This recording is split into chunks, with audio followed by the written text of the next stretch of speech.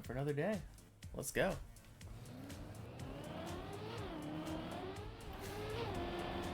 Feels like I interrupted something. I get in here and both of them were just sitting there on the respawn.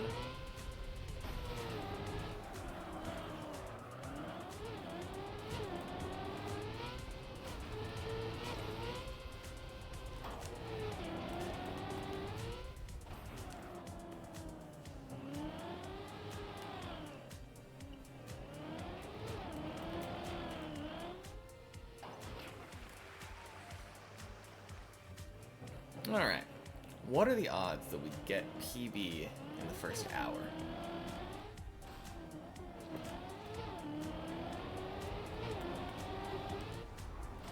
If we get PB now, it's just floor 3. Nowhere to go but up.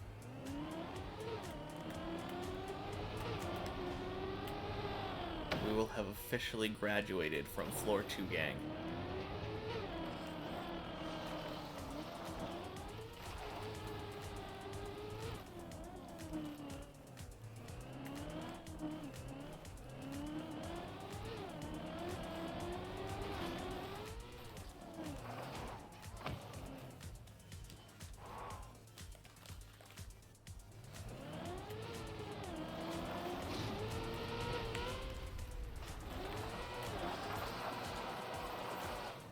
Nice.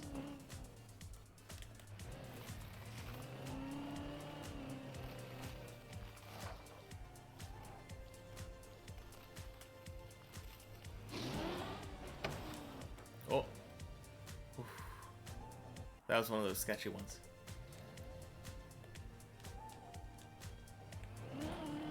I guess we'll see. We will see how the first run of the day works. So far, kind of absent-mindedly making my way to floor 1. Oh, geez.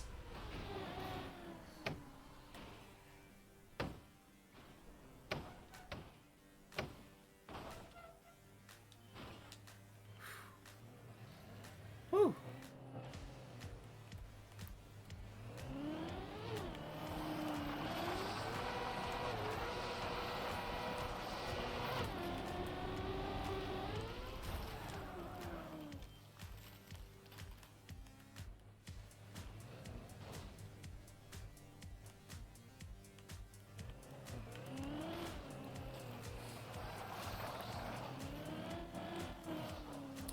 All right.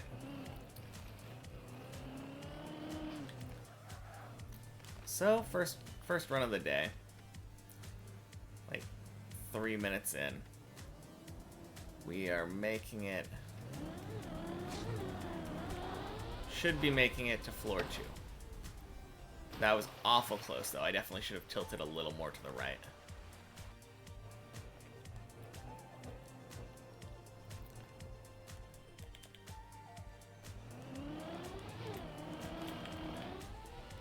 Nope. Oh, no. Okay. So, as we can expect, pillar jump not the most clean right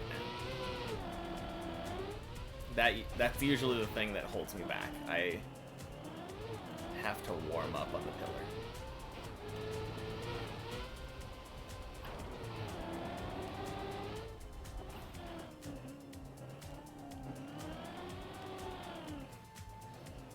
It might be a good idea to practice that pillar jump for like an hour or something.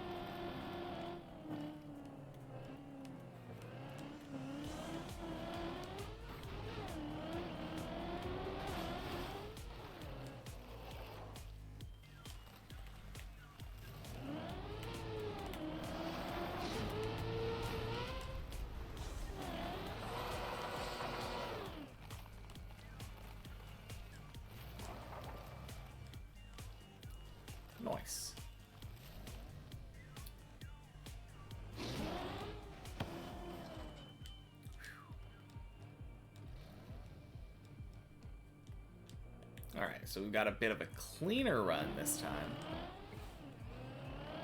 Much nicer floor 1.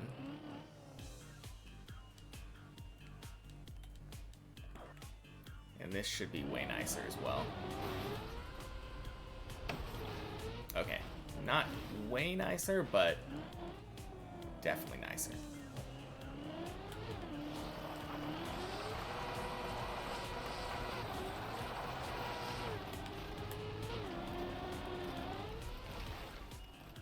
Oh, jeez. Okay.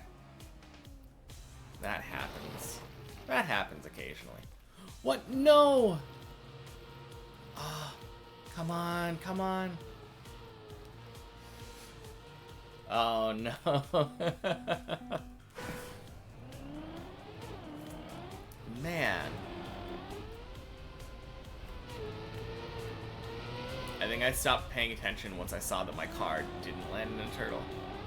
And didn't realize that my car was flipping over. I was preparing for the next jump again.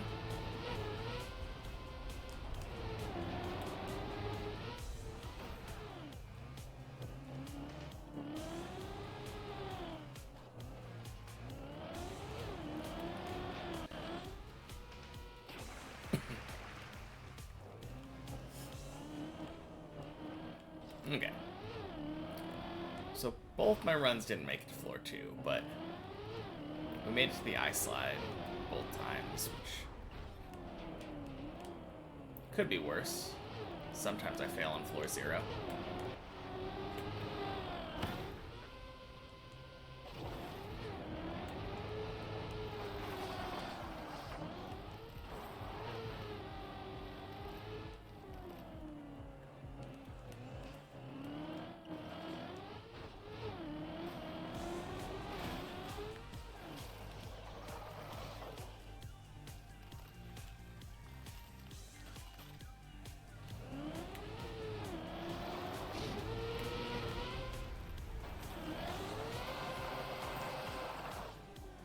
Okay.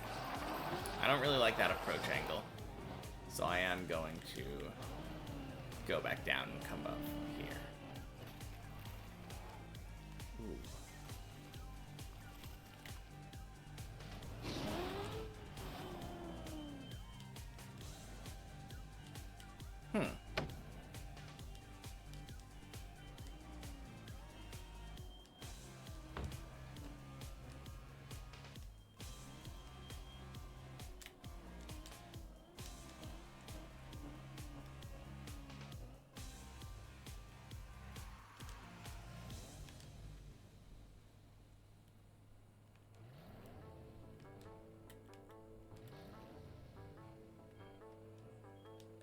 Wait, where is Godzi?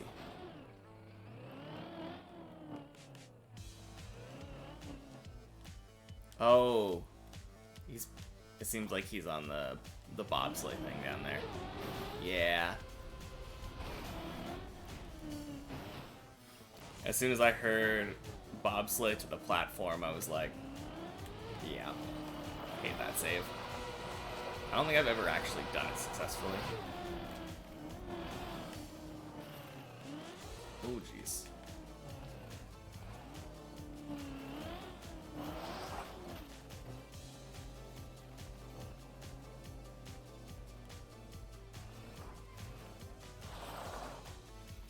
I should save myself before.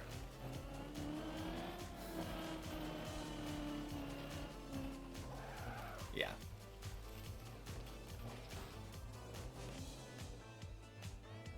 I was gonna check what he was doing, but then I realized I was not on a safe spot, I was on ice.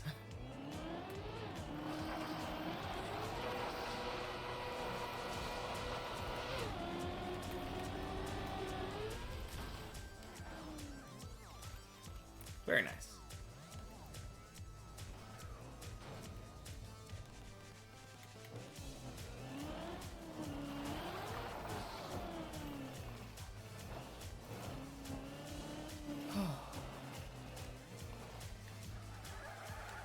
Alright, 2 out of 3 to floor 2 today.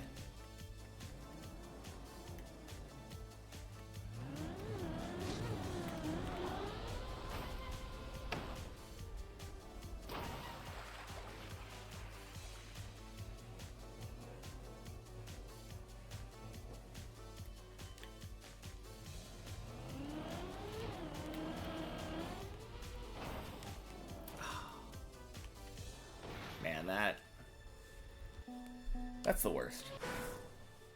Hey.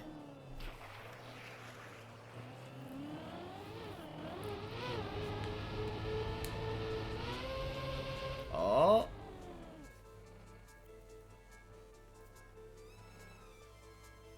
Man, this is so close.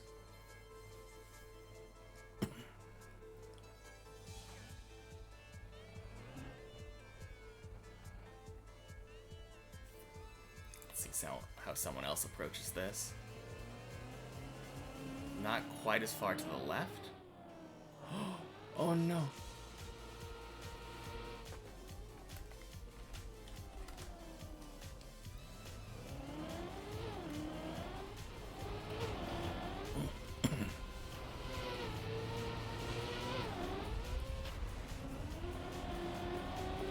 Yeah, that was crazy.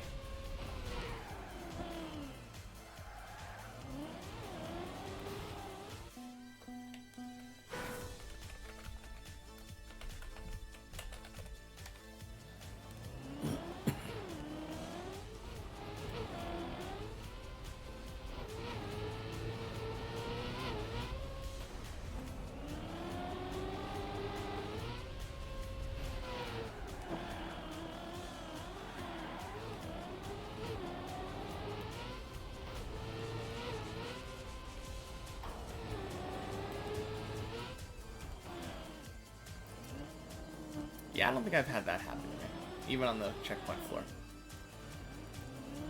Randomly turtling on that circle platform. Oh boy.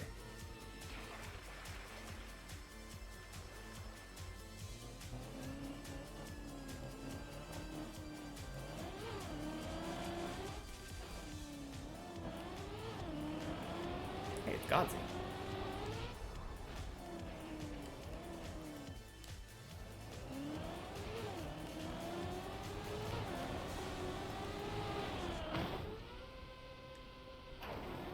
Oh, I think racing car failed to jump.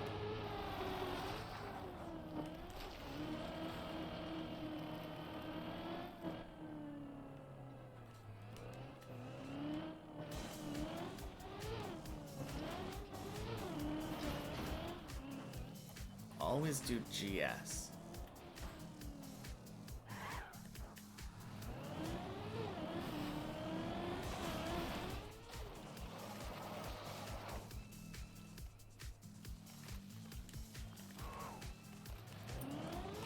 I think he means gas. I should probably ask though.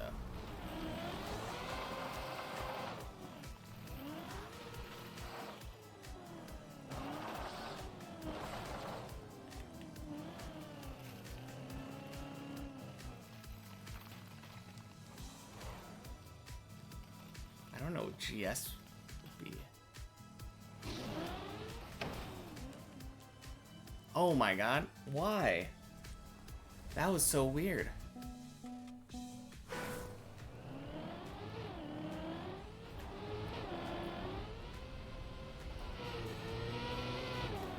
My car kind of just like refused to stop.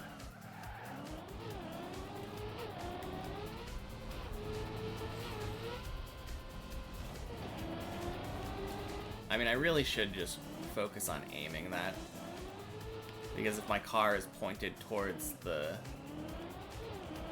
little rails, even if it doesn't stop, it should slow down. Maybe get stuck on the rails, worst case.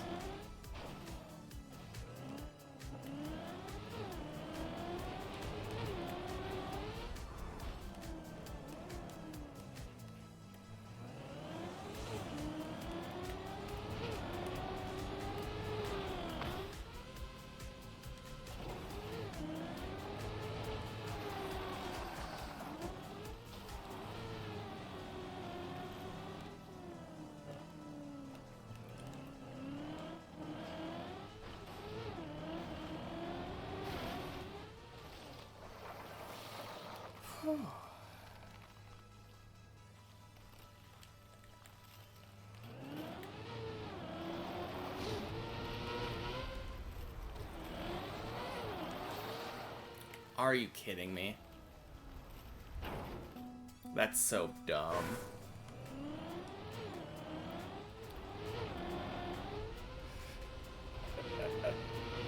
I could have sworn that was going to be fine. I thought that my car got grip and that I was going to start ice sliding. But then my car did not. And instead of starting to ice slide, I just kept sliding backward. Yeah, that was not great. I mean, I really should just try to slow myself down. That would be the ideal, like, safe thing. I don't need to do this cool slide. Slowing myself down, stopping, going from the bottom to the top, those are all the 100% consistent strats.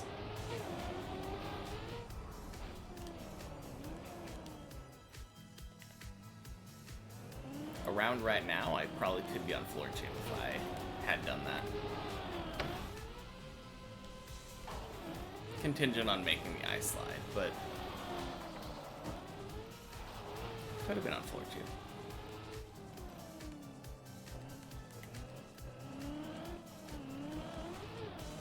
I should just be consistent.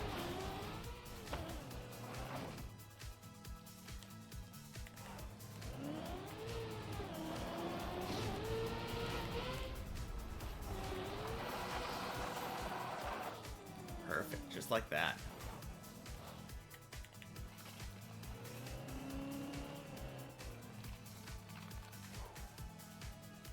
Super slow, super consistent, super safe.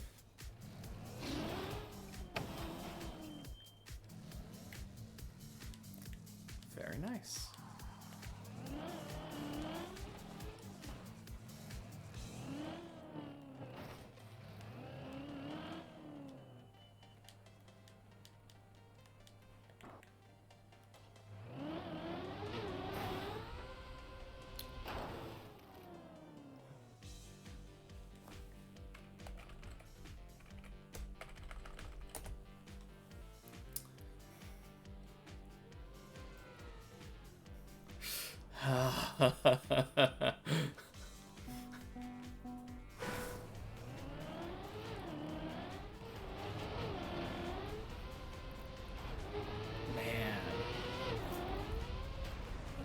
Okay, so I thought, yeah, I'm pretty good at this point. I should be able to get to floor 2.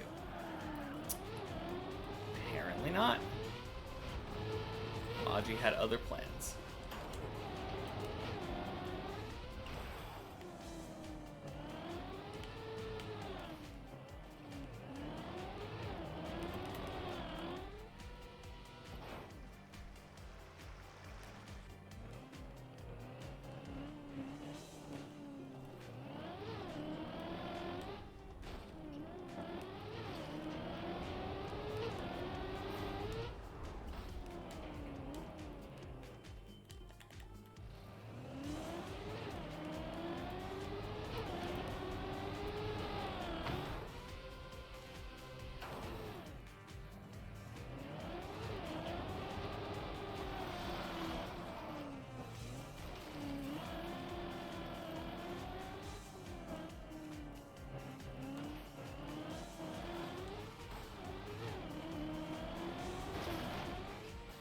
All right. Shall we go to floor 2?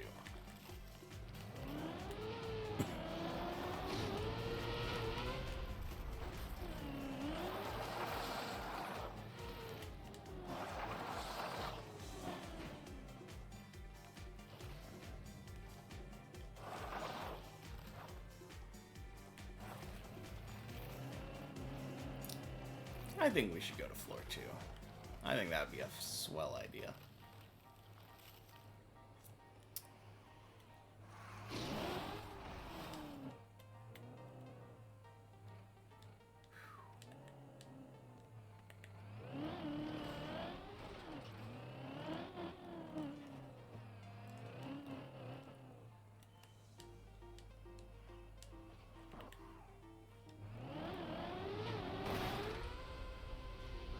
There we go. That's how I expect it to go. Much better.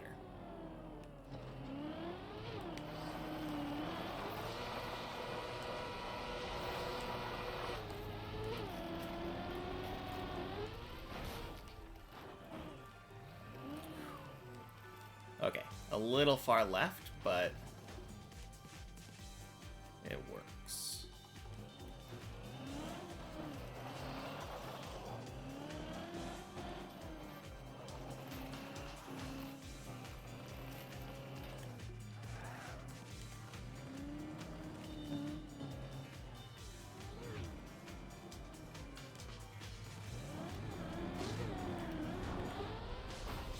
Oh, jeez.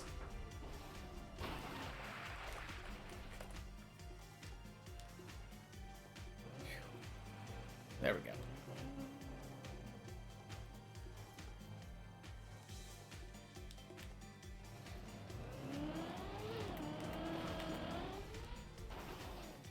Okay. Flick seems to work better for me, so I think I'm going to do Flick from now on.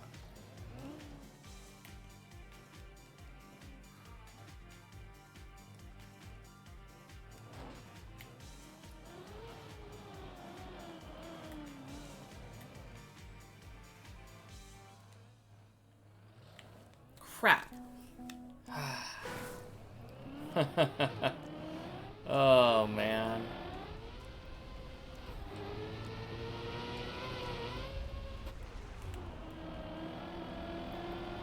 Sad.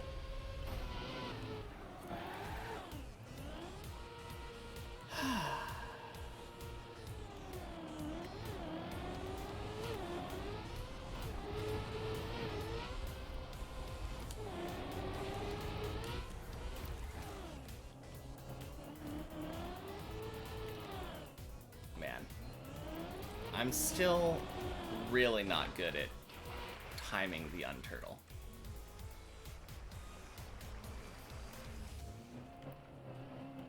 That's something I need to get better at.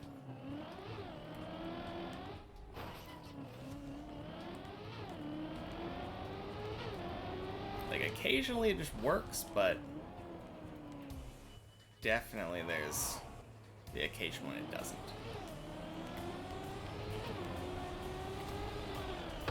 Just like that last one. I think I'm just going too slow. That might be the main thing.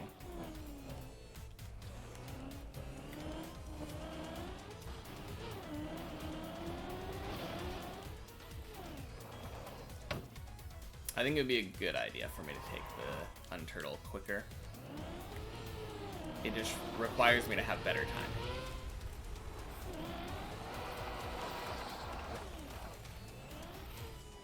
Cool.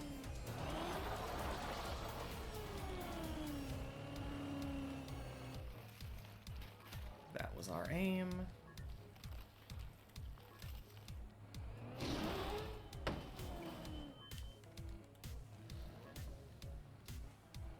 Oh no.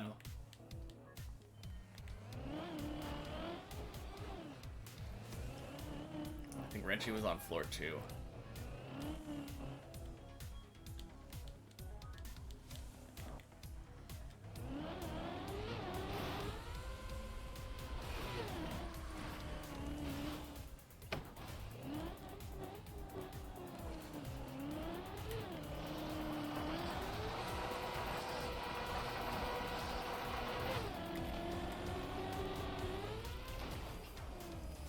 Nice.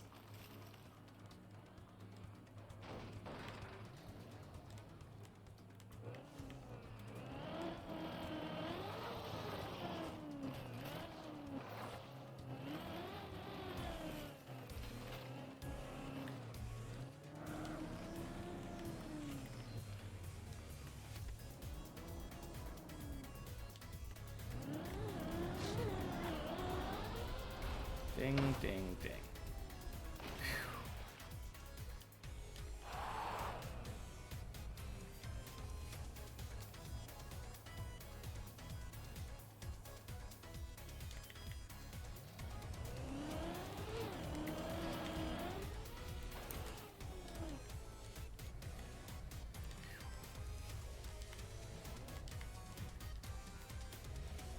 Nice. We get another attempt at the turtle.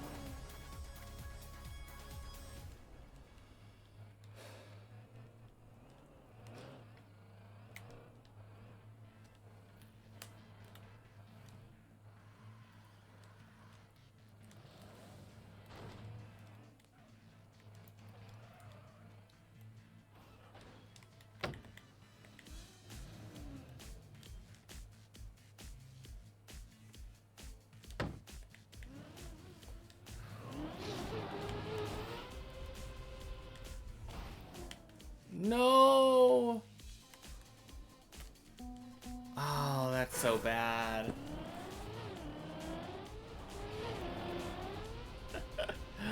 Oh, man.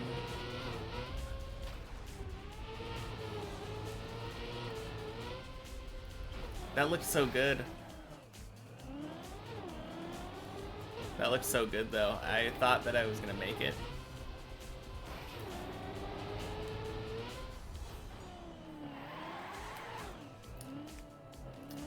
I kind of just copied what Zaylen did. But I think I missed a counter steer or something. I think I definitely could have prevented that from turtling if I had done a different input.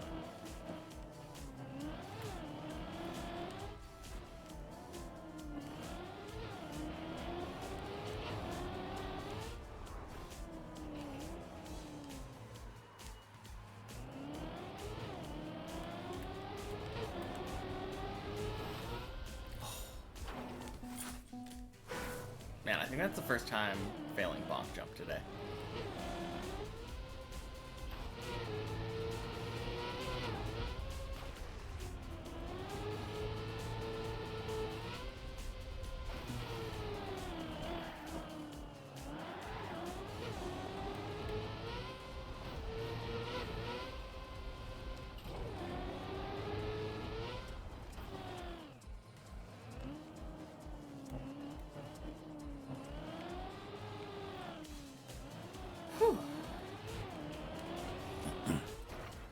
What in the world was that?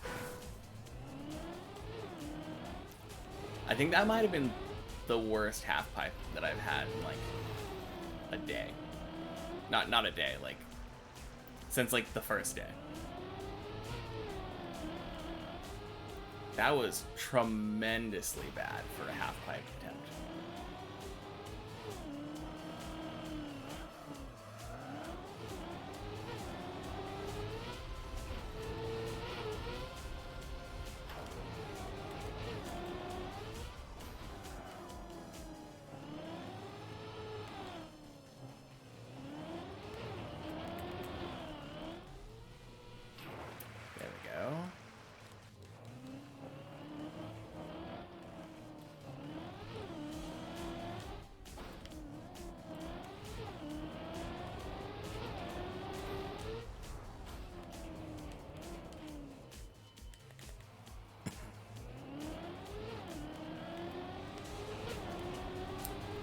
So the one bright side, I would say, I think my start on the turtle has been better. Because I think yesterday or something when I was doing it, I was just swinging. I was going very hard, like right turn, or a very hard left turn into a very hard right turn.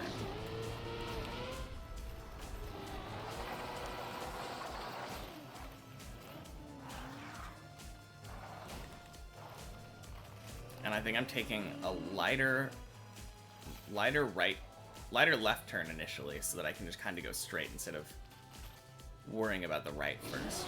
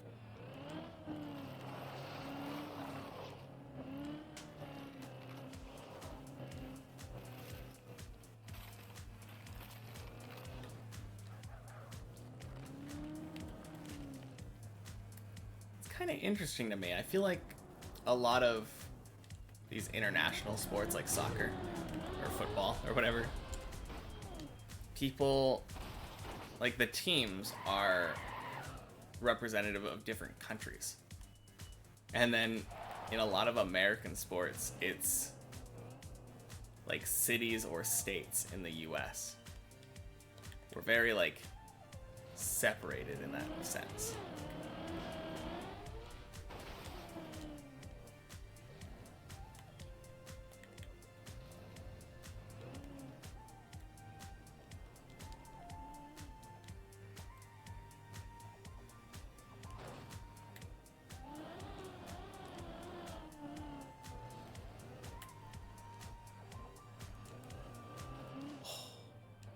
Very clean.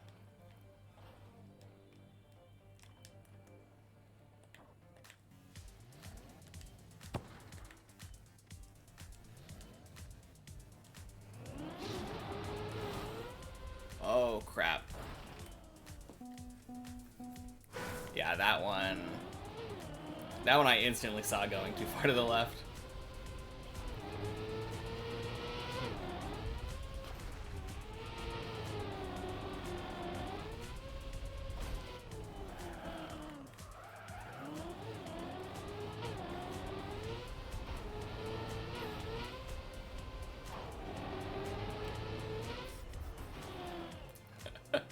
Oh man, I don't know what that conversation is.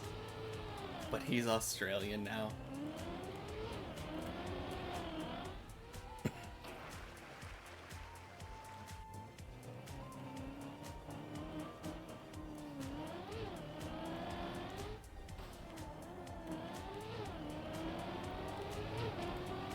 That and having to cheer for the winning team.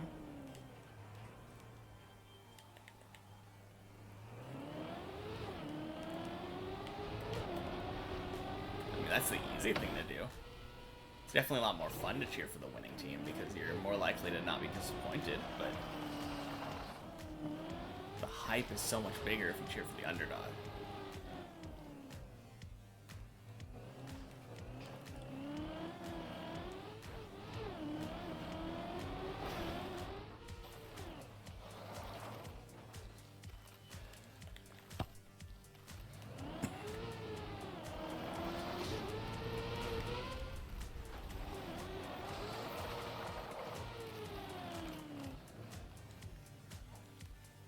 Oh, nice. That was a decent glide up.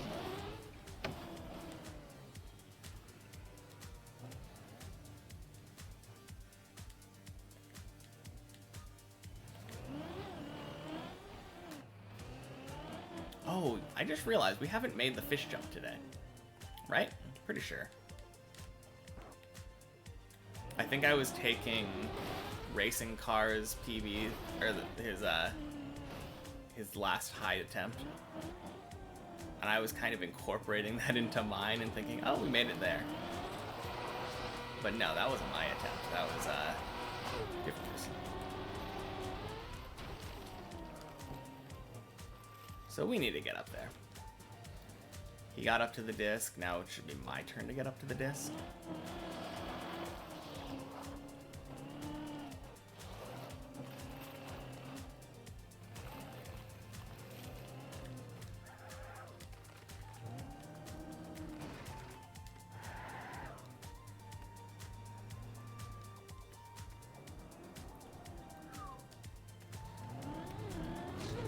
Oh crap, that's... Oh, man, that was almost really bad. I was veering off really far to the left, but I kind of got lucky.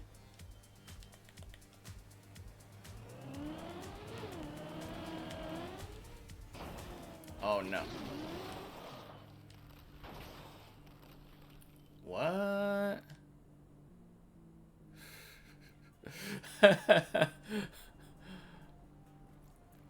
That's a bit of a weird one. I don't know if I've ever landed exactly here. Huh.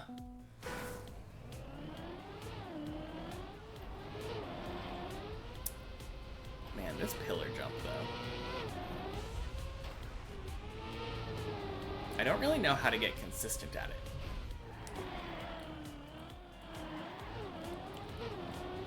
From what I have heard, it seems like the easiest thing to do is just aim for the pillar. but I don't know. It definitely feels to me that doing a left flick and trying to hit the side of my car into the pillar is more consistent because there's just more surface area. Also, it gives me a better like recovery. There's a lot of benefit to doing the left flick, but the downside is that it's harder to control. But seeing as I don't have great control anyway. Hey, Snoo, welcome in. Not too bad. I got a new PB yesterday, so hoping to get to floor 3 today. That's the only thing left now.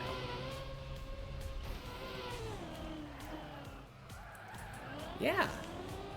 How have you been? I think I got a notification last night, like when I was going to sleep. You started playing Inscription last night?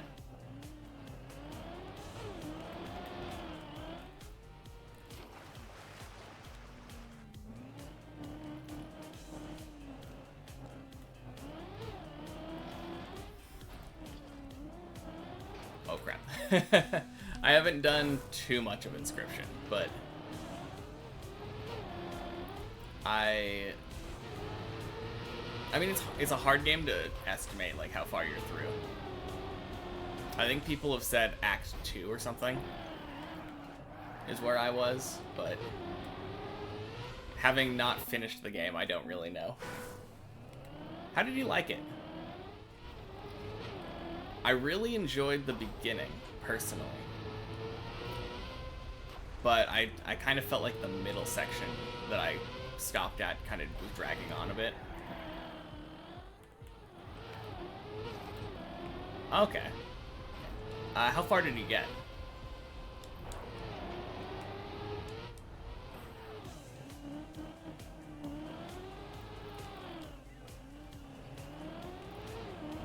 Because I think the beginning starts with you playing the board game.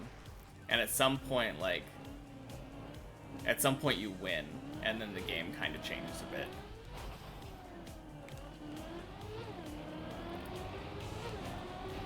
Which I hope isn't too much of a spoiler. Like, I think that's pretty much what everybody talks about when it comes to Inscription.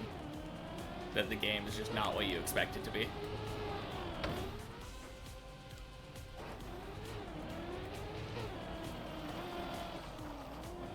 You beat the main guy on your 4th run, but then it put you back into the game, and you haven't explored that. Okay. Yeah, I don't really remember.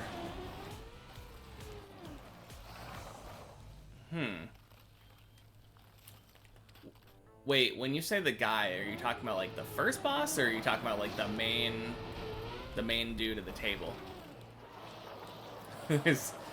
Sorry, it's been a long time since I actually played it. I think it's been like a year. The main dude. Okay, cool. Yeah, I think you're pretty close to Act 2 then.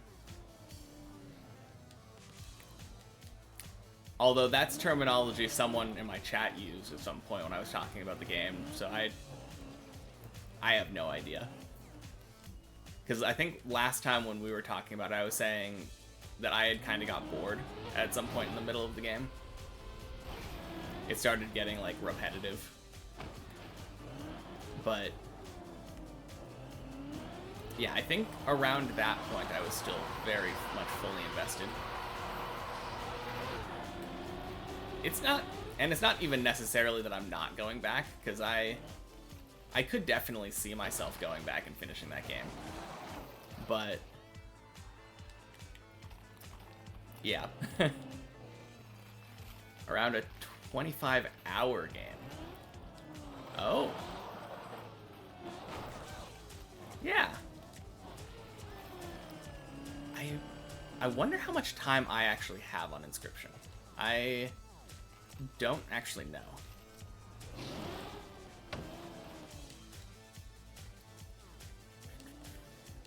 I might check that once I get to that little flat area in floor 1.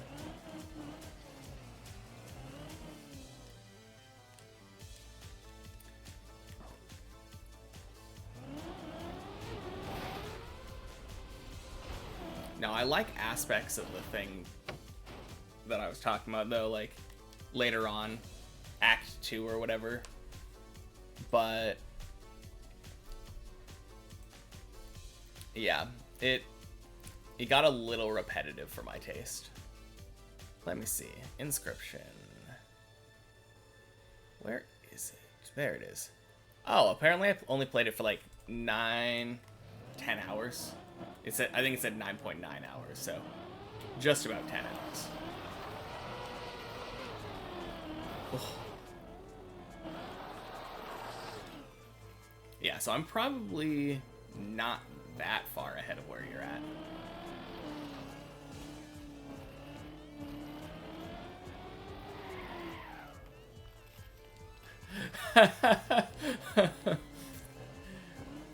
Okay, that is fair. But I don't know. I think I view Deep Dip kind of like a parfait, where like every layer is a bit different, you know? And I don't know, I think the way that I'm thinking about Inscription is if Inscription was a parfait, it would be like you eat some yogurt, and then you go down another layer, and it's some more yogurt. And then you go to the third layer, and you get like a very differently flavored yogurt. You had some graham cracker at the top though, or whatever, so that was pretty good. But I'm just waiting to get to that fruit layer, you know? That being said, when it comes to Deep Dip, I have been force-feeding myself whipped cream for the last, like, 100 hours, so. Hello, Jason. Welcome in. Yeah. Yeah, I'm kind of the same way. I have a little bit of experience with roguelikes. Oh. Let's see. What's the last roguelike I played? So, one of the games that I played that's like roguelike, I played Vampire Survivors. And that game, super repetitive. But I also kind of viewed that more as an idle game than like a game.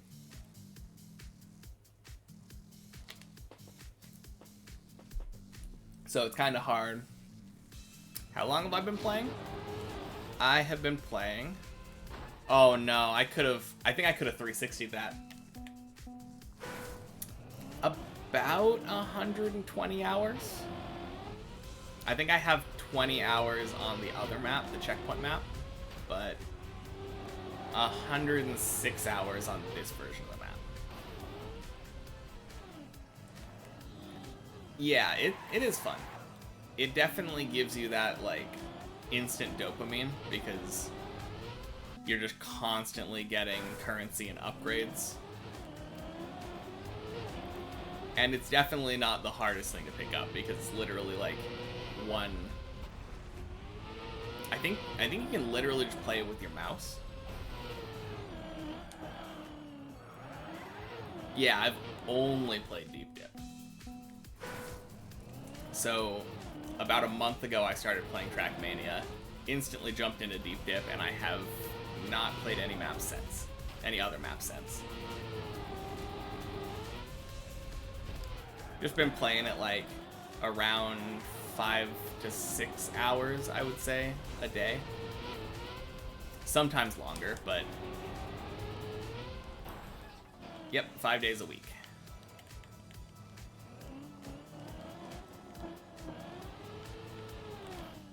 Oh, whoops.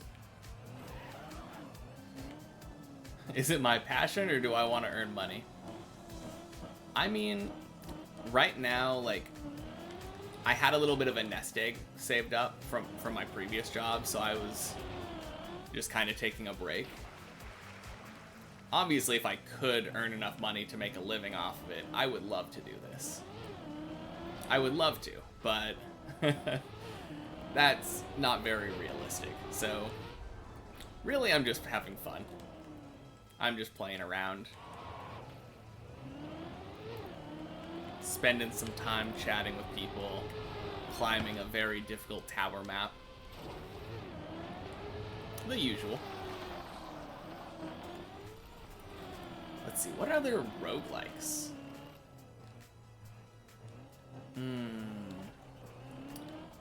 I know I played Enter the Gungeon a bit, but I don't think I got very far in that. Maybe beat like the first boss. I never played Binding of Isaac. Man, I could have sworn I played a roguelike, but I am completely blanking. I guess technically Hades. Yeah, Hades, I was gonna say. That's... Yeah, I guess that would... It's definitely considered a roguelike, but I almost think of that more as like an action RPG with roguelike elements.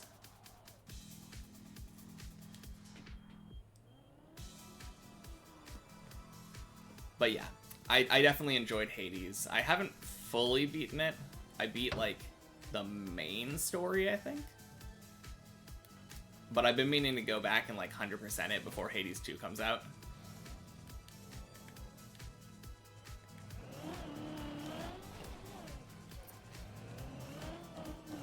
Yeah, roguelikes though. Do I like card games and deck builders? Yeah, a bit. For a long time I played Hearthstone. For a while there was a RuneScape card game, and I was like pretty good at that. Like pretty high ranked on that one. Oh yeah, Slay the Spire is a roguelike. I never think about that one as a roguelike because it is a deck builder in my mind first and foremost. But yeah, absolutely. Yeah, I've put a little bit of time into Slay the Spire. 100% achievements on that one. I think I have like 140 hours or something in that game. Yeah. So I guess I have played a bit of a roguelike.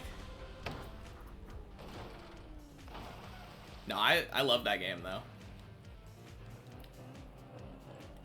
Like getting Ascension 20 heart kills on every boss or on every character was crazy. Oh jeez. No, no, no, no, no. No, stay up, stay up. No. Oh, that was so bad. I should have just stopped and focused. You have not done that. I recommend it. Honestly, like it's kind of a weird thing to recommend because it's such a completionist type thing, but the game, I think the coolest thing about that game is that it evolves with you. Like, it becomes a very different game once you get to around Ascension 20. Like, if you start out with no Ascension level and you're just trying to beat the final boss in Act 3, it's relatively easy. I think a lot of people could probably do it pretty quickly. But then, like, the layers on layers on layers that it stacks on top of you.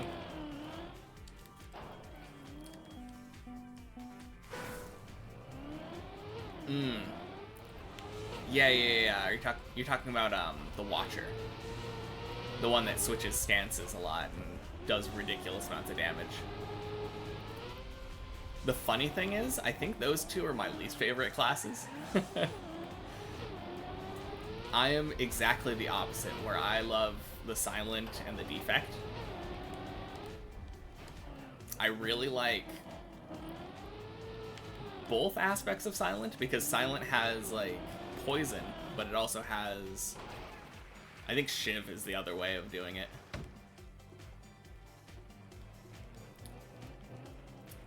No, thank you. But yeah, I really like the gameplay of the Silent, trying to like block and draw. Yeah, exactly. Dunk dunk.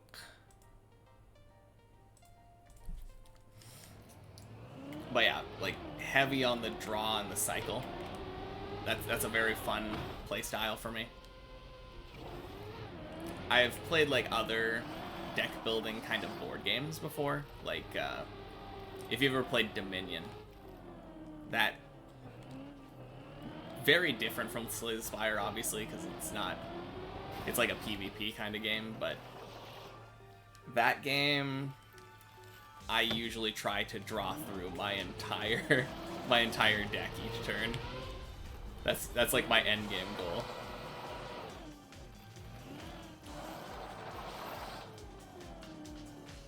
Yeah, Defect I think is the weirdest one because it's a lot more passive. Since the other ones you just kind of like slap attacks, or in the silence case, like a lot of skills most of the time. Oh crap, what were they asking?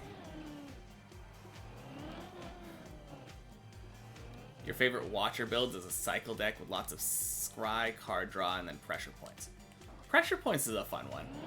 I don't think it's very good, especially for like Ascension 20, but like it's fun. It stacks with itself. What were they asking?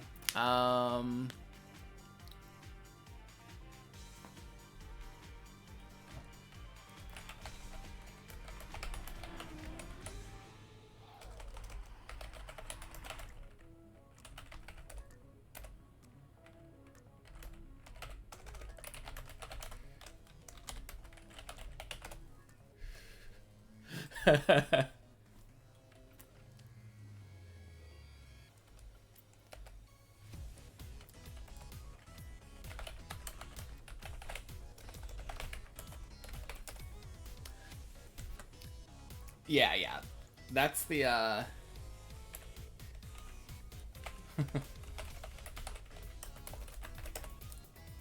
yeah, when it comes to silent though, or not, I guess that's the thing that I was talking about mainly. Like with Slay the Spire, the stuff that you can get away with on like Ascension 0 is so different from the stuff you have to do on Ascension 20.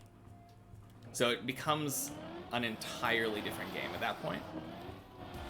You can get away with doing stuff like pressure points or like building a silly claw deck on Ascension 0 and easily win. But once you get to Ascension 20, it gets much more difficult to do something like that.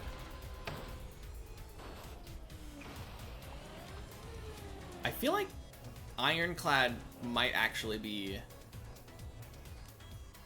the most like samey.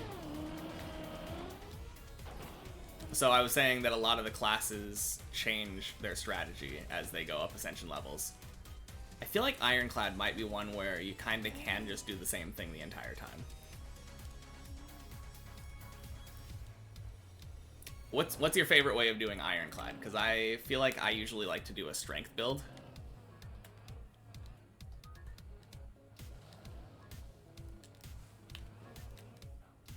Especially with like, if I can get a hold of like a Reaper, I think that's the name of the card. Reaper is the one that like AoEs and does healing. Oh, I love that build. Barricade, Shield Slam, or Shield Bash, yeah.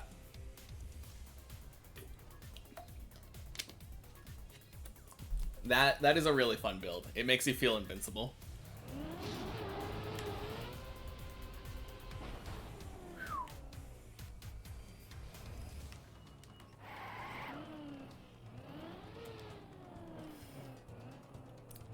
Yeah, I think one of the things with yeah, exactly. 1,000 armor, big bonk. Probably the coolest thing about that game for me is just that because it's a PvE type game, it lets you do things that would be really unfair if you were playing like PvP. like super unfair combos. And that's just really fun. Kind of makes you feel like you're cheating a lot of the time.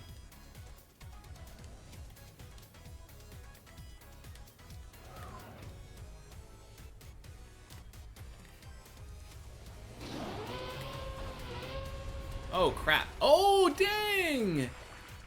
Oh, man. I didn't think that was going in.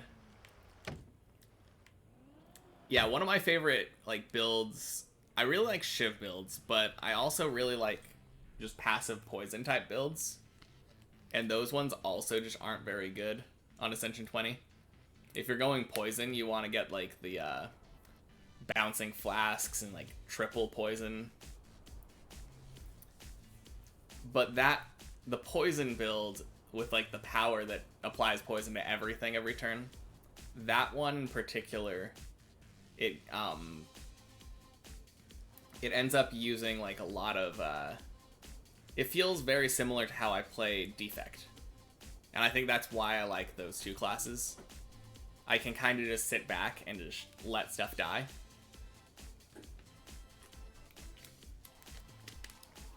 Especially with Defect, once you get enough orb slots and, like, you're getting a bunch of passive armor every turn from the Frost.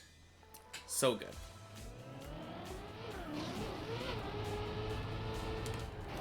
Crap.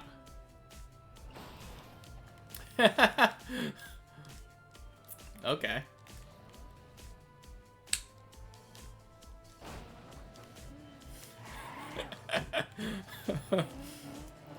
Well, I've never failed in that way before.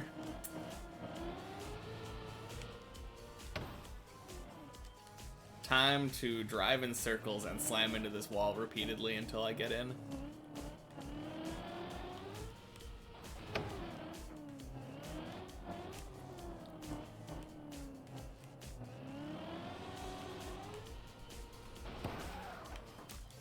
You have the attack that generates a wound, then the relics that allow you to exhaust and draw every Ooh, yeah.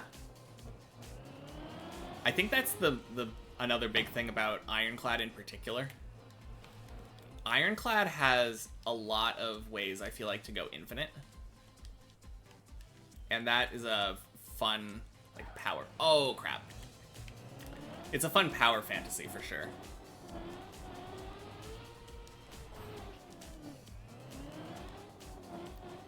Yeah, now that I think about it, I think it's mostly an Ironclad thing to want to be going infinite. Oh, geez. Oh, no, I've never... Oh, man, I pulled a hammer strike. Yeah. Yeah, he's done that a couple times. Oh, man. But yeah, I think usually going infinite is mostly like a Ironclad type thing. I think probably every class has a way of doing it, but when I think of like Silent Defect, I think of more an attrition based type deck. And then with Watcher, you probably could go infinite as well, but like there's not really a need. You'd have so much damage that you just kill everything. Oh, you know what my favorite Watcher kind of deck is? I love the card Alpha. Have you ever tried building a deck around that? It's not very good in Ascension 20, but like it is so much fun.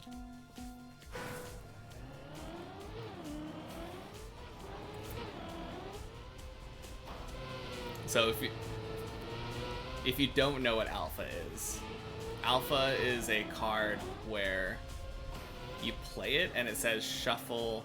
Oh, Alpha's awesome. Okay. Yeah. Using the third one is tough with it costing 3. Yeah. Also, I feel like by the time you get the third one out, most of the time, like, things are just dead anyway. That's why it's not very good. Because it's just like, it's a win more card. you basically just wasted like 3 mana to shuffle cards in for dead draws. But it is so fun, especially on like boss fights. I really like using that on like Time Eater. Since the Time Eater, you have to not play cards, like as many cards.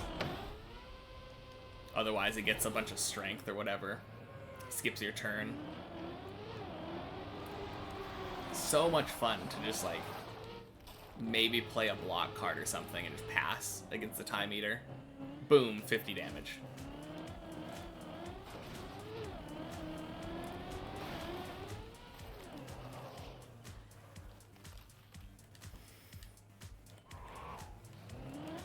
Yeah, this is a blast from the past, though. It's been so long since I played Slay the Spire. Man. Oh, you know what game I kind of want to replay it, but I feel like I've played it to death at this point. I would love to play Hollow Knight again. I think I have a good 200 hours into that game as well. But that game was so good. Yeah. It's just a vibe. It took a little bit to get used to the combat, but like, once you get used to the combat and the platforming, and you're able to combine those two together, it is so satisfying to play.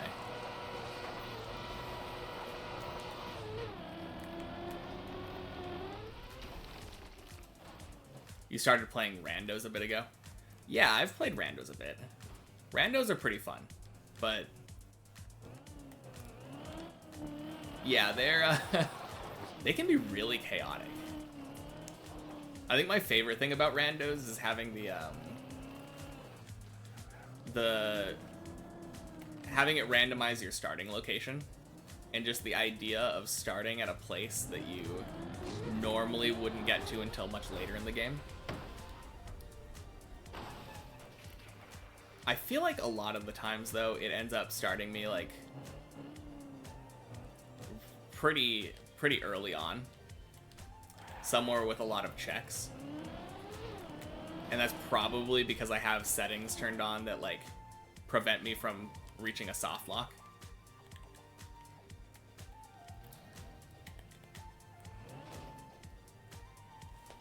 Yeah, I haven't really done that many randos, but that game is a lot of fun. I can definitely imagine myself playing more of that. I've just been patiently waiting for Silk Song. Oh, there we go.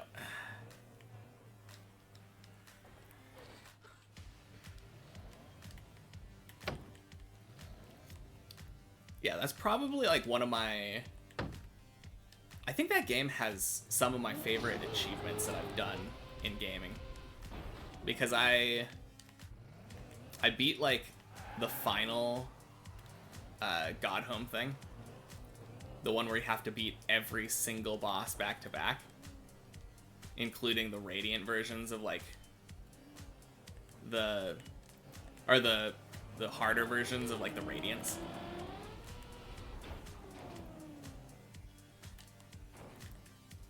And then like I think when I was doing that live on stream at some point, and somebody came in and said, "Hey, have you beaten Path of Pain yet?" And I was like, "What's Path of Pain?" I had literally never heard of it before. I thought it was a mod or something. So the guy guided me to Path of Pain, and then I beat it in like that stream. I beat it probably like an hour maybe. That was so much fun.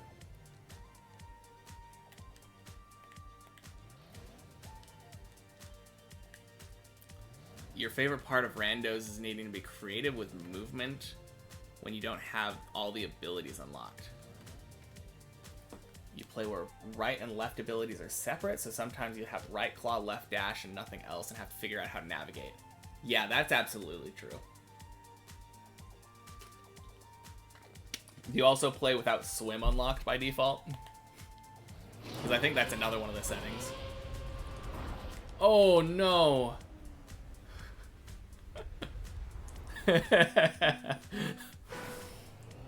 Path of Pain's your favorite part? I think I kind of agree. Maybe. Each nail swipe direction.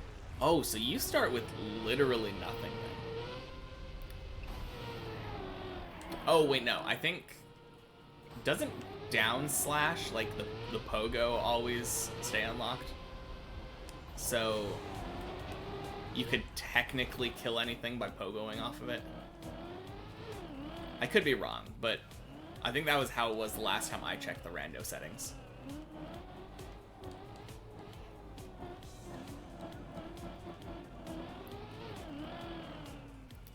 Yeah, that's a really weird thing though for me, because I don't think I necessarily have a favorite part of Hollow Knight. Since I kind of equally love the platforming and the bosses, but they're just very separate things. I think Nightmare King Grim might be my favorite part of Hollow Knight though, if I had to pick one. Last one you played even had healing randomized. Oh no. Oh my gosh, that's so crazy. So you just had to... I mean, I'm assuming you played on, like, normal. You weren't playing, like, Steel Soul difficulty. That would be ridiculous. I guess you could technically hang out in the pools, right? Or is that also... Was that also randomized? Like, those healing pools? I know there's one, like, next to Deep Nest or something. I think there's a couple of those lying around now that I think about it.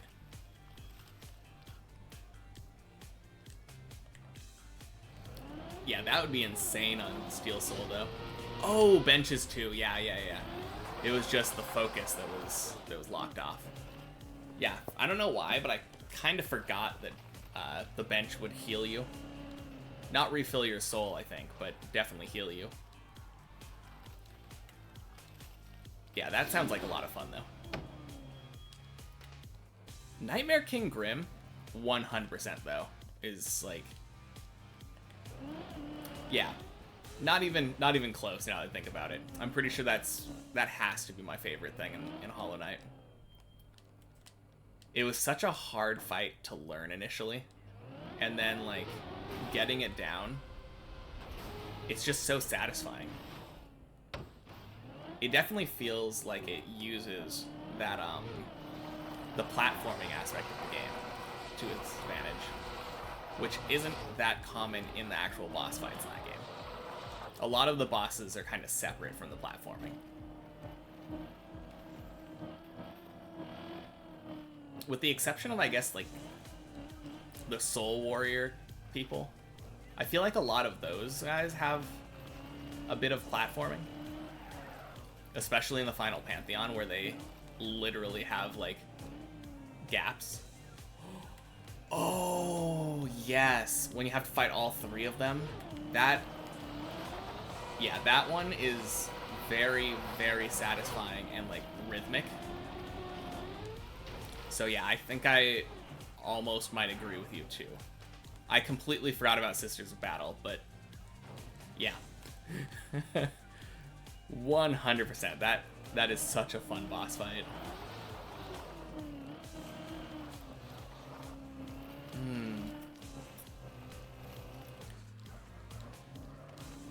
One of the ones that actually gave me, like, the most difficulty.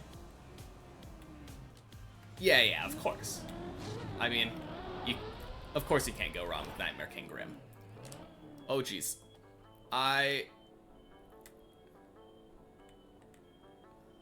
This was a very bad decision. Oh, jeez. Oh, get in. Come on. No!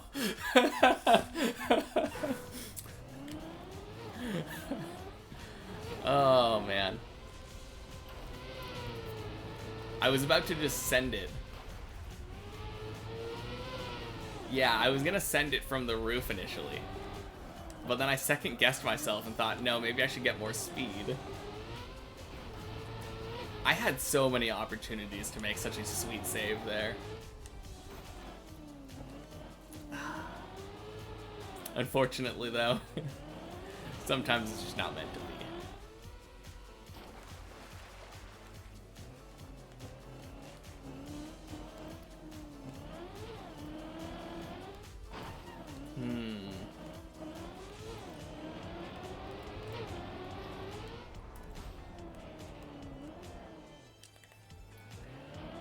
Man, one game series where I enjoy the game, but I don't really care for the combat. I really like the Yakuza games. Just for, like, the vibe that they put down. The beat-em-up combat, not really my favorite, but, like, the main story is always, like, pretty cool and dramatic. But then you always have these side story missions to play, and they're like little snippets. Like there's in the first one, I've actually only played the first one, but in the first one there's a series of like side missions where like this gang tries to scam you, and like they just keep coming back and trying to scam you. They're doing the classic like, oh, you pushed me over, didn't you see where you were going kind of scam, and it's just so dumb. And of course, being a beat 'em up, like your solution to everything is just punch it harder. So yeah, it's that game gets very ridiculous. I recommend it. I think you probably need to have like an appreciation for like Japanese culture to really like thoroughly enjoy it. Especially since the entire thing is in Japanese. It's subtitled. But yeah, it has a very particular sense of humor, and I like him a lot. I like that sense of humor a lot.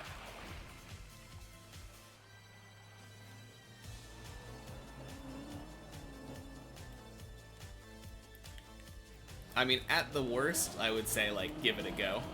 It is a game where you could sink, like, a ton of hours. Oh, you're a sub-watcher. I am too, so...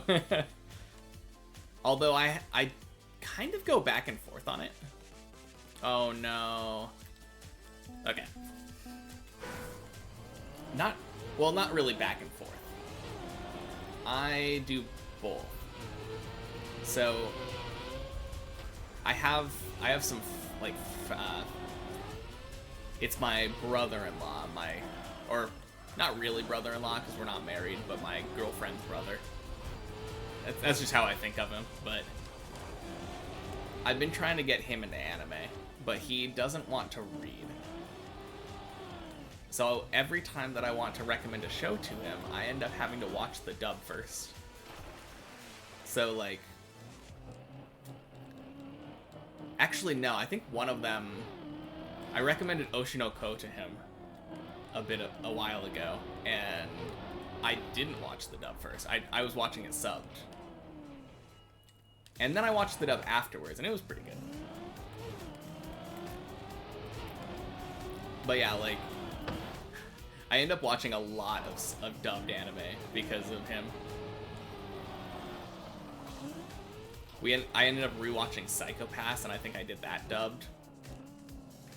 That was like right before the movie came out. Used to watch dub, but then subbed was like 200 episodes ahead. Yeah. I actually have a really funny story about that. So, a while ago, I started watching Hunter x Hunter. Oh no. Yeah, I started watching Hunter x Hunter, and I think I was... If you've watched it, it was right after the Hunter exam. Oh yeah, yeah. So it was right after the Hunter exam, right before they go into the tower. I forgot. What is it? Just fight tower or something? I don't remember. They were going into that big old like 100 level fighting tournament thing. It's been a while since I watched it, so I don't remember all the details. But I was watching it dubbed originally because I think I had heard that the dub was good, and I felt like just watching it in the background. And I think it was like episode 26 or something. I don't know why I remember the number, but I switched to that episode, and all of a sudden, Gon and Killua were speaking Japanese, and I was so confused. I was like, what in the world is going on? And then I looked it up, and the dub just hadn't caught up yet. So I ended up watching the rest of the show in Japanese. So I had like not even half of the show, like 25 episodes in the dub, and then like I think it's 180 episodes or something, but like the rest of the show I watched subbed. And then eventually the dub did finish. So going back, I ended up watching those first 25 episodes in the sub, and then switching over and watching the rest of it dubbed. So I've seen it in its completion in both languages, but like I mixed them up half and half.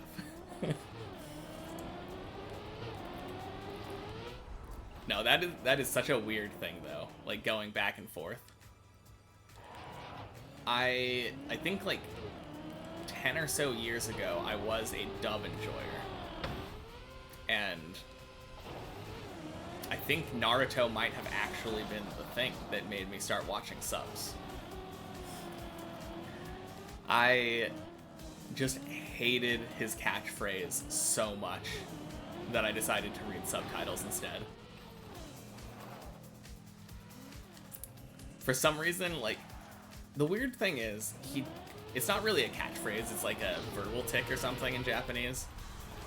But like, Naruto, he ends like a lot of his sentences with datebayo, which is literally like,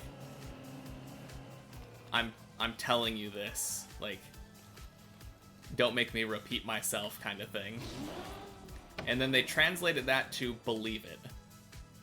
And I just could not stand the believe it. I think I got like 2 episodes deep. I loved the world. It was such a cool like idea. But oh, I just could not.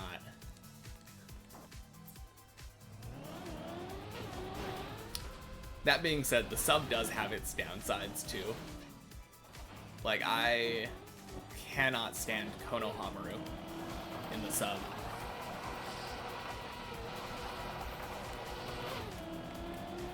I don't think he'd probably get much better in the dub, but absolutely can't stand him in the sub.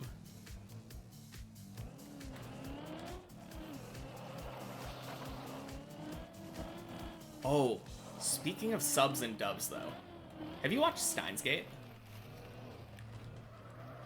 Oh, let me see. Your timing was so lucky for Shippuden. You mentioned that you switched up to sub since dubbed ran out. After you caught up on sub, there were literally only 3 episodes remaining in the entire series. Dang. And then you got to start watching Boruto. Oh, man.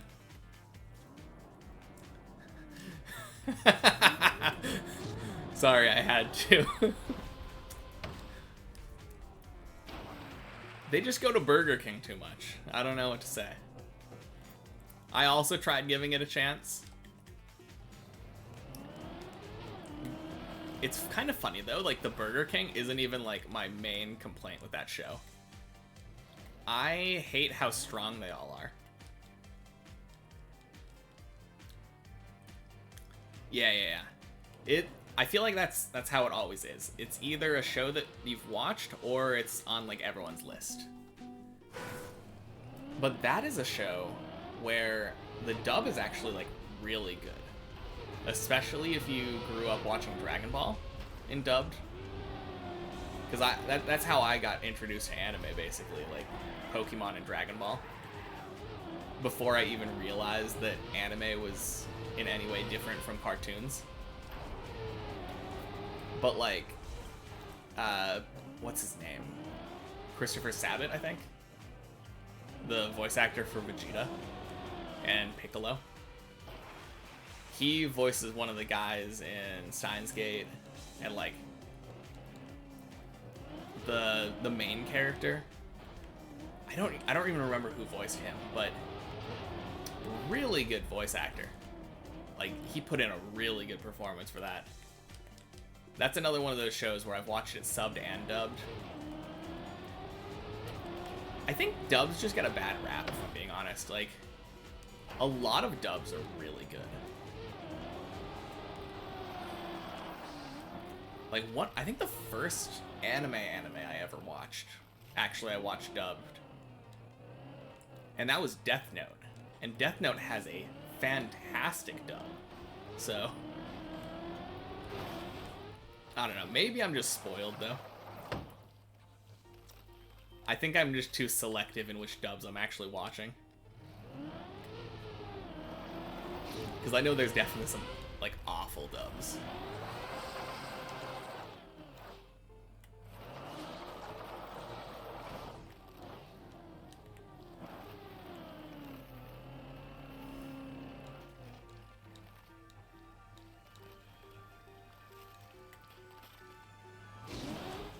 Yeah, you watched Death Note dubbed as well?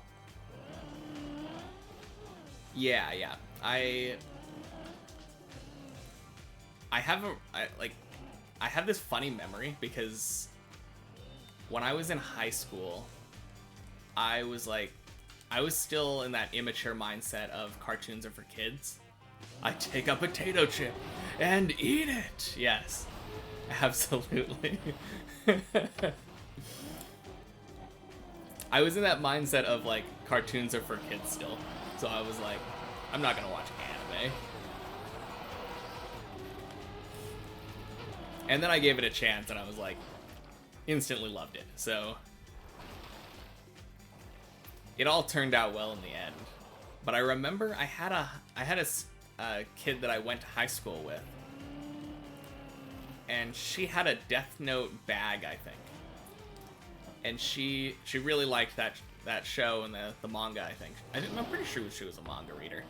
She seems like she would have been a manga reader.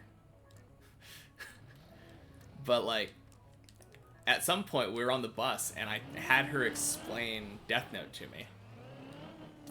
And I just thought it sounded like the dumbest thing. Because if you just explain Death Note based on the premise, it is a kid who gets a book that lets him kill anybody that he writes the name down of. So like, if you put any critical thought into it, it instantly falls apart, because like, how are they going to create tension with that when this kid can literally just get away with murder for anything?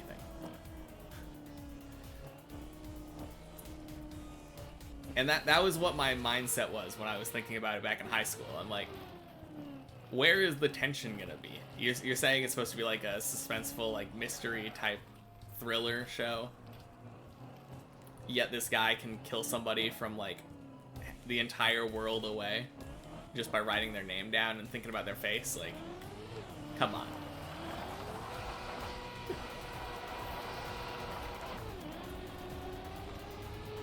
Oh, I think I got a gear.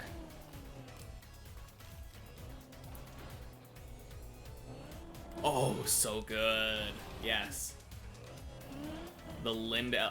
Are you talking about the Lindell Taylor scene, or are you talking about like, I'm pretty sure that's what you're talking about. Like episode 1, end of the episode.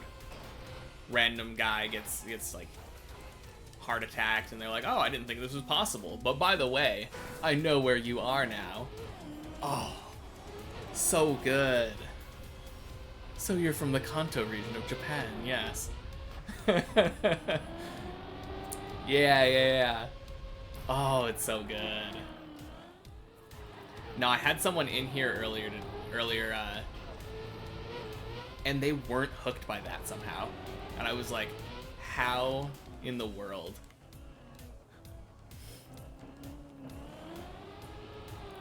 Blew my mind, but like, yes, absolutely.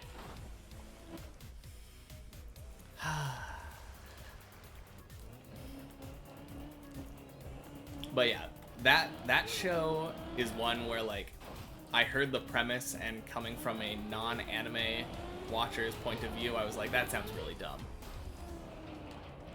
I had another show like that, and this was after I started watching anime.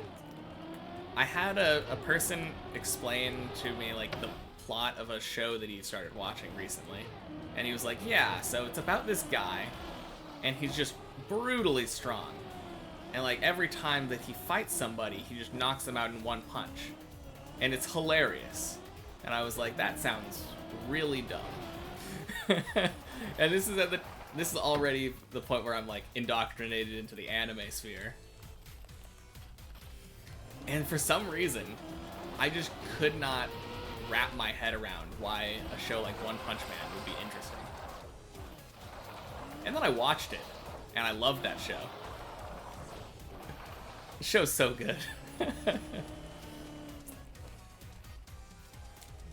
It's a very weird thing, though, how shows can have such boring sounding premises and then be so good, like contrary to how they sound.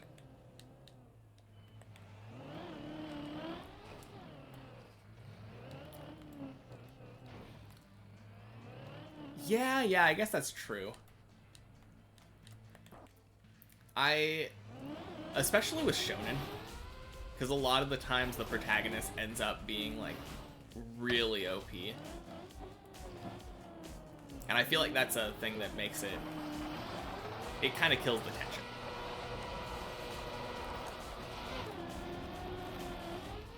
Oh, jeez.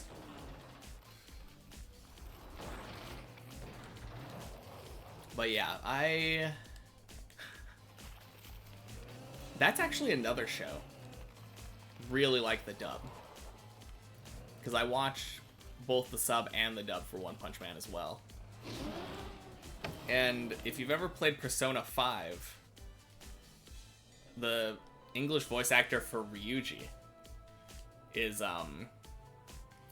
the guy who voice acts for Saitama. So I ended up just hearing Ryuji being Saitama the entire time, and it was so good.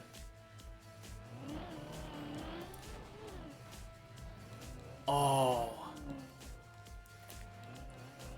Absolutely love that. Yes. Yeah. I watched that show, and I got surprised, I got surprised by the ending. I think I was watching it on Crunchyroll, and the way that Crunchyroll has their episodes set up, it showed, like, oh no. Yeah, the way that Crunchyroll has its episodes set up, they're listed in order, but it didn't have the dub and the sub separated. So immediately after, I think episode 24 was the final episode, it had episode 1 of the dub. So I was blindsided. Everyone had told me, like, the end is really sad. So I went into this episode thinking, oh, I'm still in the middle of the show, it's not the end yet. I see there's another episode or 2 after this one. I thought the series was still going, and I was just bawling my eyes out, like, why? Why am I so sad when the show hasn't ended? And then I ended up clicking on the next episode, and it was just episode 1 dubbed. And I was like, oh, it all makes sense now. But I went into that show expecting a sad ending, but didn't expect where the ending was. It was such a weird experience. Yeah, that's definitely one. To be fair, oh, Violet Evergarden? I haven't watched it, but it looks beautiful. and I kind of want to watch it. I think I would really like it. I just need to find time to watch it.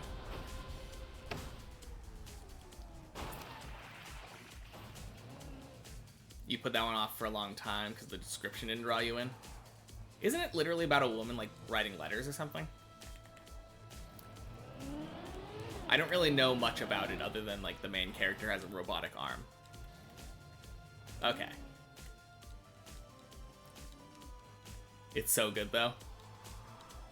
I saw, like, a trailer or something for it recently, and it was just so pretty. Like, I can't imagine why I haven't watched it yet. Alright, we go back around. Let's go.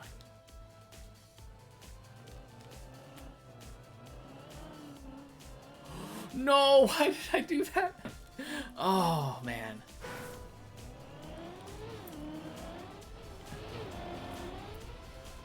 Yeah, I'll have to watch it, though.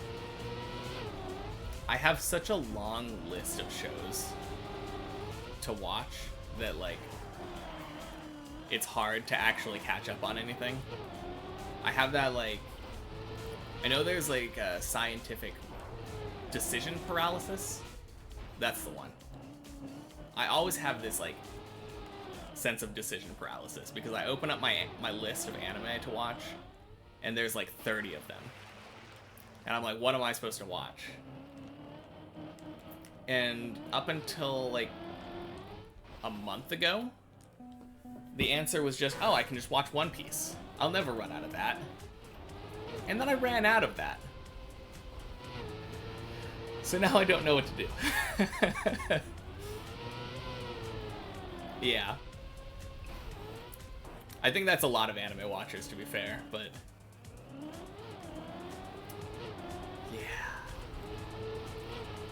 Oh, another one that I enjoyed, but also just based off of the premise would be really bad. I liked Sangatsu no Lion quite a bit. And that one, if you had to describe it, is literally just a depressed kid plays shogi. And, like, discovers... like, makes a discovered family kind of thing. Because he just gets, like, basically adopted by a random family.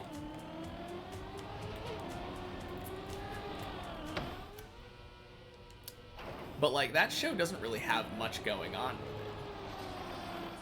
Usually end up rewatching one I've already seen. Yeah, I agree.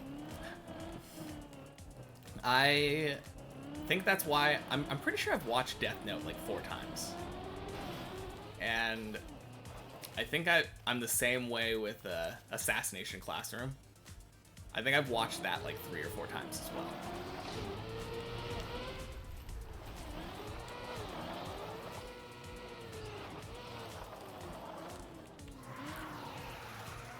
I've been trying to be better about that, though. Usually I just try to grab whatever is on the bottom of the list.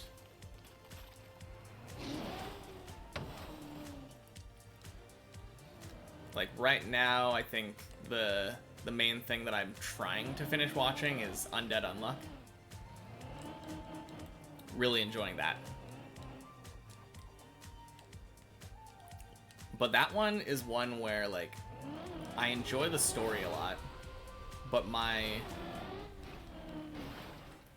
motivation kind of disappeared when I got halfway through and the first OP changed to the second one.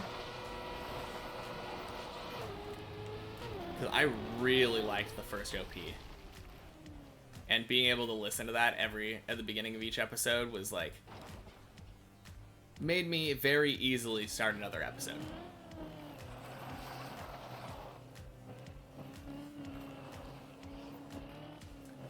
I watched the first episode of that. I did watch the first episode, but I discovered, I think that anime might have actually made me discover this, but I really hate it when characters are, like, really thirsty. Because I'm pretty sure one of the first things that I hear this character say, like, he's like, oh my gosh, that guy is so hot. And I just, if there's a romance, I want there to be more, like, tension, you know? I want it to be, like,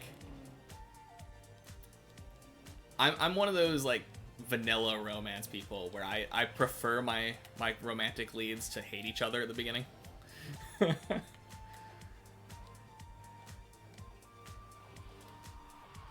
Is the main character the opposite of thirsty? Oh. Man, maybe I just got the wrong impression of her then.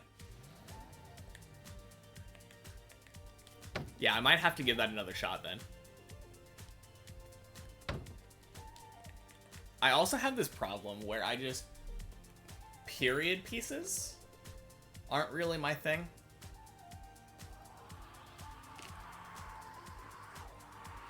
I like fantasy. So if it's just like a fantasy world where there's like random creatures and magic and stuff, I like that. But as soon as you place it like in the real world and it's in some era that I don't know or care about, I often find it hard for me to get invested. Oh, okay. You know, maybe it was the other people around. That might have been it.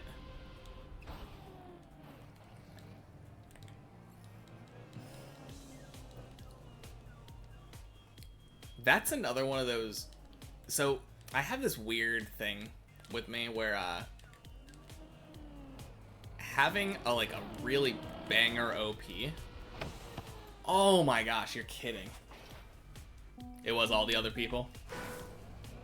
Yeah, having like a really banger OP, even if I have no interest in a show, will usually get me to watch the show. So, I really like the Apothecary Diaries OP. So I think I probably will end up watching that show more. That's literally the only reason I've watched so many shows, probably. One of those was, I don't know if you've ever watched Yamato-kun and the Seven Witches. But I knew the opening before I knew that it was the opening for that show. Are you talking about Apothecary Diaries or Yamato-kun?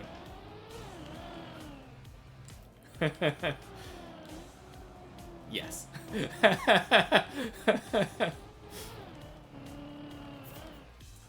Oh, Apothecary Diaries. Okay, okay. Yeah, I'll give it a shot then. I think I don't know. I think I'll probably get more invested as I get to know the characters more. I really enjoyed Yamato-kun and the Seven Witches. It was like a very light-hearted rom-com-ish thing. I really liked that they used the act of kissing as like a mechanism. So it kind of like desexualized the whole like idea of it. They were like, oh no, I'm just kissing this person to use this like magic power or whatever. And like one of the very first things they do is that like one of the girls is like, oh yeah, I can't kiss you right now to try this experiment out. I'm studying. So he just turns and kisses the guy next to him instead. And it's just like, oh, okay. This is what we're doing. That show was a blast though. It was so like lighthearted, and it knew not to take itself very seriously, I think.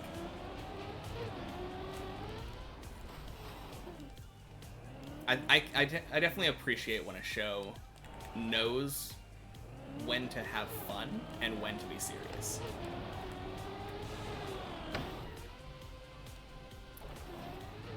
I recommend it. It's not like it's like a solid middle of the ground. Like, it wasn't exceptional. The OP is really good though, which is why I started talking about it in the first place. I really like the OP for that show.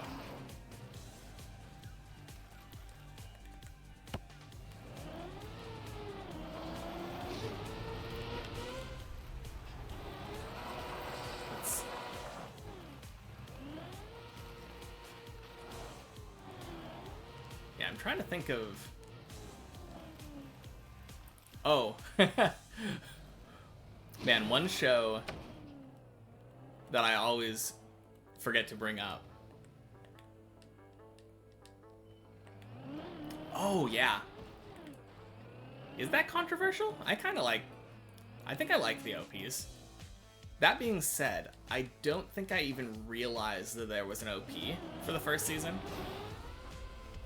because of the way that the show did, like, it used the OP as, like, travel scenery. It showed all the characters, like, going on their journey or whatever while the OP was playing to get all the boring part out of the way. Which I appreciated. That was really cool. I don't know if that is controversial, though. It's not, like, the most memorable OP, but I think it was really good.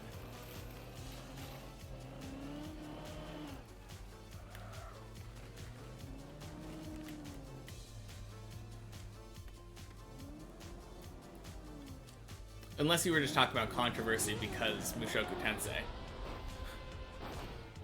I mean, that dude is a scumbag, like the main character, but I still enjoy watching him. Yeah, exactly. Okay, cool. Yeah. Yeah, I feel like that one... More often than not, I feel like the people that I end up talking to enjoyed the show. So a lot of the times I feel like it ends up being, like, avoiding a like a non-controversy. But, like, yeah, I can definitely understand where people are coming from either way. Rudius, just as a character, is a hard thing to get around. I don't think the show would have been as good without him as the main character, though.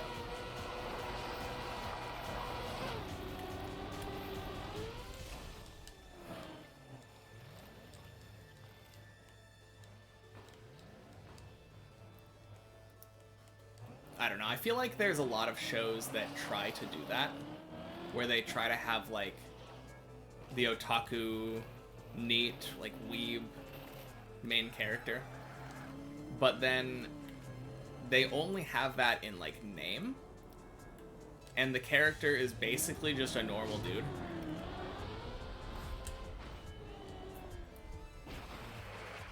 And I feel like Mushoku Tensei actually sold the idea that this guy is a loser. I forget the name of it, but I watched this one where, like, the dude inherits his grandpa's house, and it has an isekai world inside of it.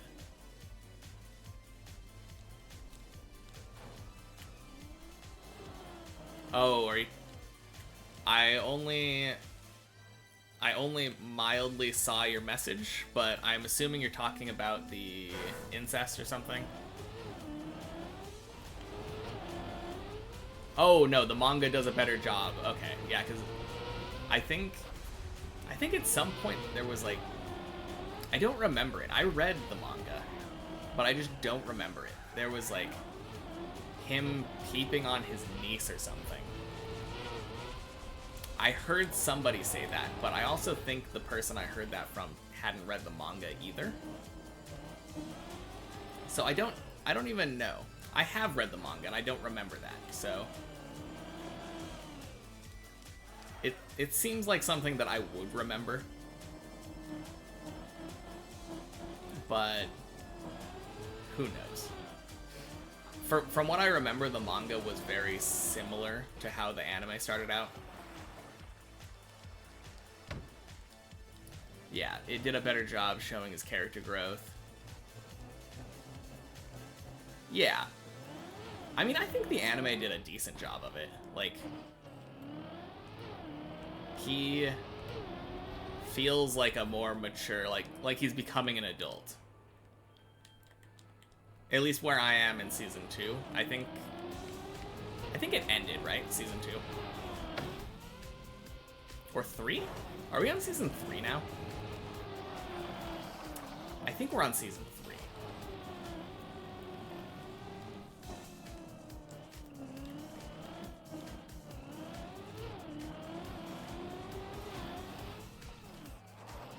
Yeah, that's the one. That is the one. Glenn Davis, thanks for the follow. Yeah, that's the one though. I got a cheat skill in another world and became unrivaled in the real world too. That one, the guy is supposed to be like a loser and a NEET or whatever, like, and really he was just fat or whatever. And then all of a sudden he is just like generic anime boy. And brimming with confidence. That's what I expect anime to do when it comes to like the NEET, like the archetype kind of thing, you know? It wasn't a bad time killer. It wasn't a great time killer, but it wasn't terrible. But yeah, that's more of how I expect it to be. Where it's just like outwardly alright, I guess. Like, you can kind of believe that the character is what they're saying it is, but with Mushoku Tensei, like 100%, you're like, yes, this guy was kind of a socially inept loser in his previous life. Oh man.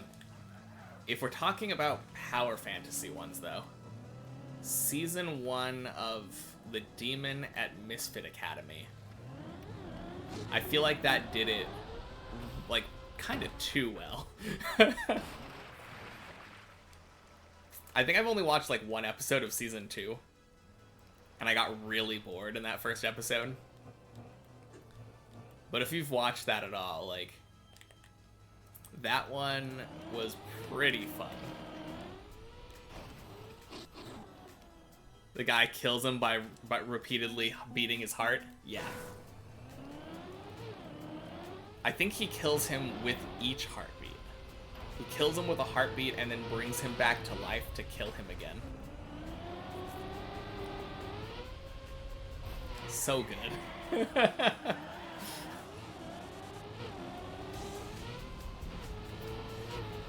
Yeah. I think near the end of season 1, there's another part that I love that part. It's so cool. It's just overly dramatic and funny, but like the main dude has some like time bending powers or something, the main villain, and he ends up killing the main character. But then the main character comes back and says, like, "You fool, did you think killing me would be enough to kill me?" it's just so silly. Like, the line delivery, I think, was serious enough that it made it just so funny.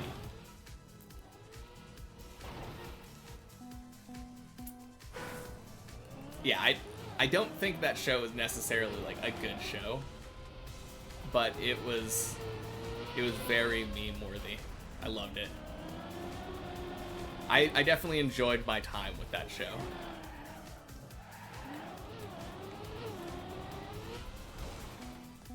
Man, if we're... One thing I've always said is that I really appreciate it when I happen to accidentally watch 2 shows in the correct order. So I like, if I can help it, to watch 2 similar shows in order of worst to best. I feel like that's the best way for me to enjoy a show. And the reason I thought about this is because Demon at Misfit Academy is like a so bad it's good kind of like joke isekai type show. But if you look at it, it is just inherently worse than The Eminence in the Shadows. I feel like Eminence in the Shadows just took what that show did and just made it better. I felt like it was funnier and like more interesting. Like all of the things that I wanted out of Demon King and Misfit Academy or whatever it was. Misfit at Demon King Academy? That's probably what it was. I feel like I got all the things that I wanted from that show out of Eminence in the Shadows. I mean, it's clearly not for everybody, but like for isekai enjoyers like myself, like top notch. The other example that I always think about now, I watched there was one called like saving 6 million gold in another world for my retirement or something. It was a pretty recent show, but we ended up watching that one, and it was pretty good. But it's a show where I immediately looked at it and said, I wish that I would have watched that before watching Ascendance of a Bookworm. Because I had already watched the entirety of Ascendance of a Bookworm at that point. And that was a situation where I watched Ascendance of the Bookworm first.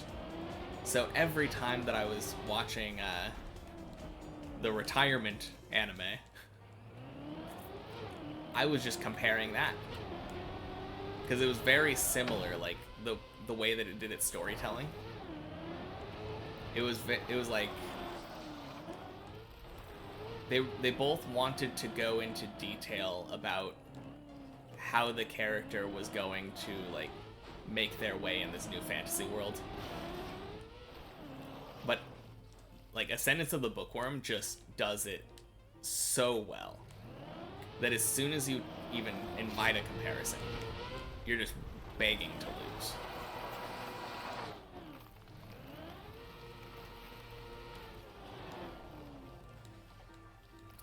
Yeah, that was interesting though.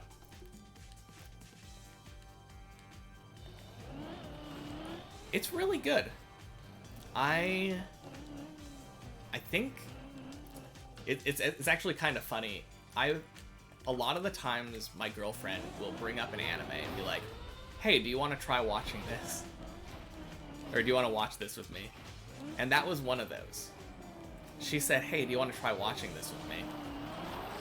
And when before we started, I was like, yeah, I already tried watching the first episode and I ended up dropping it. I don't know why.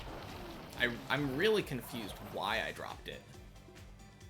Because as soon as I watched it again, I really enjoyed the first episode. And then the rest of the show was also really good. I think I was probably just in a different place, expecting different things from it. But yeah, that show has phenomenal world building. I highly recommend watching that.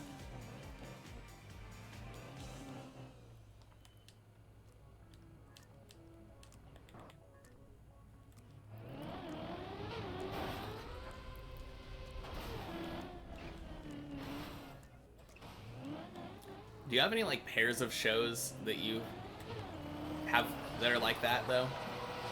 Because I feel like I don't really hear people talking about that very much.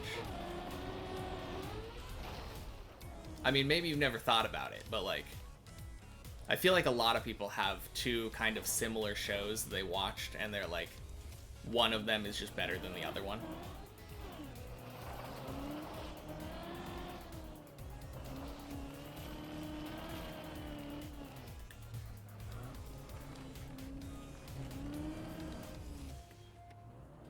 You haven't really thought about it? Yeah, that's fair. It is kind of a niche thought. I just happen to think about it because I end up watching similar anime.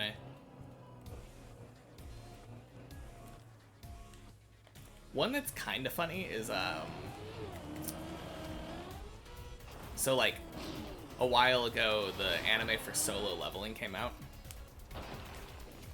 And I feel like when that one came out, it was very similar to like a lot of other power fantasy anime that came out before it.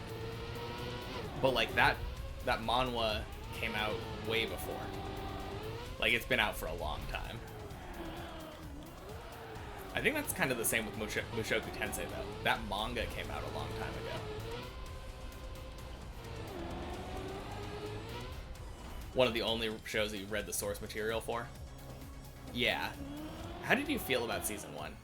I think I enjoyed it, but it's hard because I feel like the manhwa was really slow, chapter to chapter. So I was kind of going into it expecting that same pace, and I think it met it. I don't think a lot happened in each episode, if I remember correctly.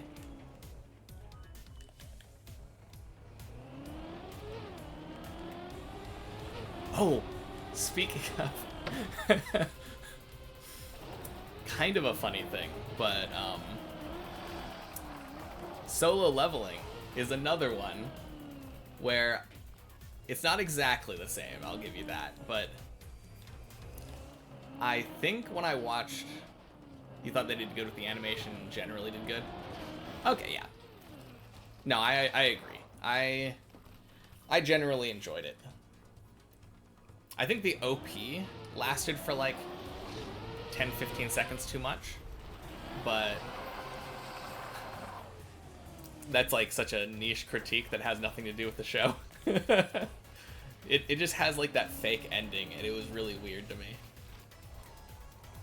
But yeah, so you read the source material.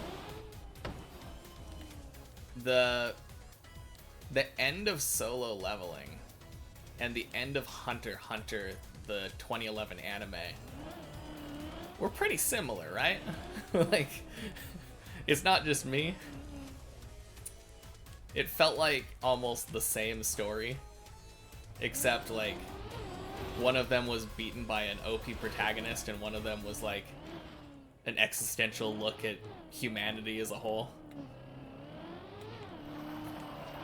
I'll leave you to decide which one is which.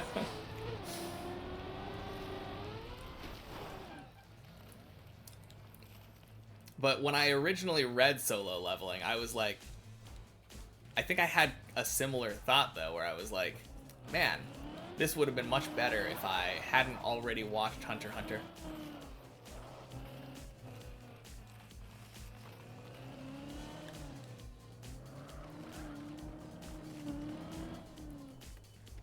Which is such a weird thing to say, because it's such a different show in like every other aspect, or different story. Like everything about it.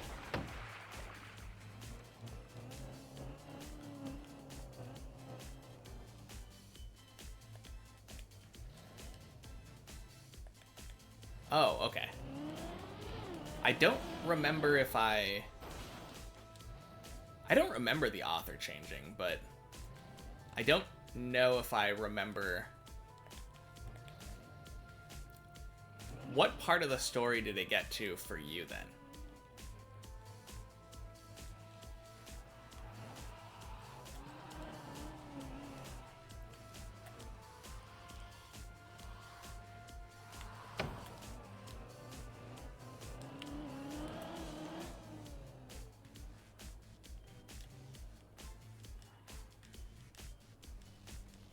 Shortly after the Ant Island part. Yeah, that's what I was thinking too. Did they continue it afterward?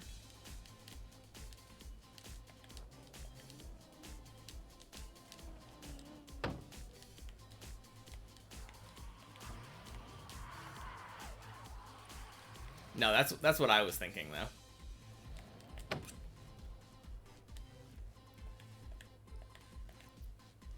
I mean, maybe it's like a shallow comparison because it's just two shows that have ants.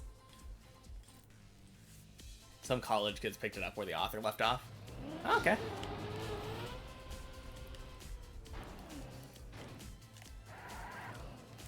Yeah.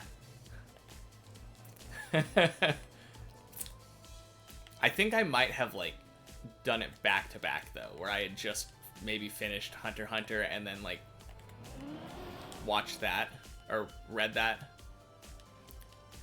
So I think the Chimera Ant arc might have just been, like, hot on my mind at the time. Oh, nice.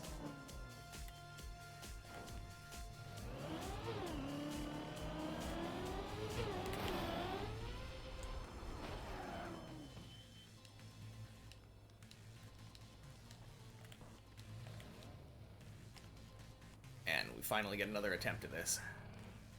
I think we failed Messi last time, right? Pretty sure we did.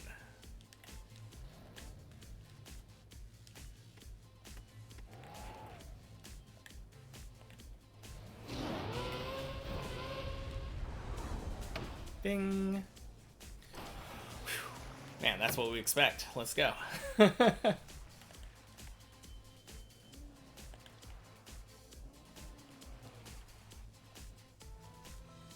Quack? Quack? Yo.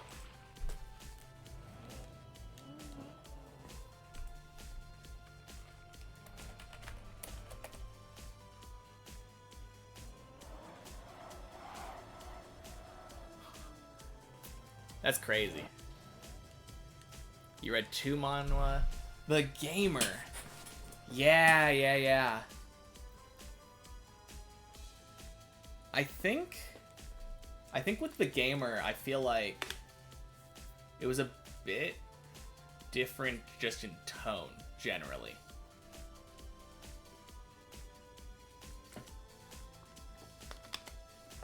Yeah. I think if you were just to point out, like, generically that... Oh, geez.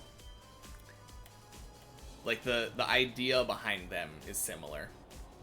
But I think, overall, they were different enough. Yeah, solo leveling took itself way more seriously, is, I think, how I would put it.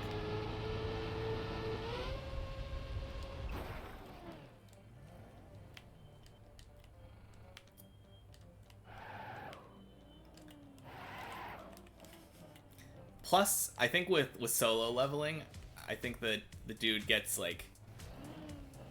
He doesn't get OP quite as quickly.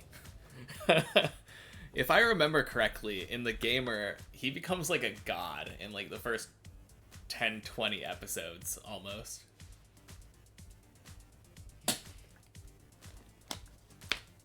I'm pretty sure that's still going, isn't it? I haven't read it in a while. Oh. Oh my gosh. Huge. Man. We get to attempt this.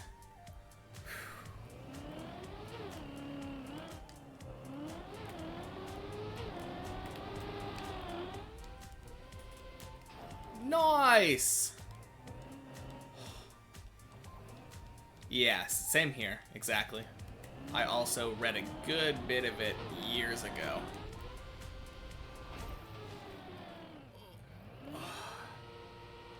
Holy PB! Floor 3!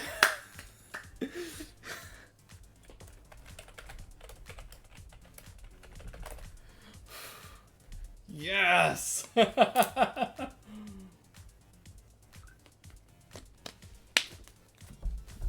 Oh, man.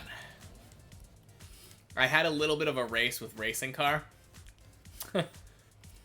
Oh, man. That is so good.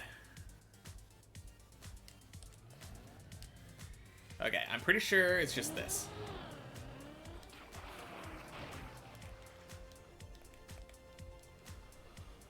Whew. Man. I'm so nervous now, though.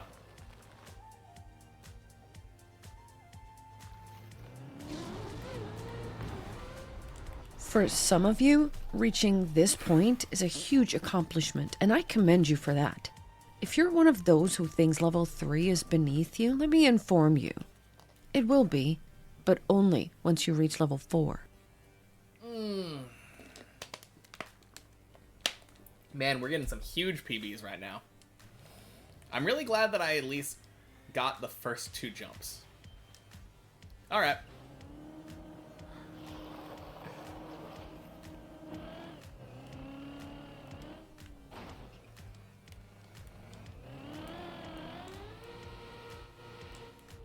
Oh.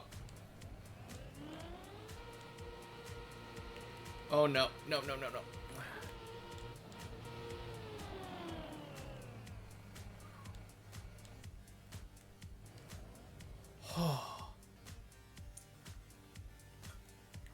Yeah, yeah. I think that's a good idea. I'm gonna...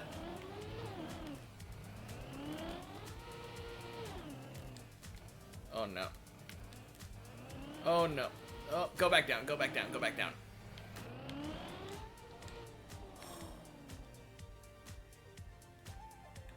What a save. Absolutely.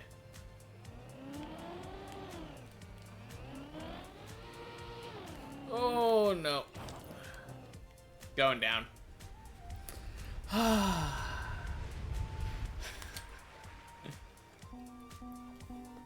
Man. Yeah, not quite, but yeah. I had that guy in chat earlier. Told me I couldn't get floor 3 within a week.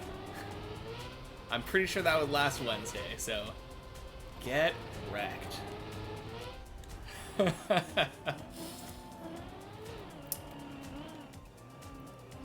Man, PB in floor 3 though now.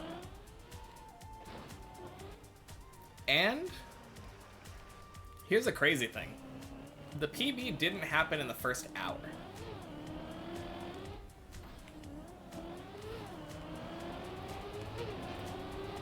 Yeah, I feel like I've been reading a lot of manhwa, though, that are basically the same story.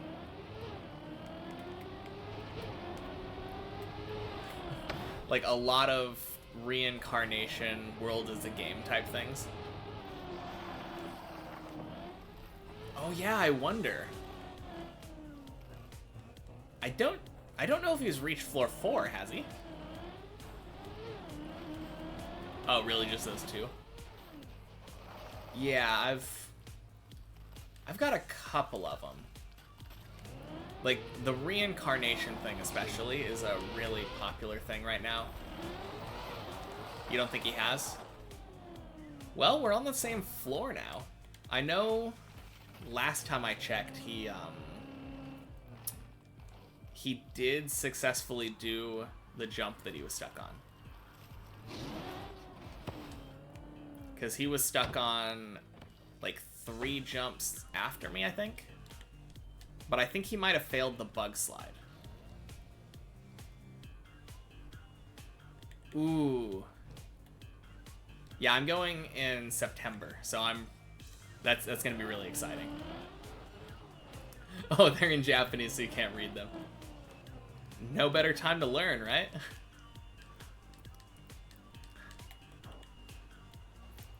Yeah, I'm also planning on picking up manga, but I haven't really decided which ones.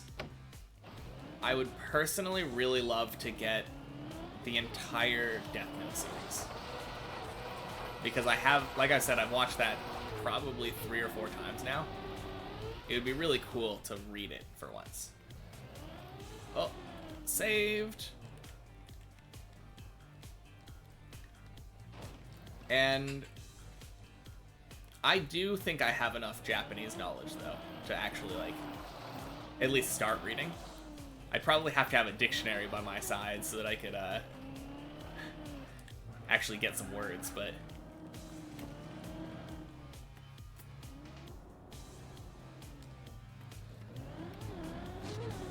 Nice. Not a bad place to start. Naruto, Hunter x Hunter, Slime, Haikyuu, and Frieren. Yeah. No, those are some solid ones. Oh man, one manga that I've always wanted to read, but kind of is, I don't know. It's one of those ones that's been so overhyped that I'm scared to read it. I have always wanted to read Berserk.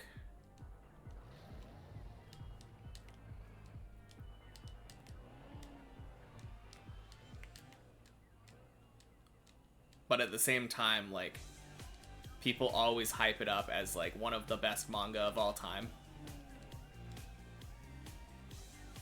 So I'm kind of scared.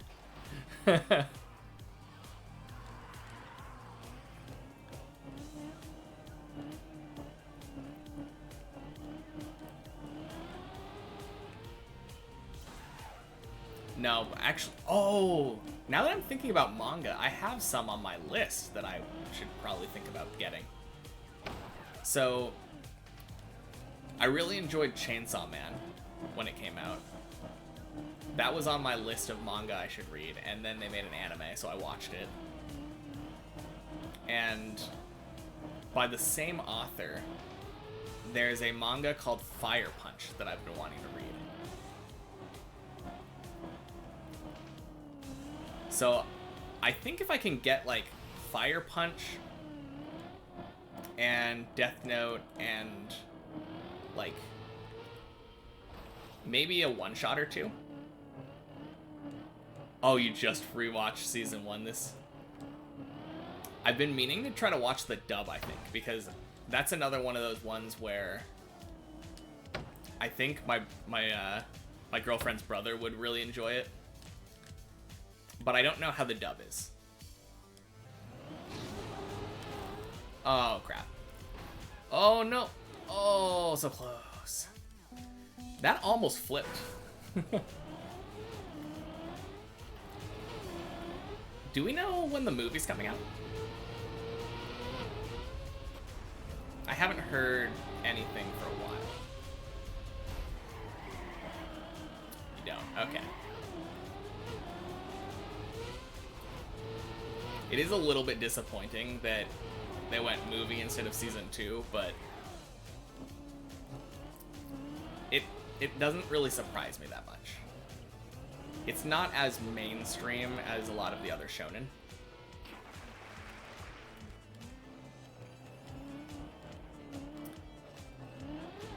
So it kind of makes me, it kind of is understandable to me that it's didn't do as well as they expected.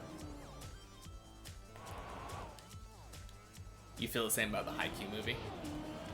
Yeah, I never read the manga, so I don't know like what stuff was left after To the Top, but that's exactly how my girlfriend felt as well. She's alongside all the other Haikyuu fans that are upset about the fact they were doing 2 movies instead of another season. I'm mostly just confused because this last movie was just one match. So if they're trying to wrap up everything with one more movie, I don't know how the manga ends, but like it kind of makes it seem like they lose the next match. Because the way that it looks, I mean that's pacing wise what would be understandable if they were trying to wrap everything up in another movie. But from my perspective, it seems like they need to fight the they gotta face the team that they're going up against, I think, next with the other guy that's like Little Giant or whatever, the weird like owl dude. And then they didn't face Bokuto's team.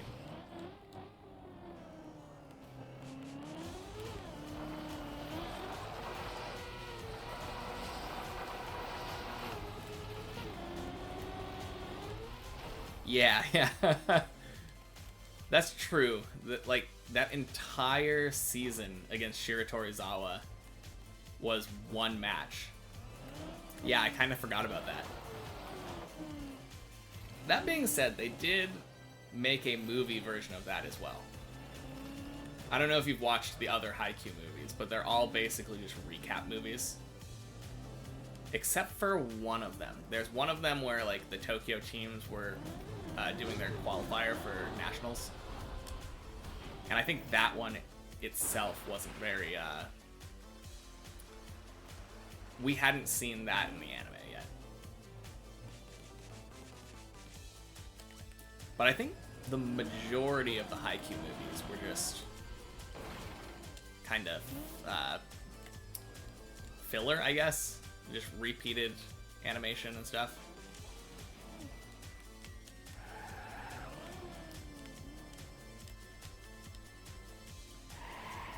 Yeah, I'm definitely concerned though. Like, it doesn't feel like we have enough time. Crap.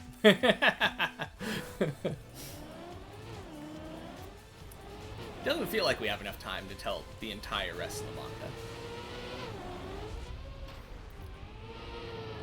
But this is coming from someone who's not read the manga, so I don't know necessarily. Like, all I really know is that it ends with a time skip, I think. But that's like generic ending kind of thing. That seems like the kind of thing that would just be in an epilogue. Yeah.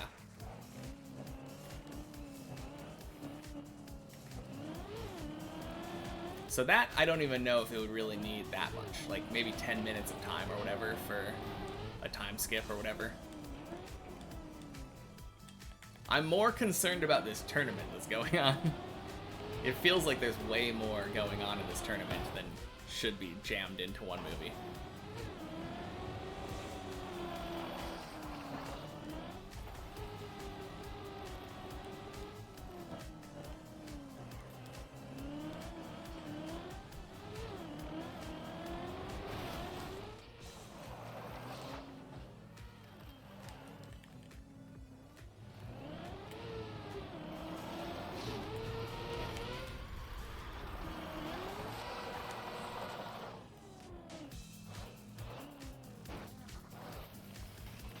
Feels good though. The last couple days I've gotten a PB like really early into the stream, and then it just kind of lifts all of the pressure off. I no longer have to think about like getting a PB. I could end right now and be like, yeah, I'm good. I did it today.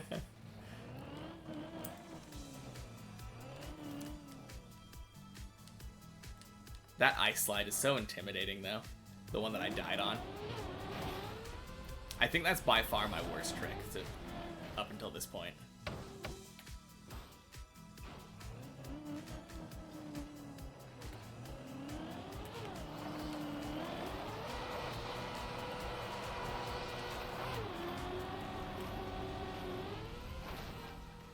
Oh, jeez.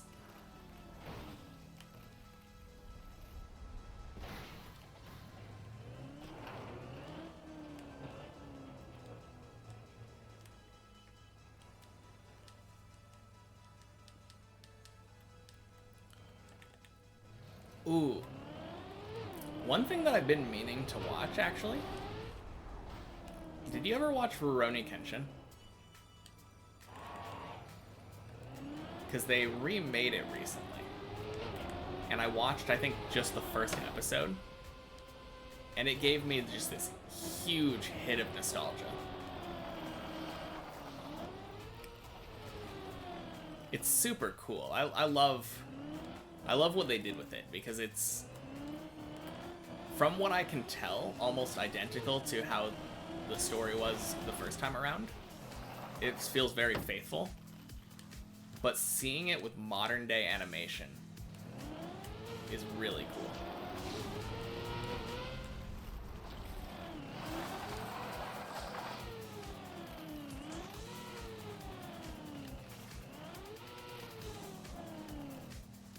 Oh, jeez. Oh, no. Wait. I want to see. What happens if you fly off here?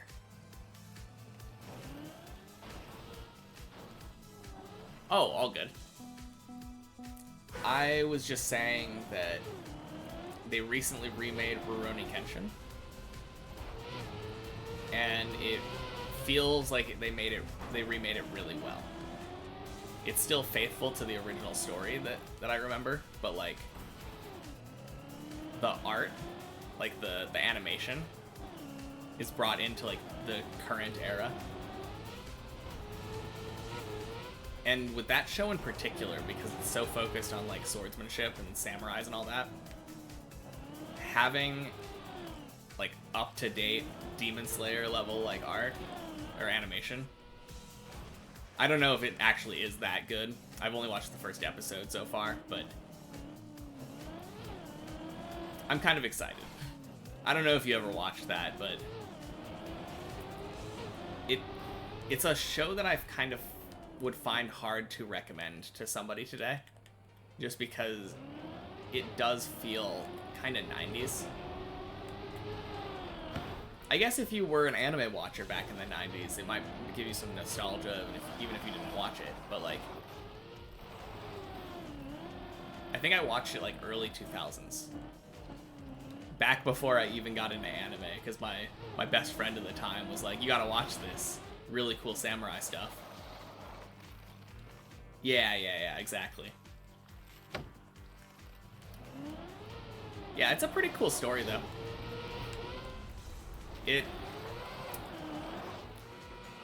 I've always loved the idea of it, because the main dude, Kenshin Himura, is he's a wandering samurai, but he has given up that way of life, and he was like this like legendary soldier during the war, but Tosai the Manslayer,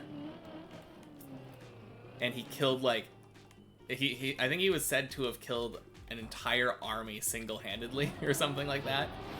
Insane like kill count on this dude. But after the war, he decided to give that up and go a peaceful way of life. So he uses his swordsmanship to save people instead of killing. And in order to do that, he has to carry around a yeah, he's basically anime John Wick before John Wick. And well, I guess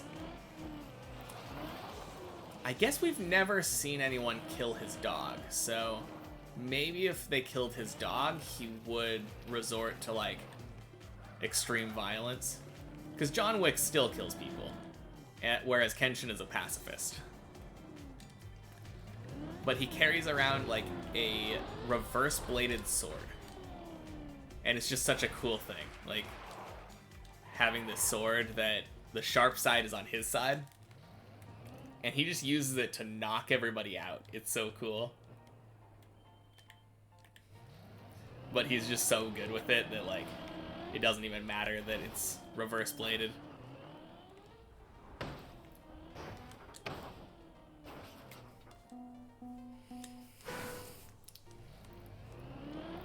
I know there was like a controversy with the author a while back, so a lot of people kind of got turned off of it.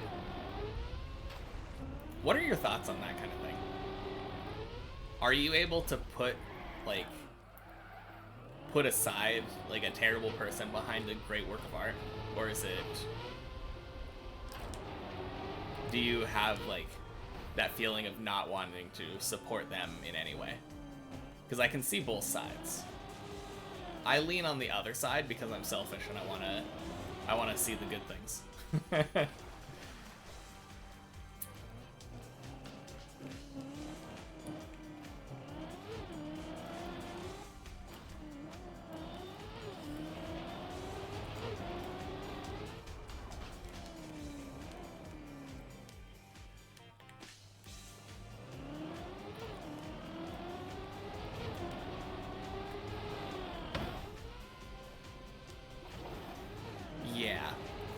I think that's true. Unless it's like a really transformative piece, I could see that. Like an actor that is a scumbag in real life, and then you have to watch them in a movie, like, yeah, No, I can see that. I have a much harder time with like directors thinking about that because when you're watching a movie, like the director isn't usually the thing in the front of your mind. You're watching it for like the story and the actors' performances. I mean, the direction obviously is important. Like it's a huge deal, but when I watch Pulp Fiction, I'm thinking about John Travolta and Samuel Jackson, not not Quentin Tarantino necessarily. It's only when I like step back away from the movie that I actually think about that. Except for when feet are on screen. Whenever feet are on screen, I remember that whose movie I'm watching.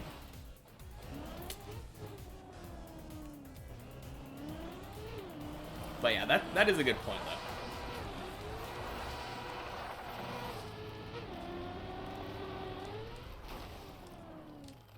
I don't really feel like I have many like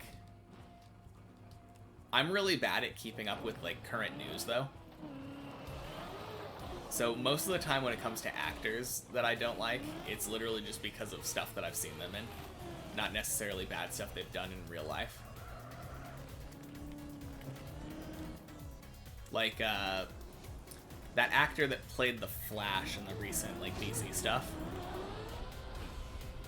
Isn't he like a straight up criminal? I feel like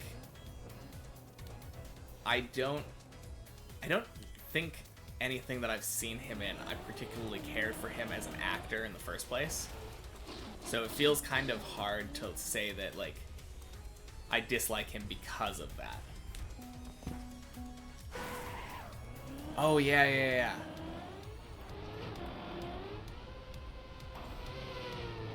That is so funny. No, that's another one where like Kevin Spacey, lot of controversy, like lot of stuff happened with him. But like I loved House of Cards. I don't think I've actually seen 7, but I do know the twist at the end where he shows up and like turns himself in the police station.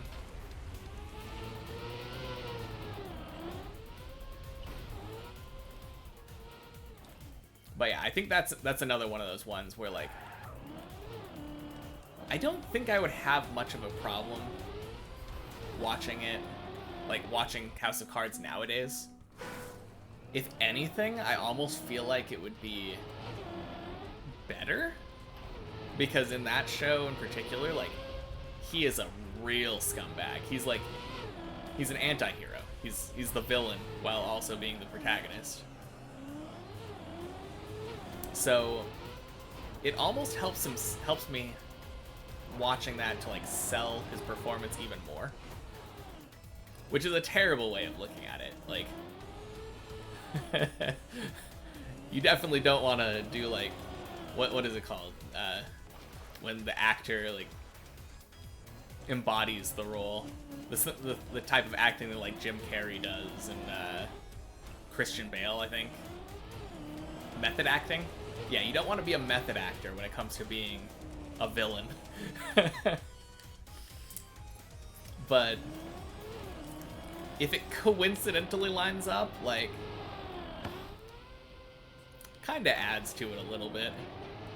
I think it obviously could just detract from it for a lot of people, though.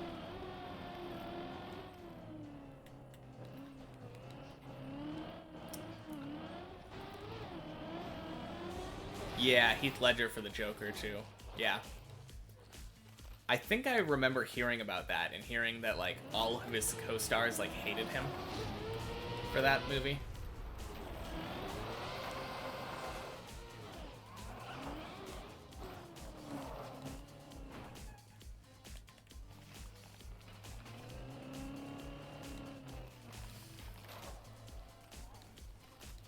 Yeah, it's kind of weird, though, thinking about that, because, like, if we ended up figuring out that, like,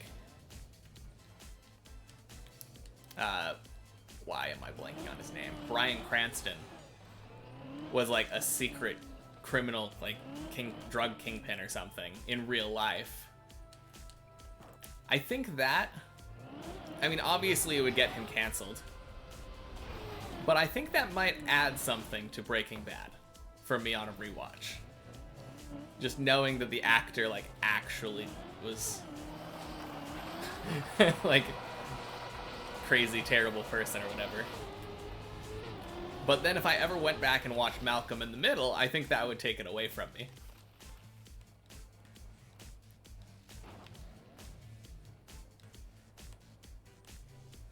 Oh, yeah. Yeah, that is... I think that's the scariest thing about acting. A lot of actors, like, will do improvisational things like that. And especially if they're method acting, you don't know how far they're gonna go because they seem like they're a little unhinged.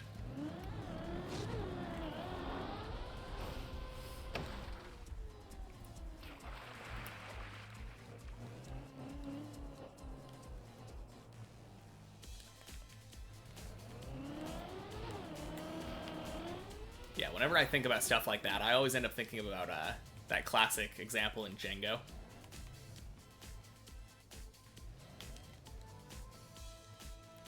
Yeah. On the other hand, like, in certain circumstances, I can see it being really cool. Like, what is it? Like in Die Hard, the person was like, "All right, we're gonna drop you on the count of 3, 1, 2," and then dropped him. And, like, that is messed up. Yeah, it can get really great reactions, but I don't know if I would want to work in that environment, I guess is the best way of putting it. If I ended up figuring out that, like, an actor that did that to me was on a project that I was supposed to be working on, I'd probably be, like, second-guessing my decision on that. But, yeah. Yeah, probably improv, not necessarily always great. I think the problem is that it has produced really cool results in the past. So then people still do it.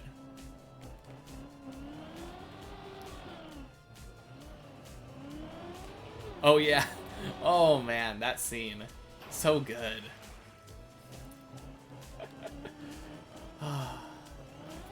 I love how polite the actor is afterward too, because he's like, "Oh my gosh, I'm so sorry about that," and he's like, "No, it's okay.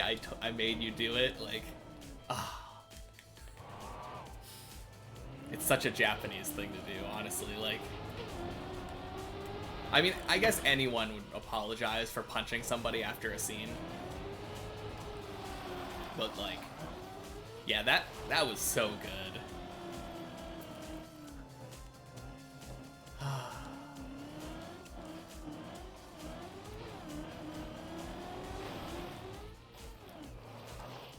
Man, I've been watching this drama since last week. We're on episode 8, I think. But the last couple nights, instead of watching it, we've just gone to sleep. And it's kind of messing with me.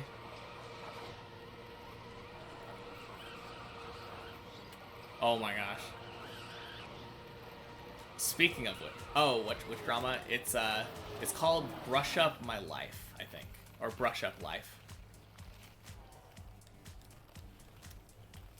But it is a reincarnation story where this 30-some-odd, like, aged city hall worker ends up dying and getting told she will be reincarnated as an anteater.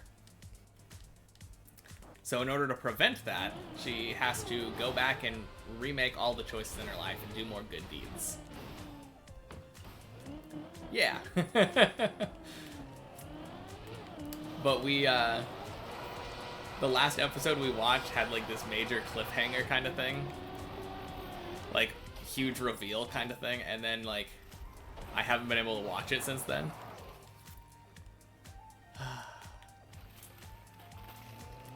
No, I recommend that though. If you're even mildly interested in that kind of story. It has a lot of really good like foreshadowing and storytelling. Oh jeez. Oh yeah. Yeah. Wasn't that the entire plot of that show? That he I don't remember why he needed to do good deeds. Yeah. I just remember that like that was the shtick. Like making up for bad things he did. Okay. Yeah, it feels similar, but it's a very me show because I love anything time related. And because she's reliving her life, she's literally like the first 33 years of her life, she knows all of the events that are going to happen. And all of the events that are happening stay the same every time loop that she goes through. So she's able to think like, oh, like this this childhood friend that I had moved away because her dad cheated with the preschool teacher. I need to figure out a way as a preschooler to like stop this from happening. And then she ends up like going through this whole convoluted plan and stuff, and yeah, it's a really cool show though. I like it. And then like she does all these good deeds and ends up having to remember them every time. I've seen Erased? Yeah, I've seen Erased. I mean, obviously, like, the big complaint everyone always has is the ending. I didn't mind that much. If I had any complaints, it was the fact that, like, the killer was shoved down our throats too hard. If they had given that much, like, if they had done exactly what they did, and then the killer ended up being someone else that was hinted at, but, like, more inconspicuous, I think that would have been better.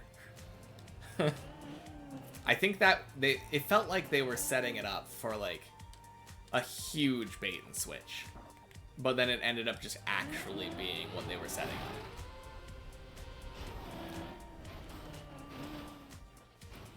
No, I like that one, though.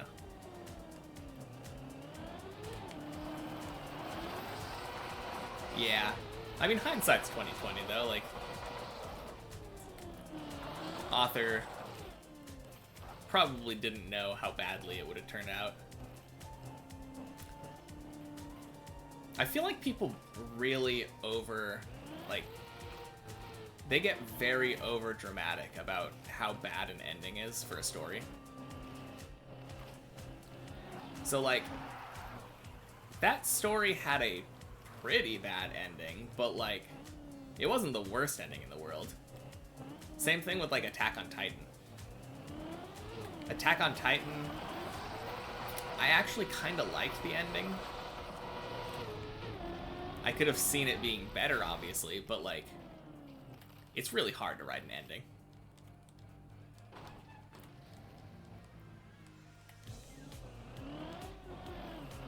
No, I really liked that ending, though, for Erased, now that I think about it. Because without that ending, we wouldn't have gotten, like, the greatest mom in anime history. Because she literally, like, he wakes up from his coma and is literally able to walk almost immediately. Because that mom has been, like massaging his legs every day for like 30 years or something. Insane. Oh crap. Oh. Let's try to block. Oh jeez, where am I going?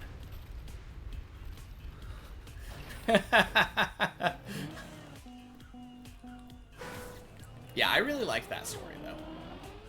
That one...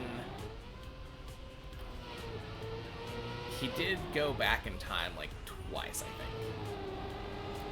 And he was able to use his previous knowledge. Now that you bring that up, it does feel like a similar story structure to that drama I was watching. Now that I think about it too, I feel like that's pretty similar to like ReZero in a lot of ways. But I feel like ReZero did it better. At the same time though, it hasn't ended. So it's kind of hard to say.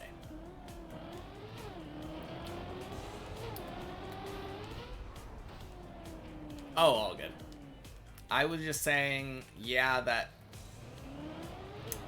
I hadn't really thought about it, that Erased is pretty similar to that drama, but also Erased and ReZero have a lot of similarities. But I think ReZero did it better. That being said, I will also concede that ReZero hasn't ended yet, at least in the anime. So maybe they're also going to flub the ending like no one's business. Yeah, I absolutely loved season 2.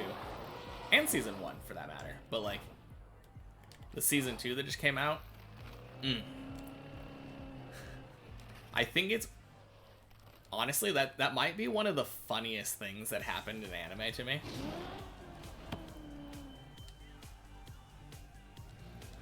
Yeah. Like, Subaru is definitely a flawed protag. And that works very well for that show. So, one of the funniest things I feel like that and I think this is more of a meta thing than anything else. I love the fact that they put Rem into a coma. And just sidelined her for the entire season. It is just such a an alpha move to do. Like, literally everybody is just loving Rem. Like, everyone's like, oh yes, we unanimously agreed that she is best girl. Boom. She's gone and everybody forgot she exists. Yeah.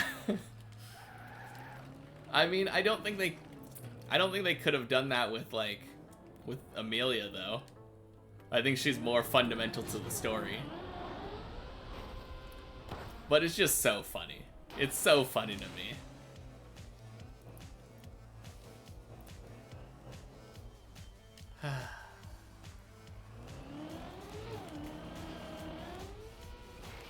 Crap. Whew.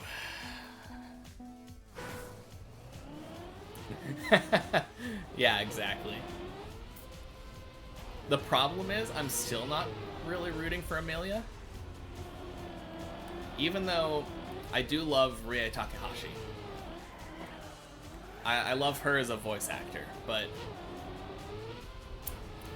I feel like in season 2, when they took the focus off of Rem, I instantly just latched on to, man, what is that witch woman? The one with the weird eyelashes. I forgot her name, but I love that character though. Echidna, that's the one. She's new best girl for me. Let Echidna win. Bring about the end of the world or something.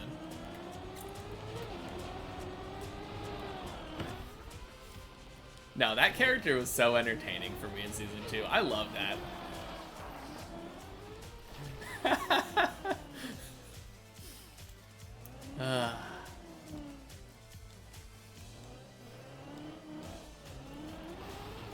No, I think Amelia actually got a lot of good story in season 2 though. To be fair. I still don't think anyone's gonna be cheering her on over Rem. Rem? Yeah. Rem, yeah. I don't know why I was getting those confused for a second. Other than the fact that they're one syllable away and only have a difference of hair color.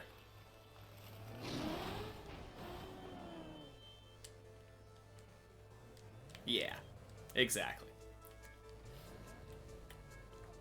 Oh, you know what we were talking about that never-ending watch list.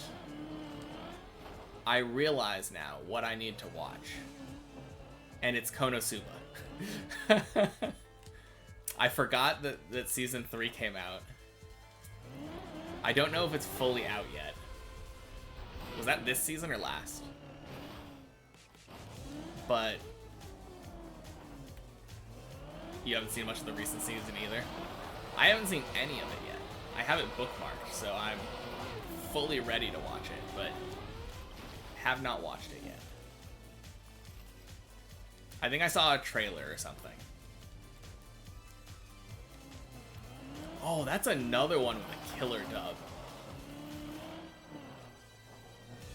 You got a Megumin figure in a claw machine?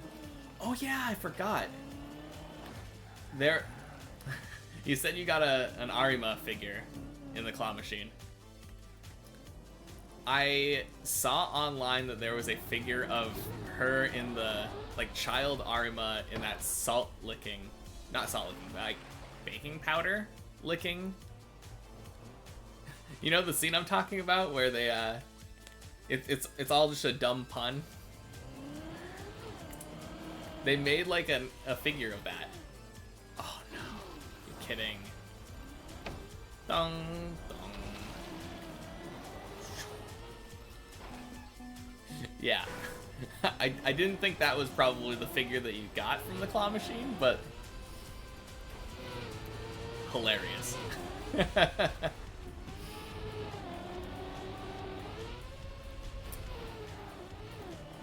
Oh, I also need to watch the, wasn't there a Konosuba movie? I don't think it probably is relevant to the series. Like, I probably don't need to have watched it to understand what's happening in season 3. But I think I've heard that it was probably good, so yours is pretty innocent. I mean, I don't know how. It's pretty innocent. Just a little girl licking like baking salt off the ground or whatever. So silly. Oh man.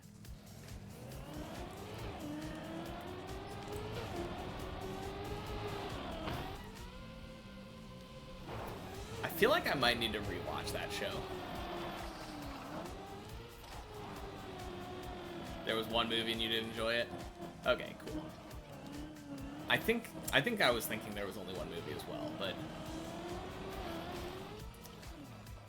oh yeah, I was in GameStop the other day. Nice, Itachi. Very cool. Probably one of my favorite characters. I'm trying to think. I kind of really like Orochimaru.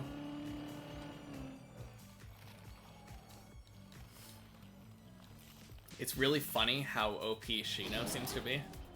And then he's always away on a mission.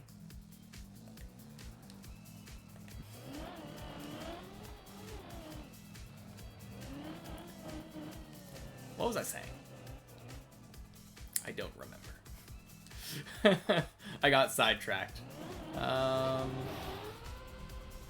yeah, I was in GameStop. I was in GameStop the other day.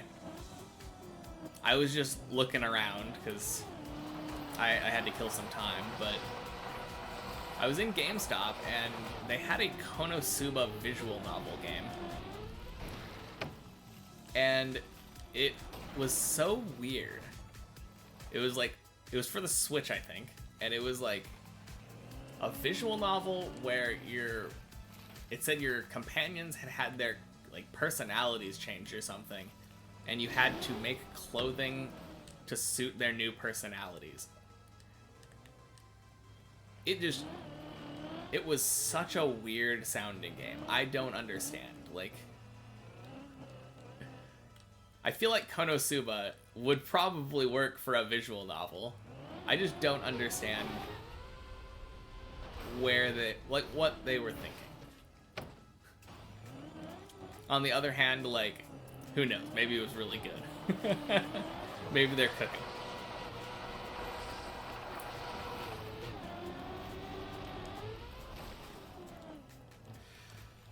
I agreed.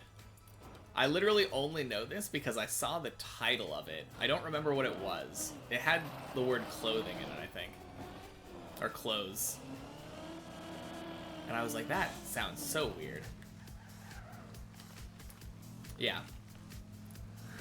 Nothing more to add there. Just, I was kind of surprised to see a Konosuba themed game at GameStop in the first place. So it was kind of a weird experience.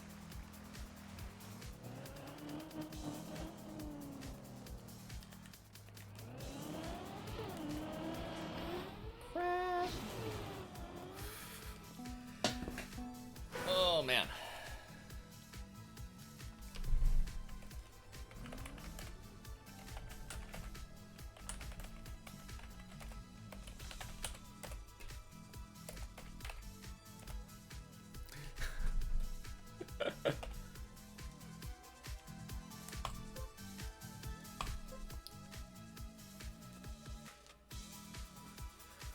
Oh yeah.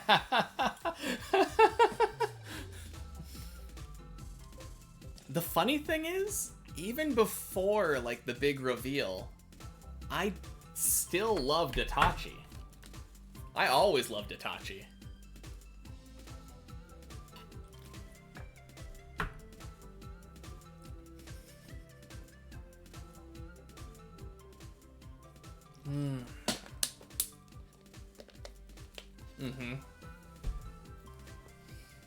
I didn't really care that much for Obito. I liked Toby, his persona. But I kind of guessed that it was going to be Obito. Actually, I didn't... It was a really easy guess because... Oh yeah, Pain is really good. Absolutely. And Madara. Madara was so good. Even though we only saw like a reincarnation of him or whatever. No, they made some really good villains though.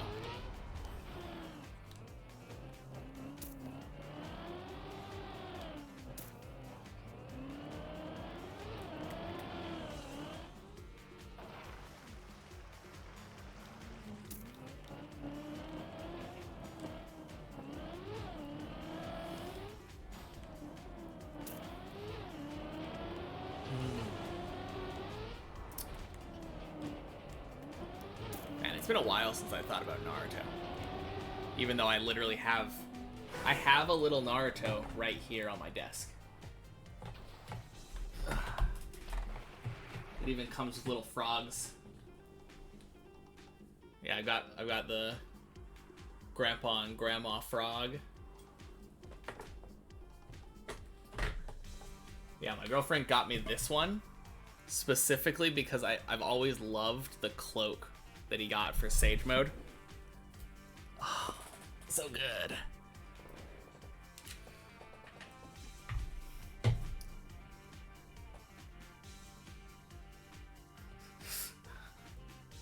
Is there a shortcut by going dead straight at the start?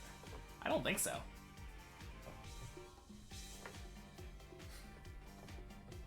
I just took my hands off the controller. Boop. Are you talking about like down here?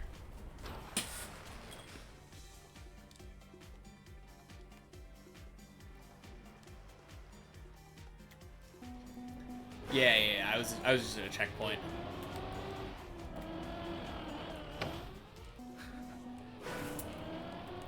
Man. Sure failed bonk jump a lot there.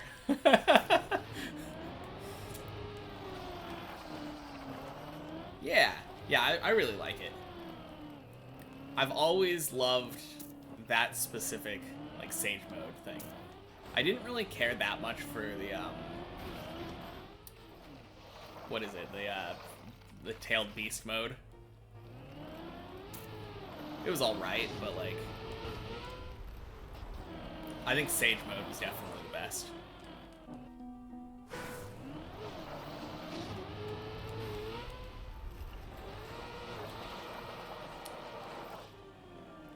Yeah, I think as far as like serious scenes are concerned, probably.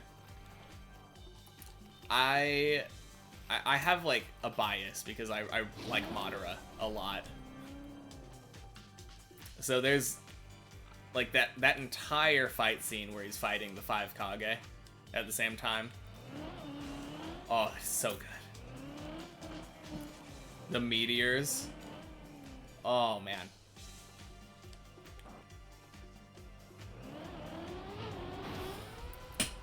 But yeah, I agree, though. I think it's really silly that people point out, like, the weird stretched animation when, like, it only looks that bad because you freeze frame it.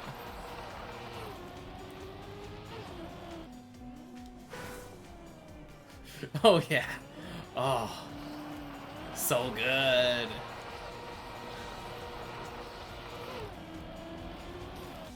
So good. I also feel like the Itachi Sasuke fight was, like, top notch. It would be hard for me not to say that's one of the best ones.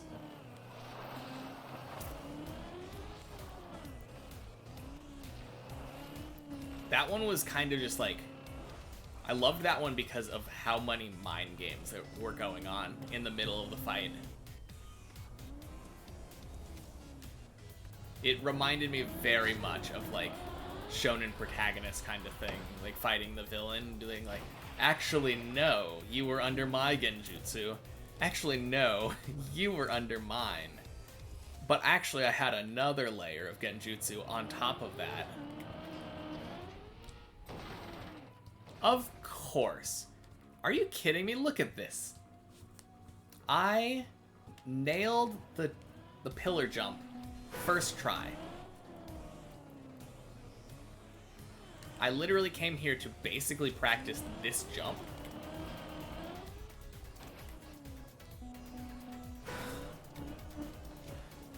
And of course, when I'm on the checkpoint map, it's like my car sticks to that platform, like... Really? Okay. I accidentally hit the checkpoint. I hate practicing this checkpoint jump.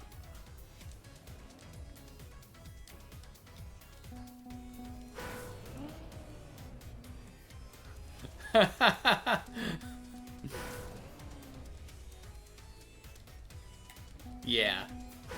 That was very unexpected. Oh, but also, like, with action scenes, it might be overrated or whatever, like, or a easy pick. But the final fight between Naruto and Sasuke, the choreography with, like, on that was just so good. I'm a sucker for good fight choreography. And the fact that they had, like, they did the thing where they, like, they kept interrupting each other's hand signs. Oh, so good. Yeah, I feel like a lot of the times the comedy in Naruto wasn't exactly the strongest suit, but... Oh, yes. Yes. 100 times yes. Absolutely. I mean, it is just a more over-the-top version of the Dragon Ball version of that, but yeah. Classic, though. You can't argue with that. Drunken Fist was pretty good.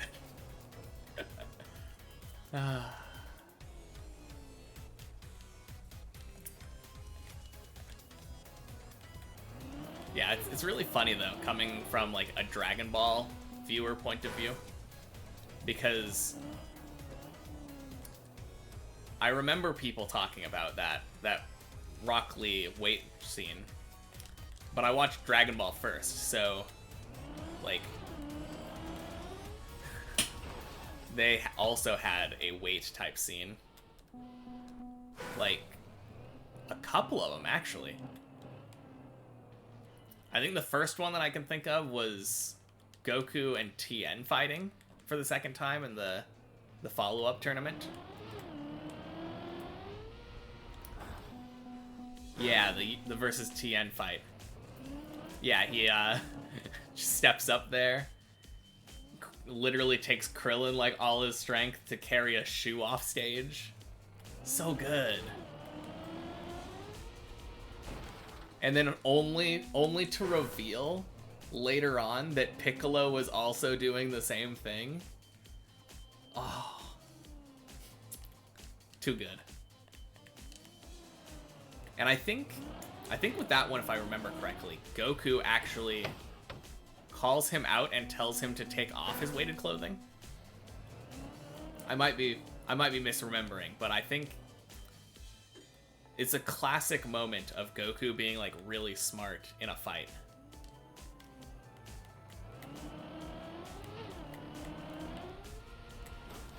Man, I think I might be slowing because I'm in reverse. I need to come to a dead stop, I think, maybe?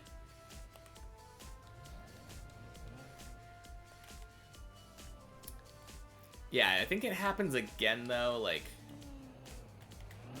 at least one other time. Ooh, that was clean. I'm doing it again, though.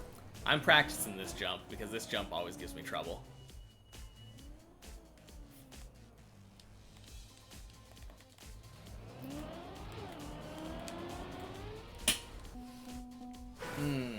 I think it might have even happened before that, though.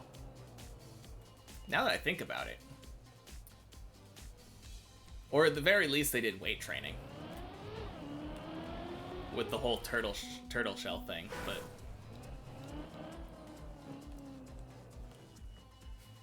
It is really funny, though, seeing all of the things where, like, anime just kind of copies itself. Since everyone is always inspired by other people. Okay, that one felt super good.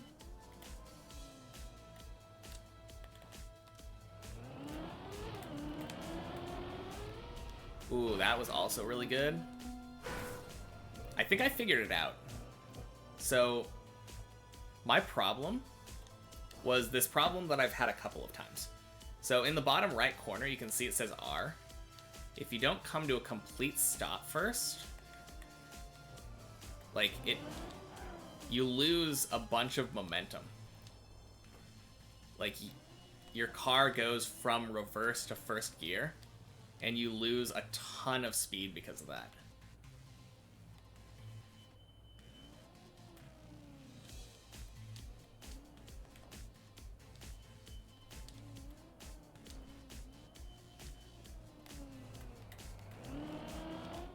I don't know how to stop that, though.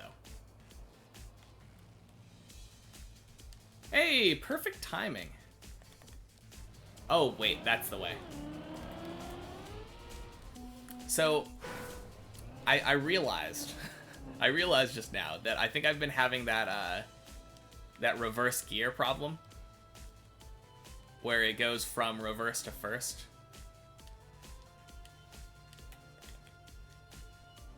And I don't know how to not have that here. Oh, that did it.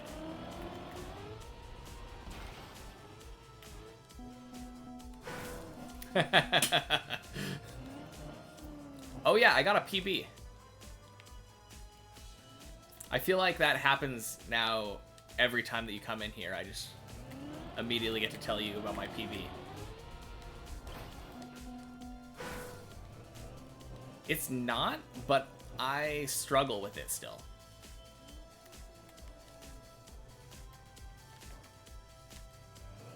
Yeah, I think... Oh, whoops. I mean, obviously aim is the bigger deal on this jump. But sometimes when I do get the aim right, it still fails because my speed is too slow.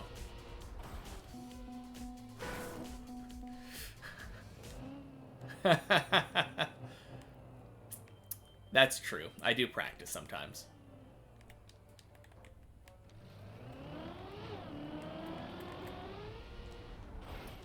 But I have a little bit less experience. So I'll take the handicap.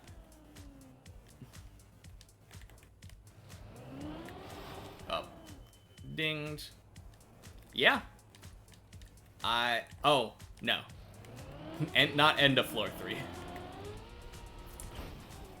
Okay, I'm gonna stop practicing that. I wanted to practice that ice slide, though. I failed on the ice slide.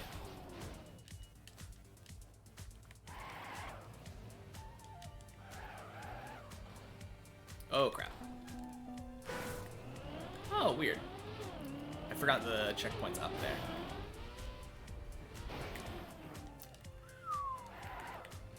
Yeah. Yeah, thank you. I had probably the weirdest messy jump that I've had so far. I ended up having one where let me go into cam 7. I jumped up, and I thought it was gonna fail because I hit this bar. But it hit in a way where it swung my car around into the hole. I got so lucky.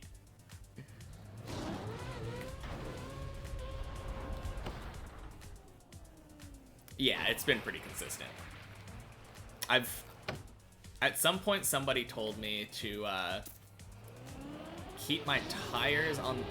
Actually, I think they were talking to Racing Car at the time. But the advice was to keep the tires on the line. Like, the rightmost line, and then just aim in cam 3. But yeah, it's pretty consistent.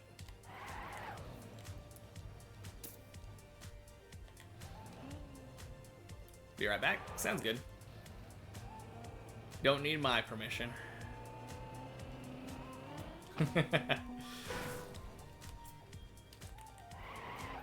Yeah, I've been pretty consistent with messy, though. I think I've only failed it once. Maybe twice. Ooh, that was good. I had a really clean jump for this, too. Oh, that was really bad.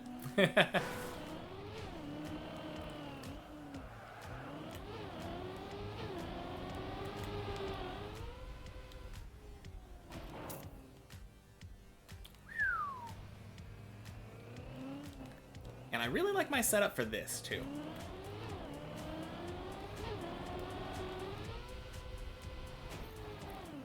Yeah. Yeah, I learned that you didn't have to actually circle on that jump. You can literally just start at this light and then drive like half of a circle around. And I learned that if you swerve to the left here... What am I doing in the practice map specifically? I was getting up to the jump that I failed at because I wanted to... I wanted to get this more consistent before I keep throwing my body at it. I don't really know how to do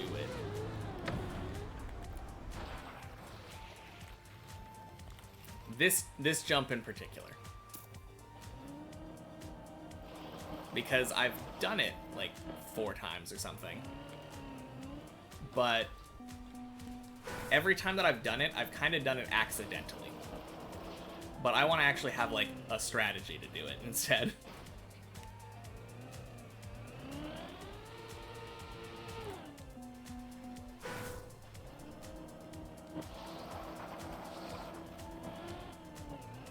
I mean, I'm sure it works in a lot of different ways.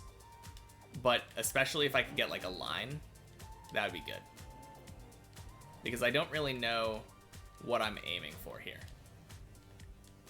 Do I want to have the car lower so I can take a wider line?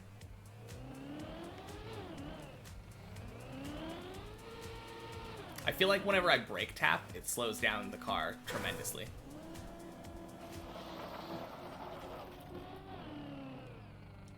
But mostly, like, I want to be able to do the backup from here. I don't think I've ever actually, like, successfully done the backup from here. Most of my attempts where I've gotten past this jump, it was a direct.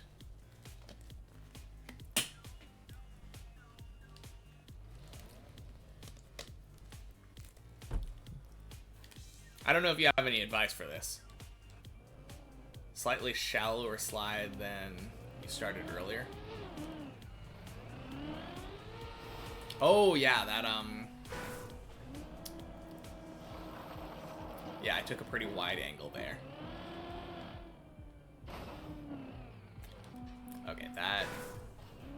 I do like the jump diagonally. Yeah, even earlier than that. Gotcha.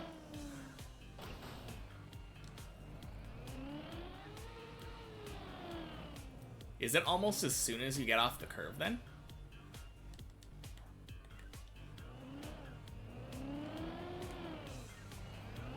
Oh, almost. Yeah, almost. Like a little bit later, but that was pretty good.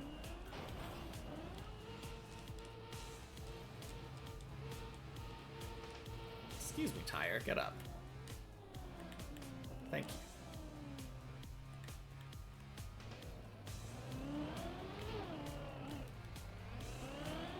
Oh yeah, that was still too late. I think that was the first line that I tried after I decided to jump over. Okay.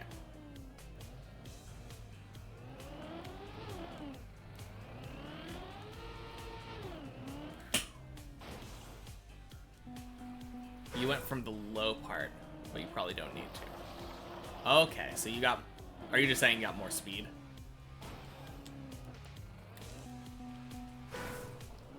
Does that give you more speed? Because you do have to go uphill, but it probably does.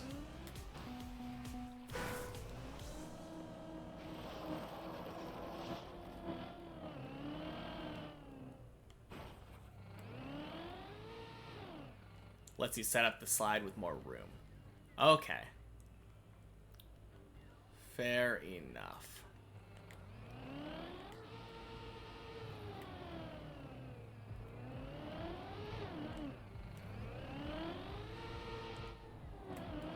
Oh, I think...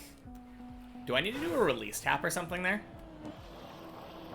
I've noticed that when I just try to do straight gas, it has been... It's been overturning.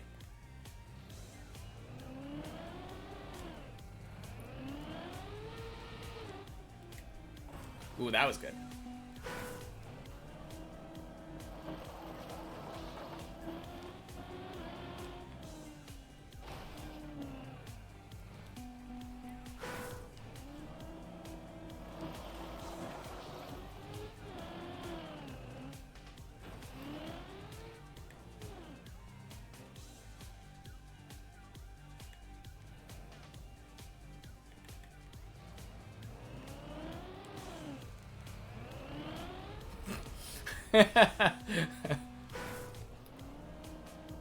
The break and release don't do much in your opinion? Okay.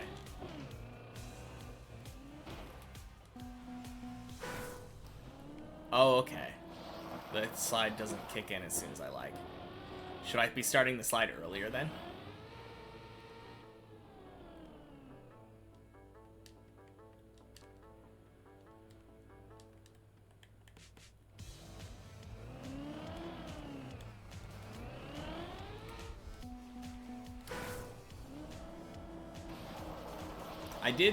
I did try to do a release tap there earlier, and it seemed to work pretty well. Whoops.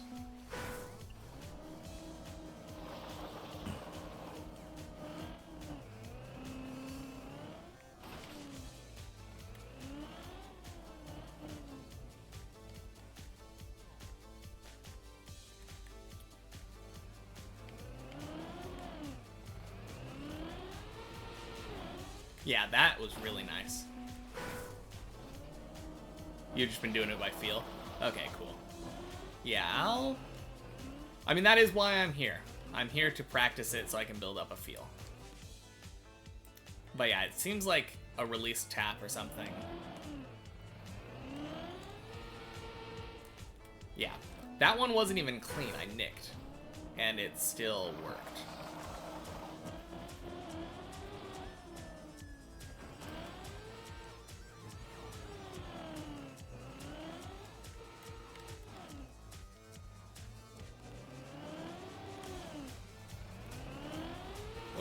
too late.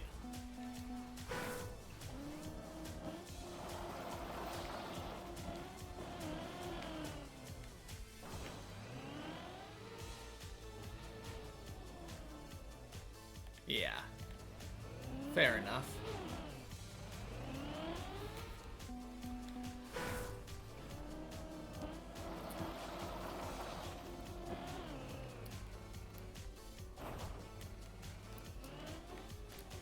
I don't know. Some of the times when I was doing it, I was overturning. So, oh, oops. Yeah, that one seems like it started way too late.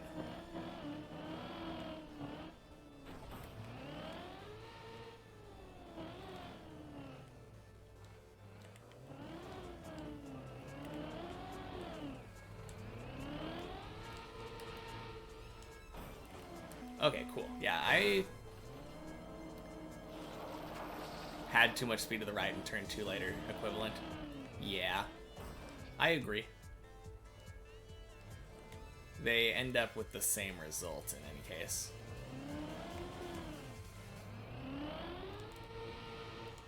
Oh yeah, that is so nice.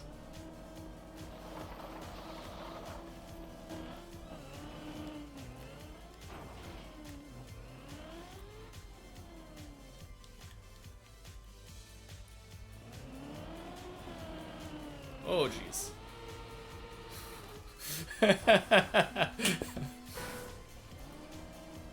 Yeah, I get these, like, really nice ones, and then I get these really awful ones.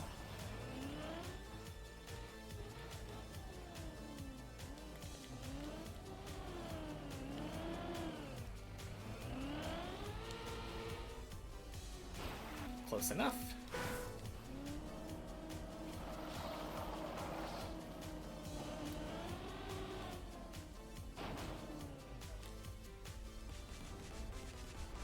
Ooh. Cool. Not the ice slide. Oh yeah. You're talking about the one that tipped onto the sand there. Yeah, Twitch just had a little smart detection thingy. It showed me one of those cheap viewer messages and asked me if I wanted to allow it or deny it.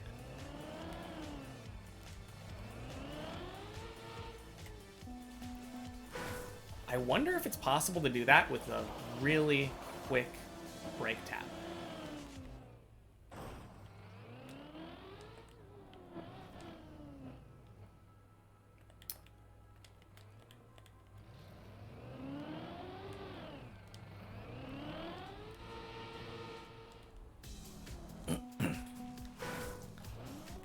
I can save a lot of them that are close-ish on the landing.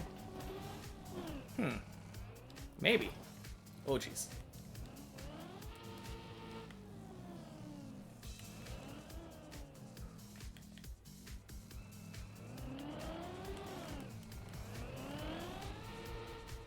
Yeah, that one, I think too late, too fast. Same kind of deal.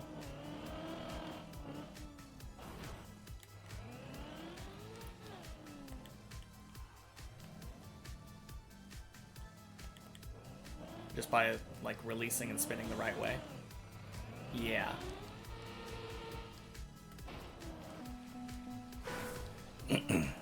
Yeah, I think it's mostly, like, a matter of getting used to it and, like, timing. Since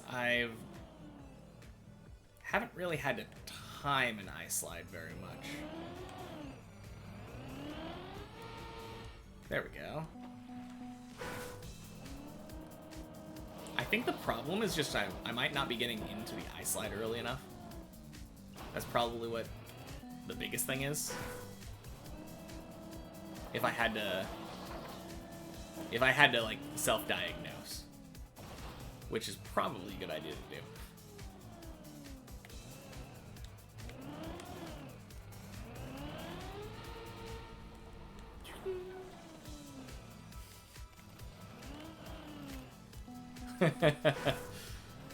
Yeah, that one was close. But oh boy.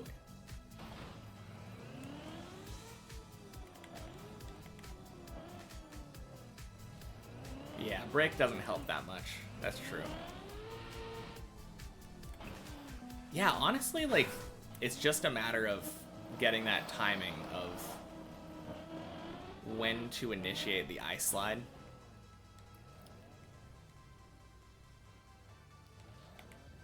Because as long as I'm able to get turning around the corner... Oh, jeez. Yeah, the brake doesn't really help. The brake slows way too much down.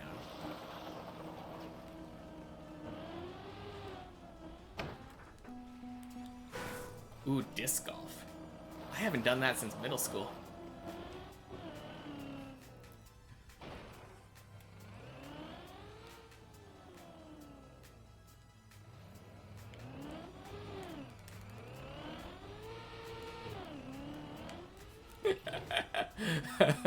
Okay.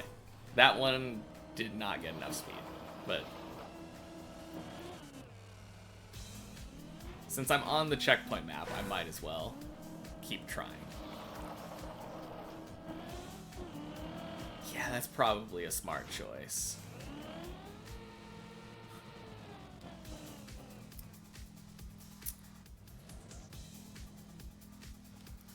Thinking about playing some Trackmania. Well, that sounds like fun. I recommend that. Not too bad of an activity to do in 90-degree weather.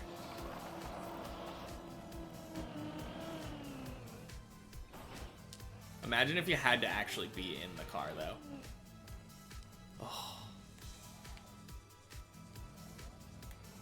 Does it actually matter how hot it is outside for like racing, though? I don't think it really does.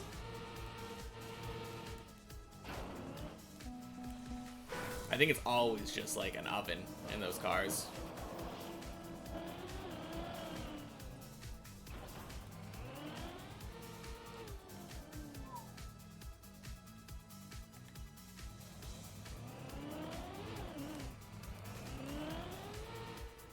Oh, let's save. Let's save. Oh no. Went too slow down. There's no AC, so you'd guess the heat matters. I guess so. I don't know. I always just thought, like, everything in there was a sauna, regardless of what temperature it is.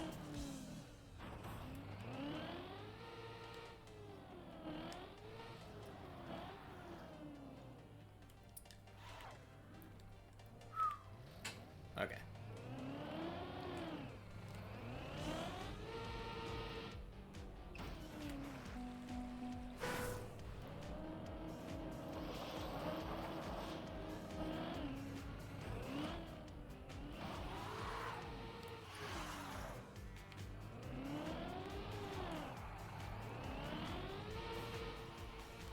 Dang, that was the slowest one so far.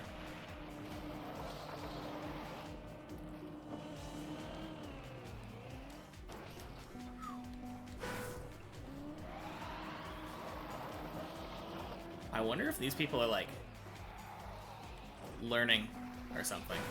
If they're like, I think this is the first time I've seen people actually practicing specific checkpoints.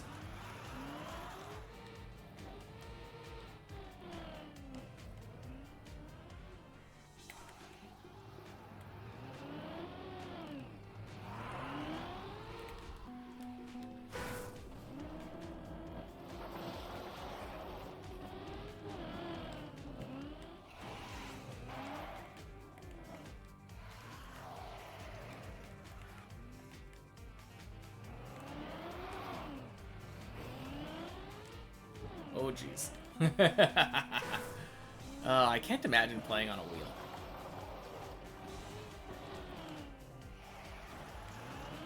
Sounds like it'd be really hard to control. Oh, nope.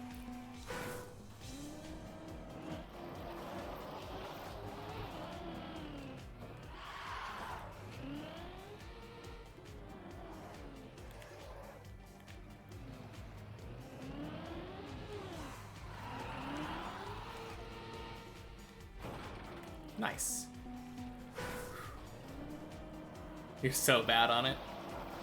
You mean you don't have ice sliding down yet?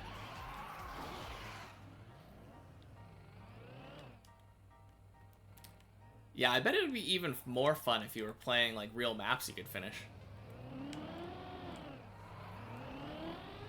On the other hand, I always have fun, so...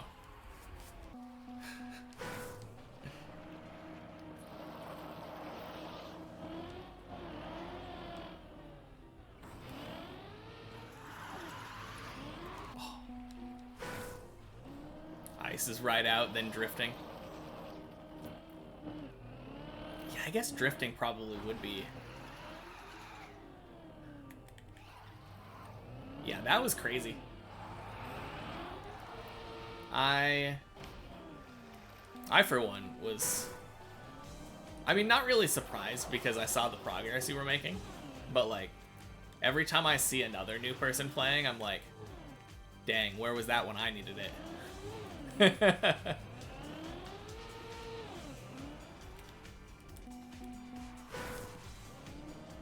It's good on the semi-slippery surfaces like dirt, grass, and plastic. The wheel is? Okay. Dang, can't believe that got saved.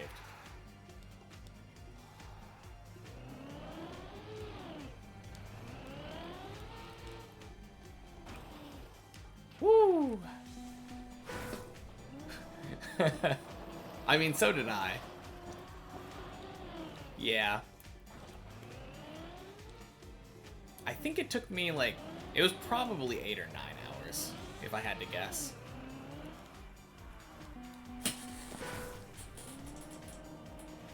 He almost had it in 2. Exactly.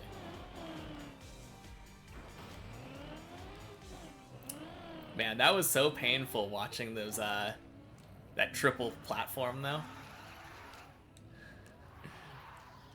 Like, both of the times that you got there, you ended up getting 1 and then 2 and then failing on 3. Oh.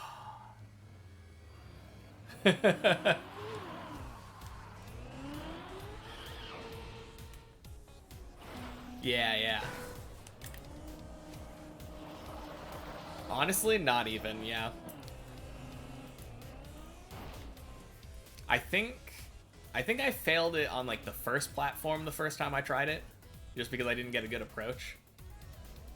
Yeah, it takes some getting used to, for sure. I'm not saying I did better. I'm saying it's funny watching other people make the same mistakes I did.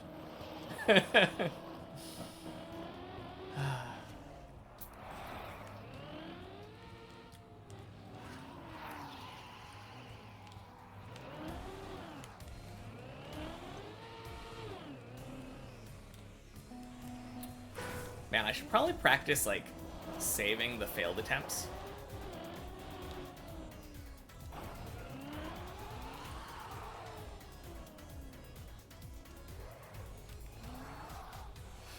Oh, yeah.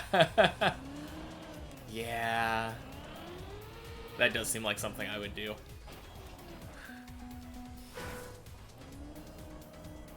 I don't like going slow, okay? It feels slow.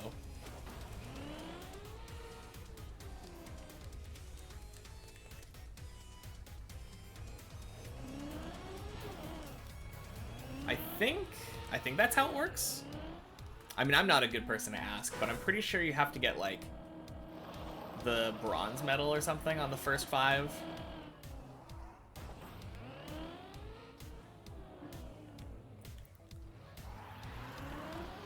Does the medal that you have to get increase as you progress through the tracks? Or is it just any medal? Like, if you got bronze medal, you could, on all of them, you could do all the tracks.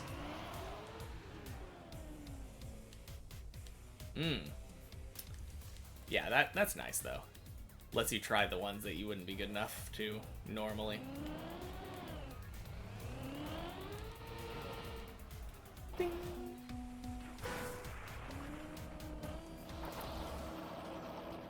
Yeah, this has been very productive, this half hour.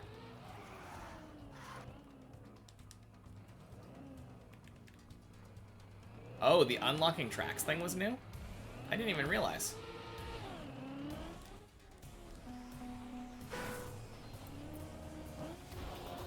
I guess I would have no reason to realize that if I had never played it before, so. Yeah, that's kind of weird then, to add that so late into the game.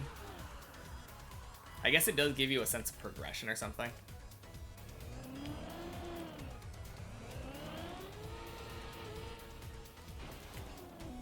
Nice. Yeah. Yeah, I can kind of see both sides of it. But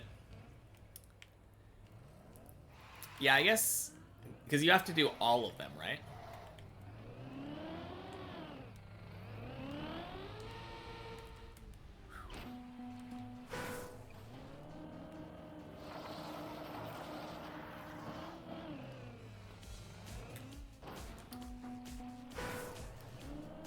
Yeah.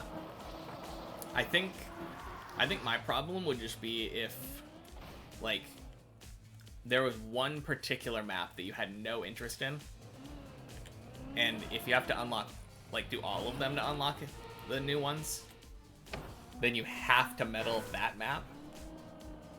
I think it would be better if it was, like, out of the first 10, you have to unlock 5 of them or something. Or you have to medal 5 of them. And that unlocks the next 5. Or the next 10 or something. And then you repeat that process. And then you find, like, a new thing that you like in half of them.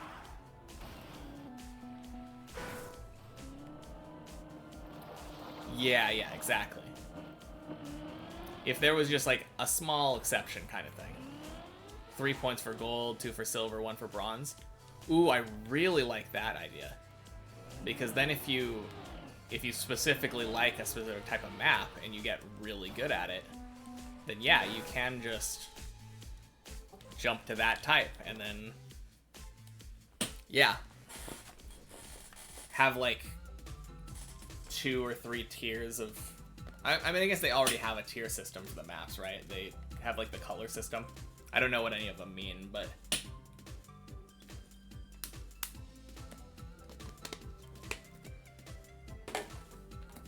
yeah, I think that would be a good idea though, since it does encourage you to get those medals, like, for a brand new player. Obviously for a beginner player, it wouldn't really matter either way.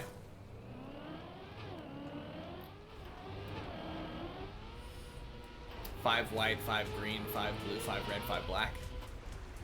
Kind of reminds me of skiing. Is it the same thing?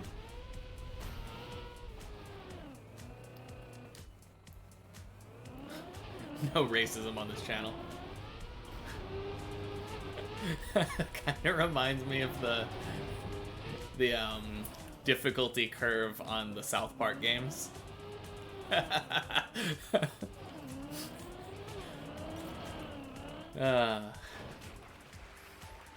So bad. But yeah, that does remind me of the skiing difficulty.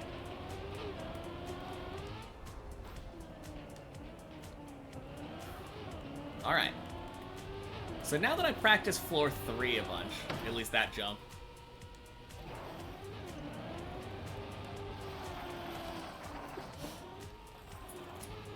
can we get back? That's the real question. Before we forget all of it.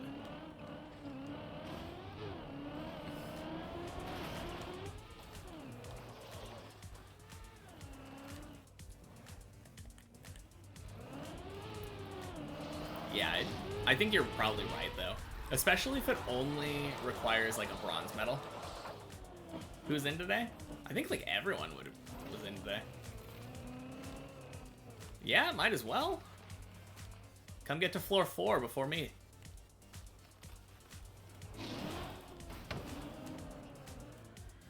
Alright, that's the real question. Now that I've gotten to floor 3, how long is it going to take me to get to floor 4? Obviously, like, I have to be consistent enough to get to floor 3. And that dang pillar jump gives me trouble a lot. But I don't think floor 3 is actually that hard. No offense to anyone who happens to not have beaten floor 3.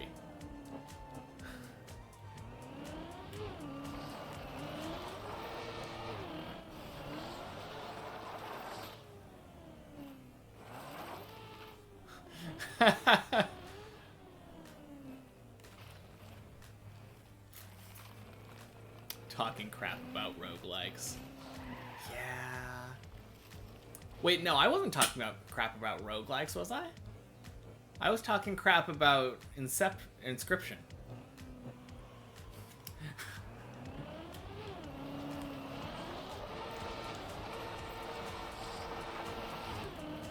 You brought up like a bunch of different examples of roguelikes that I like, so yeah.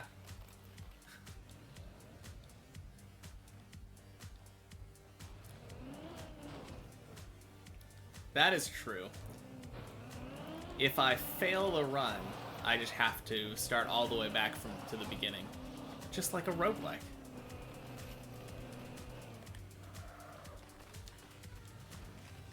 Oh, are you talking about Inscription? Yeah, I wasn't talking about it anymore.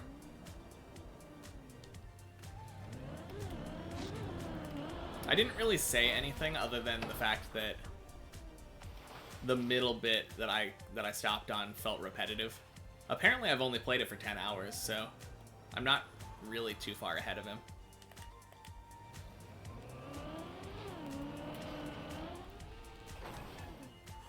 Oh, nice.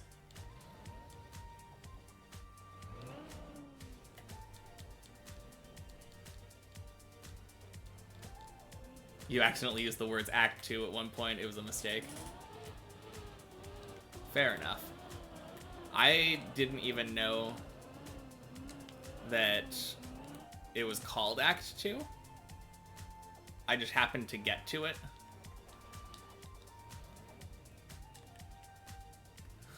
It's all Jay Hammer's fault. Absolutely. I will remove all guilt from my end. Ooh, nice. Okay. So I like getting more speed here.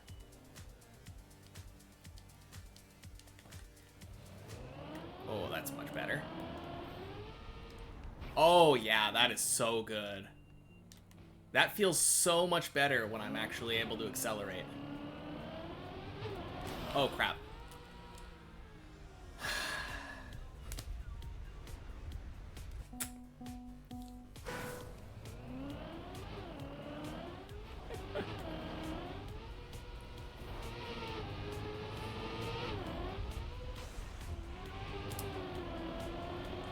I don't know what was going on there.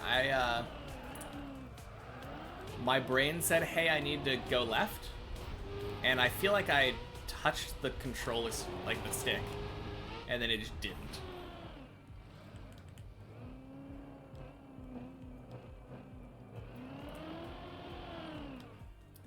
I don't know. I feel like it's not much of a spoiler because going into Inscription, like, before I knew anything, the only thing that I knew is that it starts as a card game and then the game changes at some point.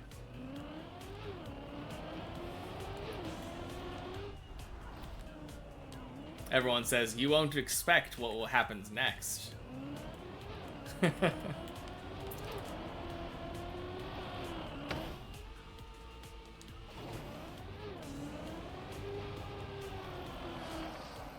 You didn't even know it started as a card game. Well, I'm sorry I spoiled that for you. After you played the card game portion. You just knew there was puzzle solving. You know, I feel like the puzzle solving is like a secondary aspect of it. Since the puzzle solving is like the meta stuff.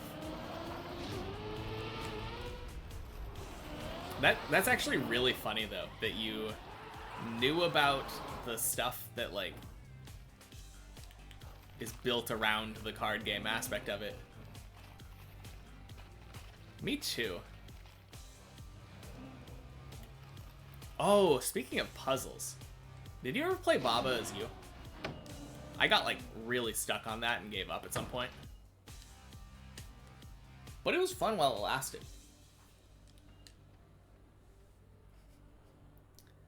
What was it? Baba Is You was a word puzzle game where you play as a little character named Baba, and you have to push around words in order to solve puzzles. I think you would like it if you like puzzles. It's a pretty good game. It definitely makes you think outside the box, which is, I think, probably the best type of puzzle game.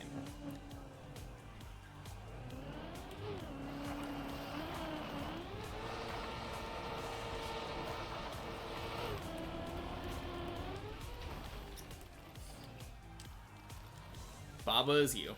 Yep, that's the one. And we will say nothing more about it because it would get spoilery.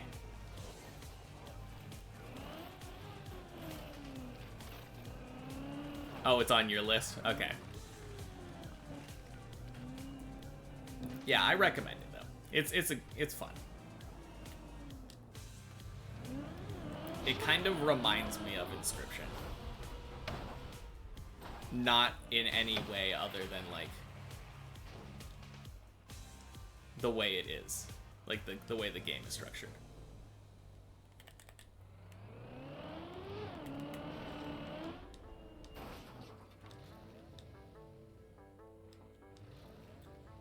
Oh, one of the games that's on my list, it's like, I think it's called Slay the Princess or something.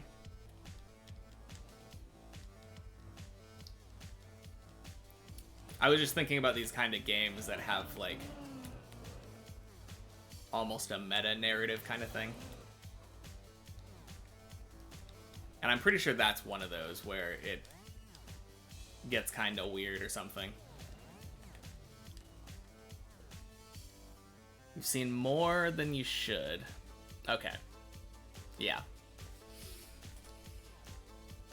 Yeah, I think I've watched a speedrun of it. It gets really wacky. Yeah, Steam Summer Sales.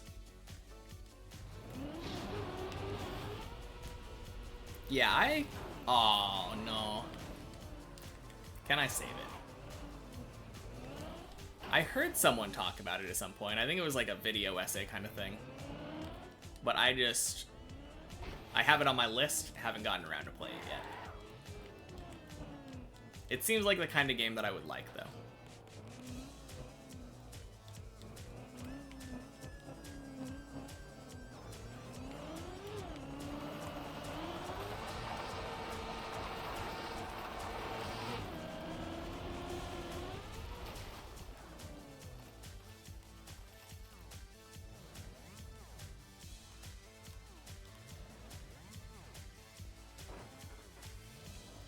Ooh.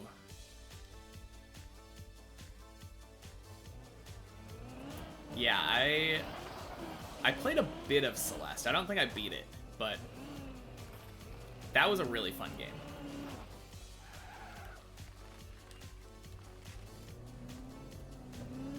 I don't know if Cuphead is the game for me. I don't think I really care that much for it.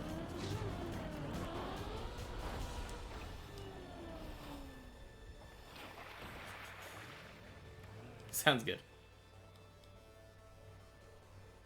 Chance of Sonar and Cobalt Core. I think Chance of Sonar is one that I would enjoy. I don't know if I've heard of Cobalt Core, though.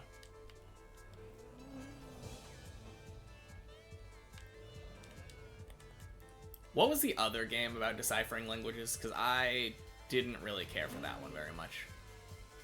There was another one that came out around the same time.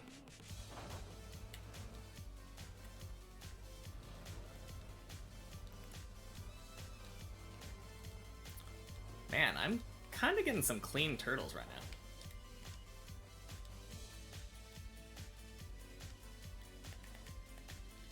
I think I would like Chance of Sonar more, though, because it seems more, like, compact. I've heard that like between like levels of the tower or whatever, you have to like everything gets reset and you have to learn from scratch again. Kind of more of a traditional power game, or like a puzzle game. Fez now, let me see. I have it on Steam. Let me just double check.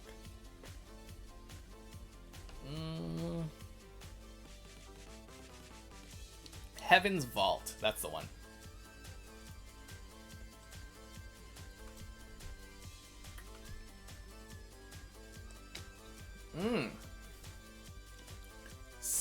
Similar to Slay the Spire, but spaceship duels.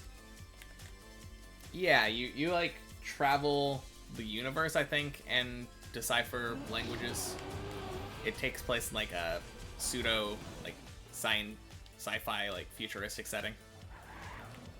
I thought I would like it, and I tried it, and I don't know. I only gave it like 2 hours, so maybe I just didn't try to get far enough in. But I was in for the yeah, fish. I was in for it for the language aspect of it, and then there was too much like exploration type stuff for me. I didn't care that much for that part of it. Oh.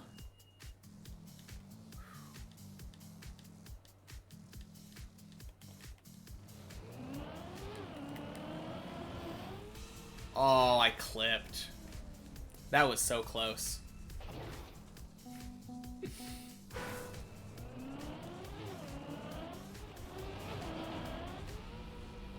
Crazy. Oh! Oh, we're almost approaching the last hour. That means we're getting a PB again. Why do I point so far straight down when lining that up? I don't know. I guess I could point more diagonally, couldn't I? I just back up into the corner, so I didn't really think about where I was pointing my car at that point. It was mostly just ease of access to the corner. I was just getting as much room as possible. I think that was what my mindset was. It's making me crash more often. Okay. I'm not really sure if that's what's making me crash. Maybe it is. I'll give it a shot, though. I assumed that it was just my lack of timing of the turn.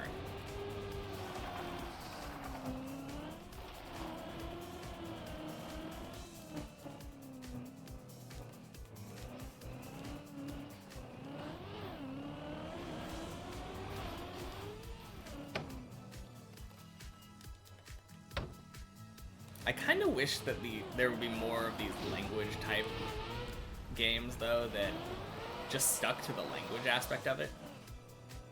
Because, like, I've heard that Chants of Sennaar, really good language-based puzzle game with random stealth sections.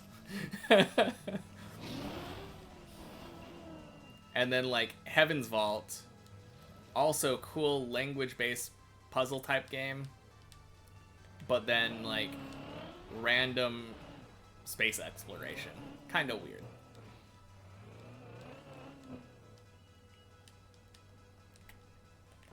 Oh, one game that I definitely recommend playing if you haven't is Return of the Obra Dinn. I wish that I could play it a second time.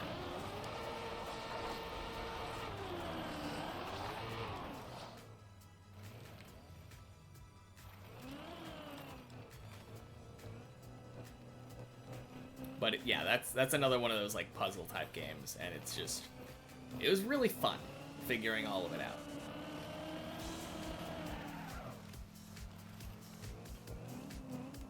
If you haven't played it, I strongly recommend it.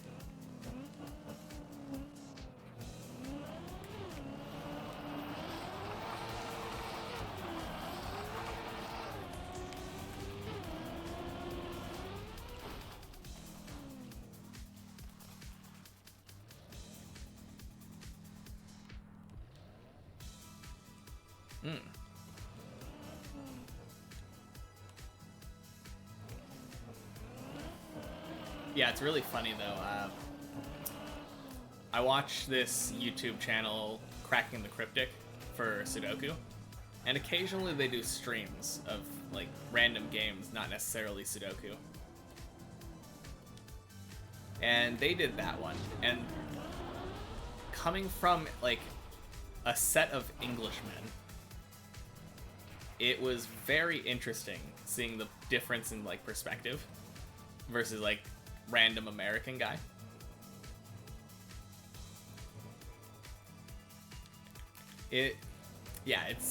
I'm not gonna say anything more about it, but like Obra Dinn, very good if you like puzzle games or like mystery type games.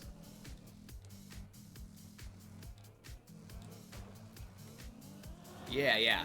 I think we were talking about that earlier too. Yeah. Nice. Very good. Very good turtle.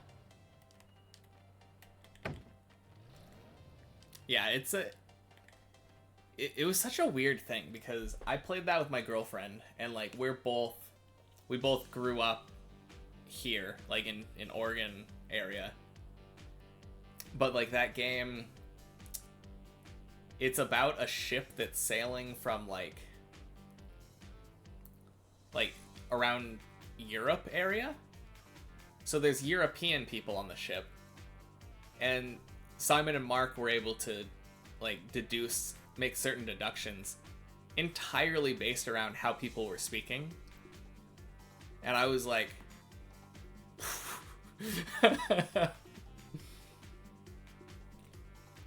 it was super cool though that like I was able to play it without knowing any of that.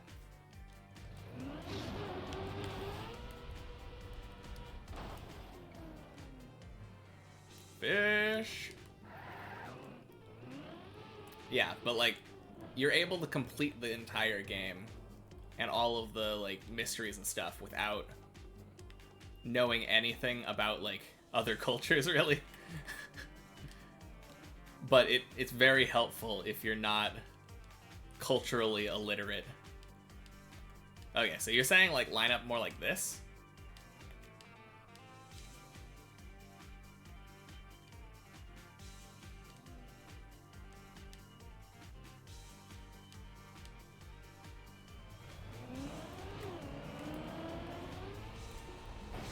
Oh no!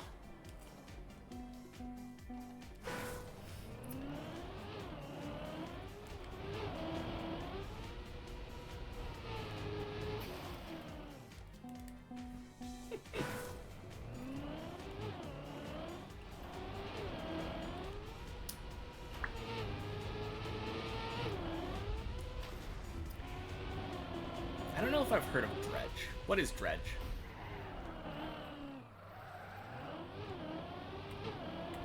When I think of dredge, I just think of Hearthstone, because there was a keyword called dredge for one of the expansions at some point.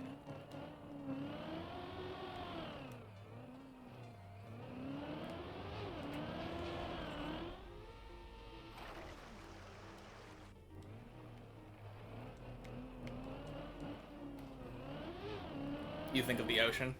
Yeah. That was what the keyword was for too. It was like the idea of pulling up buried treasure or sunken treasure. You were able to look at the bottom of your deck and then choose one of the cards to put on top of your deck instead. It was a pretty cool keyword. Oh, is it that one? The fishing sim that's Lovecraftian? I just saw Lovecraftian, but yeah. Yeah, that one looks pretty interesting. I think I'd probably enjoy it. Jeez. You wouldn't call it a sim by any means? Okay, fair enough. From what I have seen, you are in a fishing boat. And I think I saw someone trying to like escape a tentacle monster or something. right after you quit. When did you quit? I've like been in and out. I haven't played for, I think, like 2 or 3 years now. I think it was right before Diablo Immortal came out.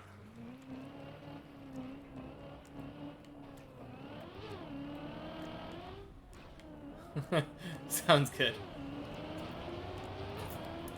Yeah, it's really funny. Like, a lot of people quit or try to quit game companies and stuff because of, like, moral high ground kind of thing. Like, oh, Blizzard is a terrible company to work for, and they're, like, sexist and all that. And I would like to say that I quit that company for that reason. Nah, I quit that company because, I got into Battlegrounds, and like right after I got into Battlegrounds, they decided to make it so that instead of buying the battle pass with in-game gold, they locked it behind real-world currency, and that made the game pay to win. Because technically now, if you had the battle pass, you got to choose between 4 different characters to play as instead of 2. Rostacon's Rumble. I feel like I remember people saying that was awful. Do you remember what was the keyword for that one?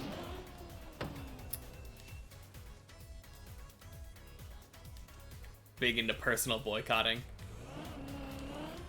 I tend not to, but I like to. I don't like it when companies make a game that I like to play pay to win. Unless that's literally the purpose of it, but like if I'm playing it, it probably isn't. Like I've always enjoyed TFT, but I think if at any point they introduce something where it's like, yeah, if you pay us $5 a month or whatever, you'll be able to get a legendary unit at the beginning of the game. Keyword was overkill. Yeah, I remember that one. I wasn't sure if I was thinking of Rostacon's Rumble or I think there was an arena thing or something. Not arena like the game mode. There was one with honorable kill. Won't buy Nestle brands, Starbucks, Tyson. Is Starbucks Nestle? I didn't know about that. Don't tell my girlfriend. I hope she's not in chat right now. I like Starbucks. I like coffee.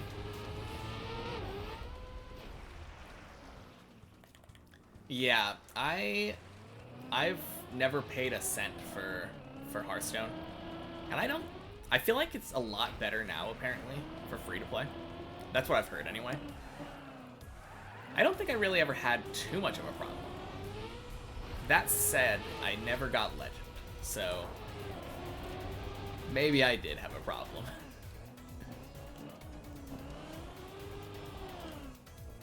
Yeah, Overkill was an interesting kind of thing, though.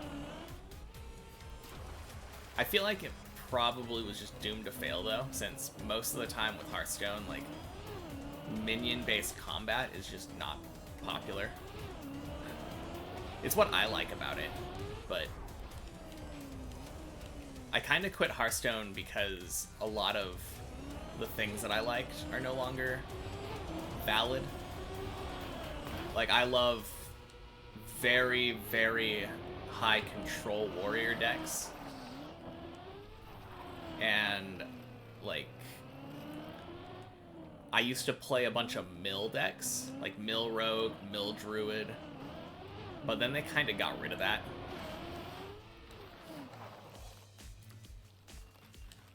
Oh. Starbucks is Nestle coffee, and Tyson is his own thing. Okay. I know she boycotts Nestle and Tyson, but as far as I know, she hasn't brought up that they use Nestle coffee at Starbucks. Your claim to fame was you built the Raza Machine Gun Priest deck on your own a couple weeks before you saw anyone do it. Oh, yeah, the one that you used the Anduin hero card and Raza, and then just like blew up your opponent. That is so much fun. Yeah, I'm the type of Hearthstone player though that you would not want to queue against. Like, a lot of people enjoy playing aggro and stuff like that. I'm the exact opposite. I can think of 3 different decks that I loved playing that were the most toxic things ever. Yeah. No, that's really cool though. Most of the time I just net deck it, because I don't really feel like necessarily like making an optimal version of a deck that probably already exists.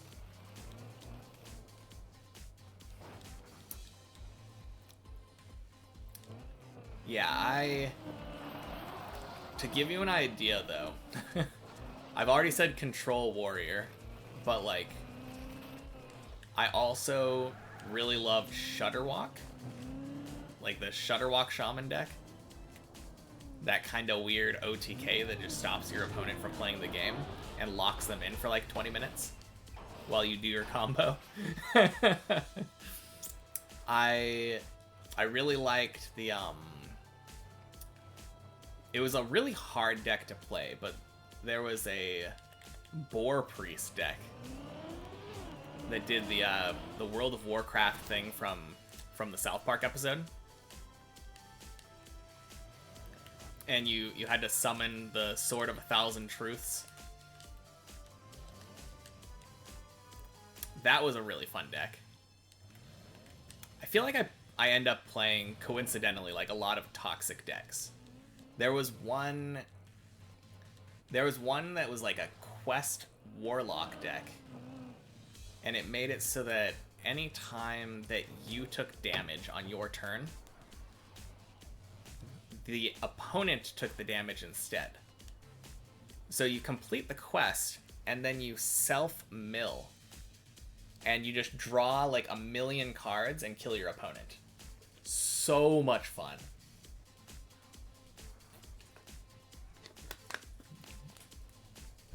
Yeah, I kind of agree, but I guess the problem is that some people like playing aggro decks, and if they're playing an aggro deck, and I'm playing a deck that takes like 20 minutes to play a game, we have inherently different goals. Yeah, cool combos are always better than minion go face. I agree. Oh no.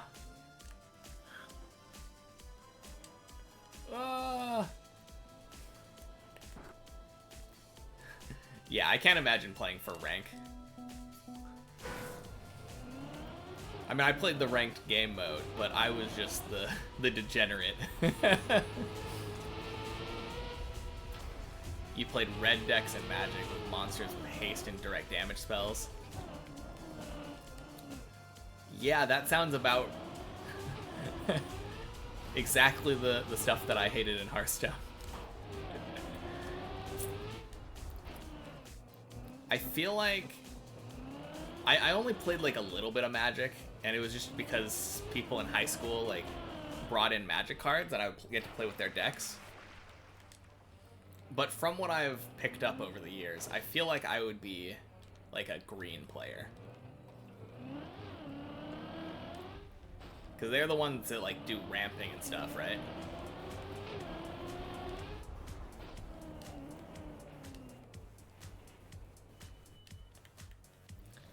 Ooh, I loved Freeze Mage. That was one of my favorites back in like Classic. Oh.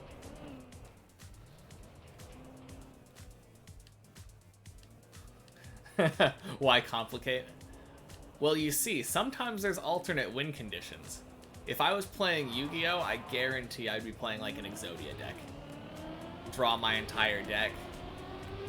Draw my Exodia, you die. Health points don't go to 0, you just lose.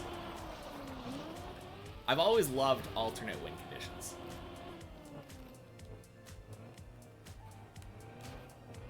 Yeah. That's so funny. I only read half of your message. I read, but that's like Freeze Mage, and I'm like, ooh, I love Freeze Mage. And then I read the other half, and that's toxic in its own way. Oh man.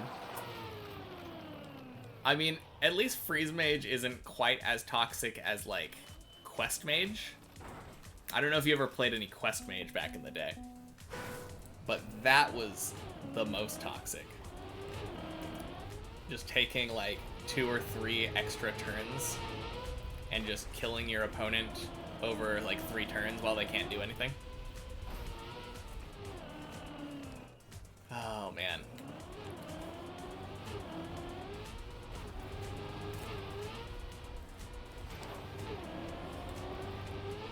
Yeah, I guess I did like a lot of degenerate decks. But I never really liked the aggro stuff. Aggro was a lot less fun.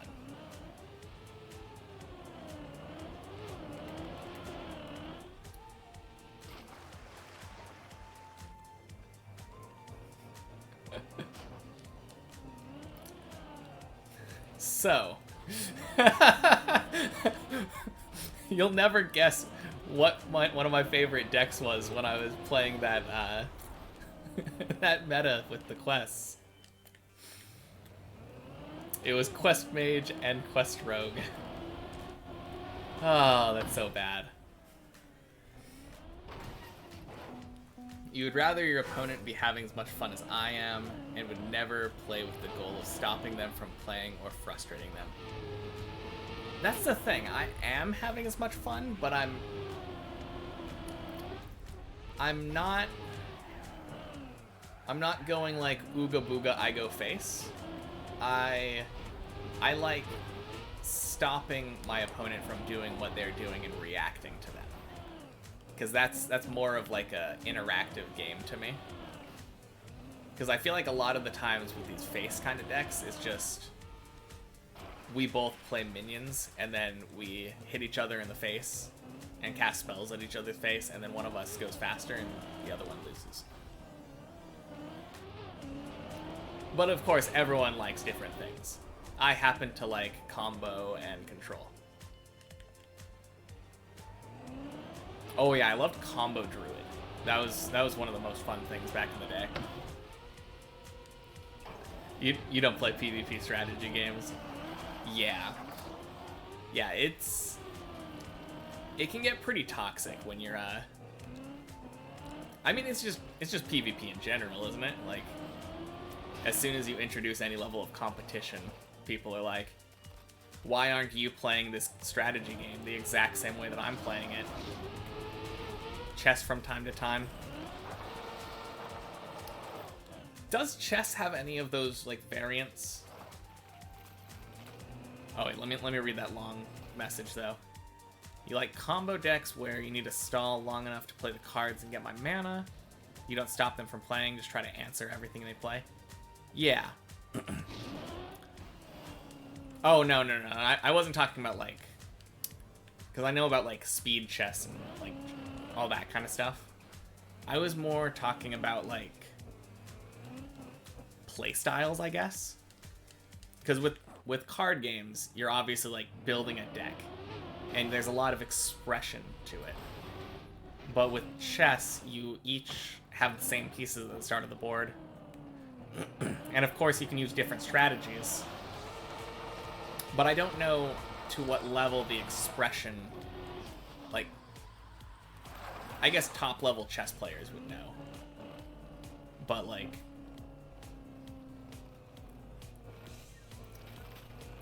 I don't know. Maybe I play chess more like a like a face deck.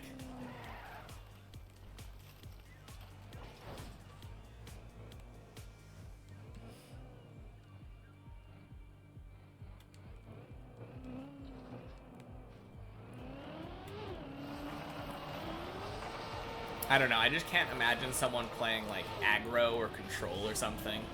It's that kind of like archetype when it comes to chess. I think that's the thing that I'm thinking of. Like, both people's goal is take the enemy king.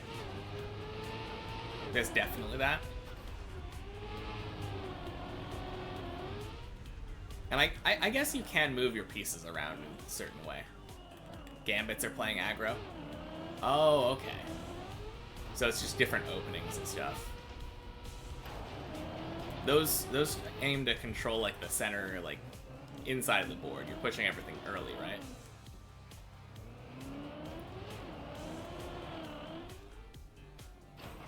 Yeah.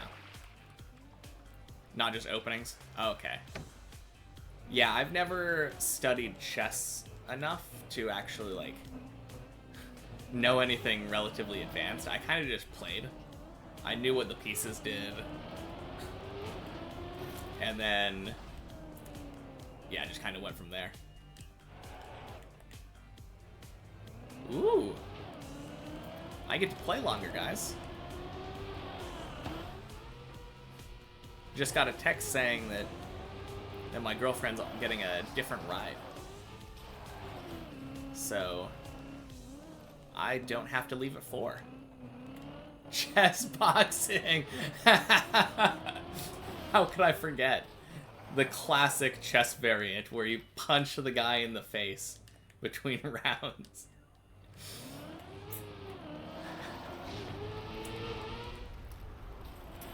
You think it's against the rules to do chess boxing when your opponent doesn't know that you're doing chess boxing?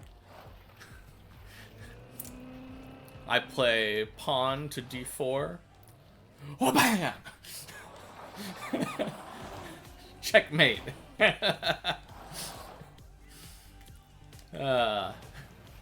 So bad. Fist to face. Yes.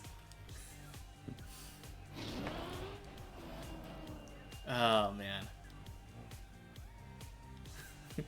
You've activated my trap card. Punch face. Alright, I play my pawn to d4, and then I lay my trap card face down, and I end my turn.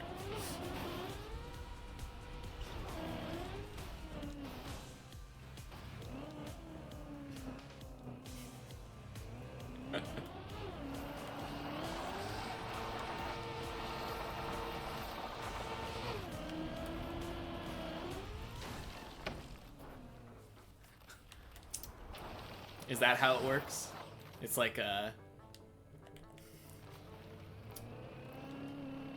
it's a race to see who can bleed first. I feel like I might like chess boxing. I don't know. I would need to get better at chess and boxing. So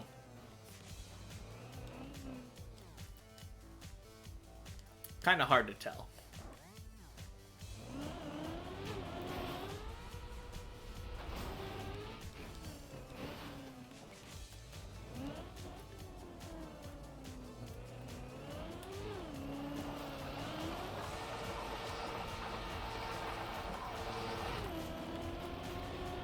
Ooh, 183.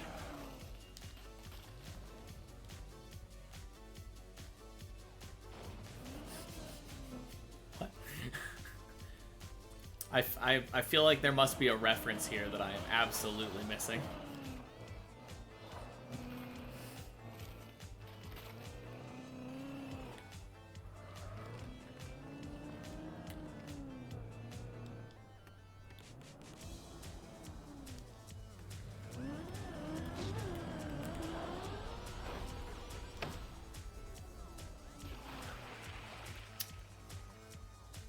Nope. Most of the last 2 minutes is Kung Pao. Okay. That explains it. That explains it. I was like, I must be missing something.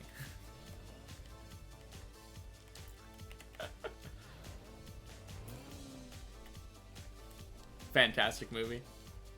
Oh, look at that turtle.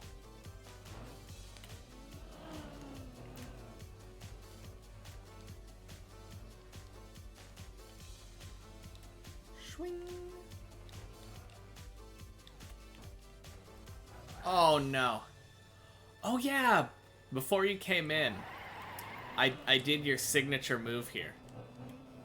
I tried to jump in here and ended up straddling the line there. I don't know how I did it.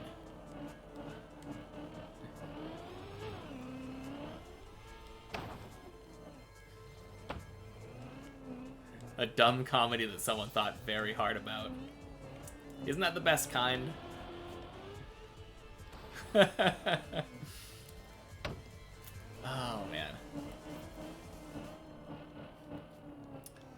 I feel like I would probably enjoy it. It seems like from the era that I remember watching a bunch of comedy movies growing up. Oh. Yay! Oh yeah, so I started doing that, by the way.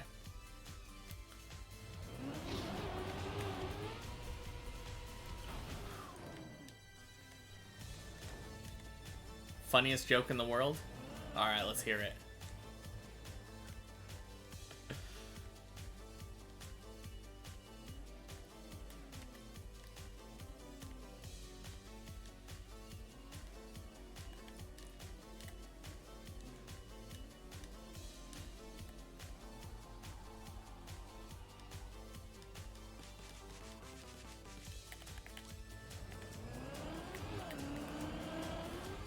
Swing. You don't know the delivery anymore?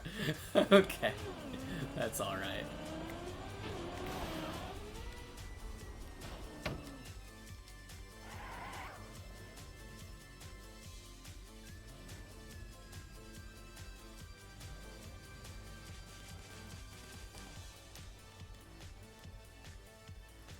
It's about a guy going to Ireland and he went to this famous clearing in the woods outside of town.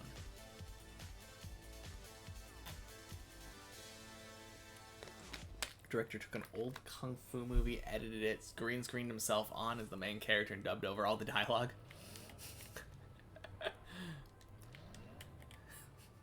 That sounds fantastic.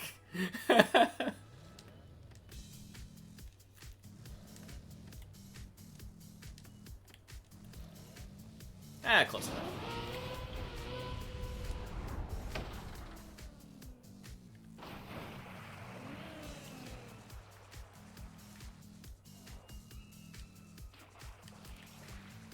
So cold in here, or something like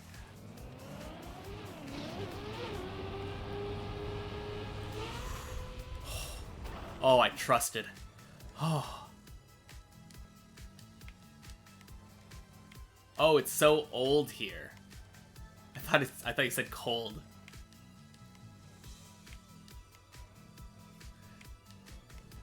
It's really old here.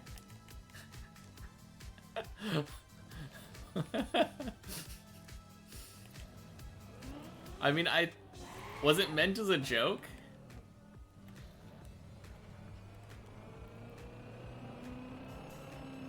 Oh no, I went so early. What am I doing?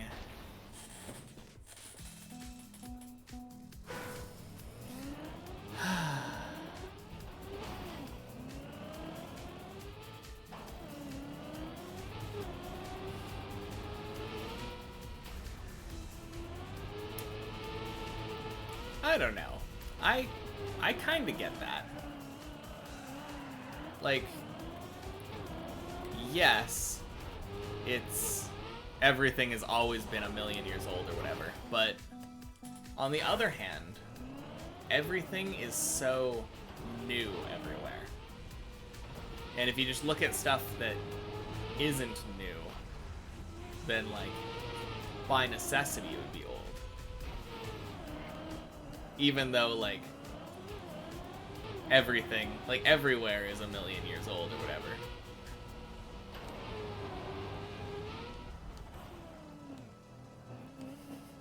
I don't know why, but that line, nostalgia just ain't what it used to be. It kind of just makes me think of the movie Airplane. You go hiking in the woods all the time and never thought it was old.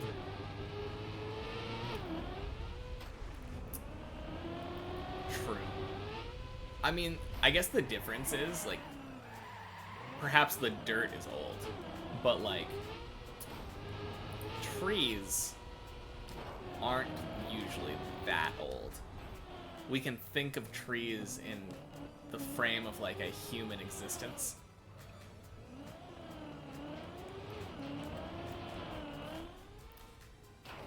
I guess that's the main thing. He was in a clearing, so he was looking at, like, trees. Sunshine is old. That's true. I was thinking more of stuff that's, like, present on the planet. I mean, the planet itself, I guess, is that old. Organisms? I guess that's what I'm thinking of.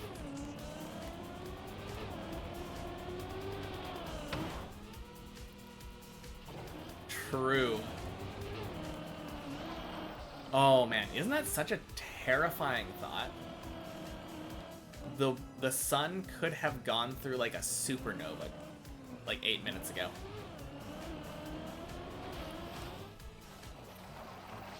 And we would know...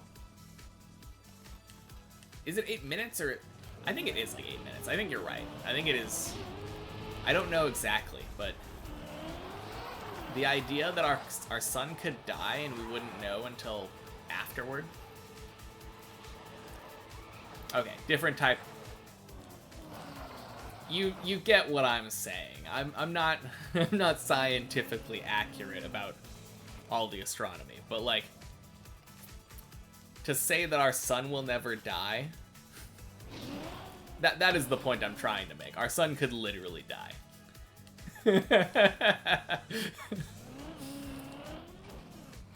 That is such a crazy thought, though. Our sun could die, and we literally wouldn't know, except for... I'm sure scientists would probably tell us. They'd probably be like, oh yeah, by the way, the world's ending. I would hope they would say something. But I guess that could cause panic, so maybe not.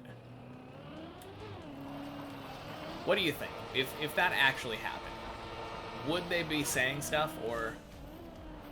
I guess that's the entire plot of that movie that came out recently. What was that movie? It had like Leonardo DiCaprio and that girl from the Hunger Games. They worked at NASA.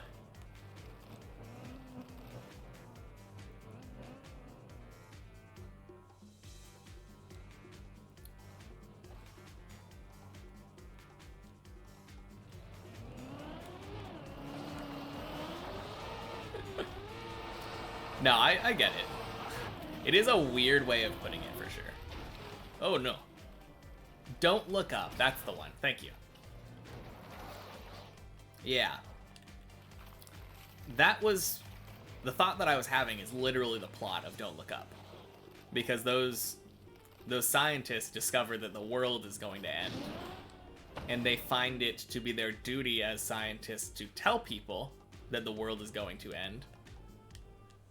But then they do it, and, like, nobody believes them, or I think Leonardo DiCaprio becomes, like, a celebrity as a scientist.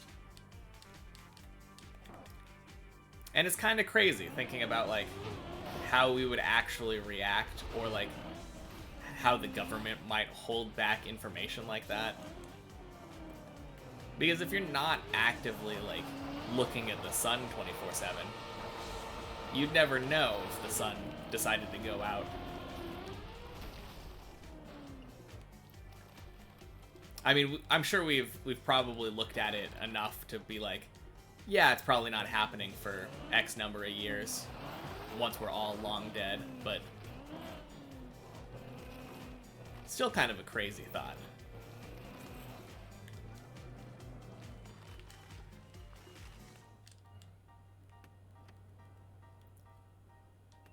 The stock market one? Are you talking about Wolf of Wall Street? Or are you talking about like a different...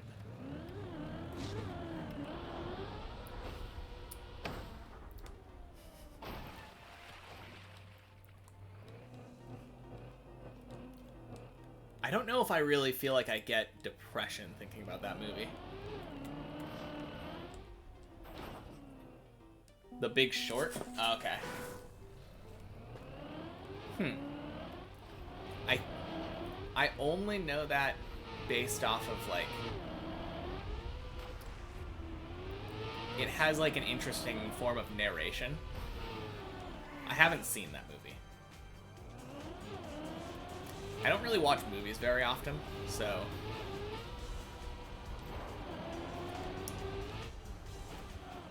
I'm kind of out of the loop in a lot of the ways. A lot of the newer movies.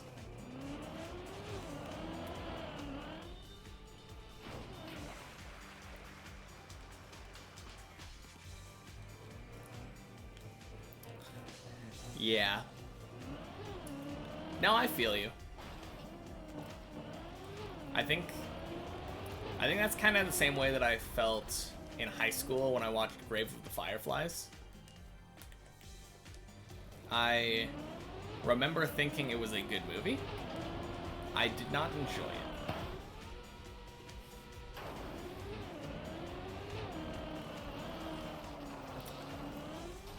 I think the most recent time that I had that experience was I read the manga series Goodnight Poon Poon.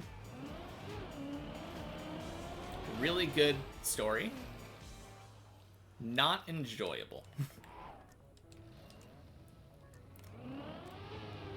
I mean, it had moments of like levity, but it was pretty depressing.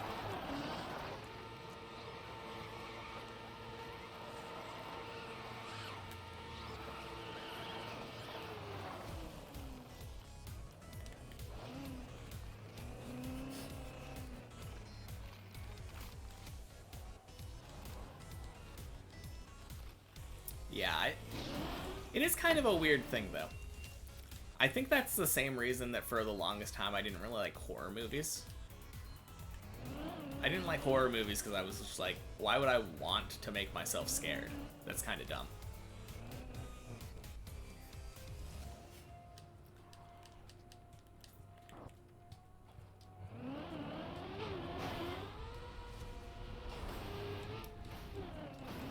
I think the only one of Nolan's Batman movies that I saw was the first one. And I saw it so long ago that I don't even really remember what happened. Is that the one that had the Scarecrow?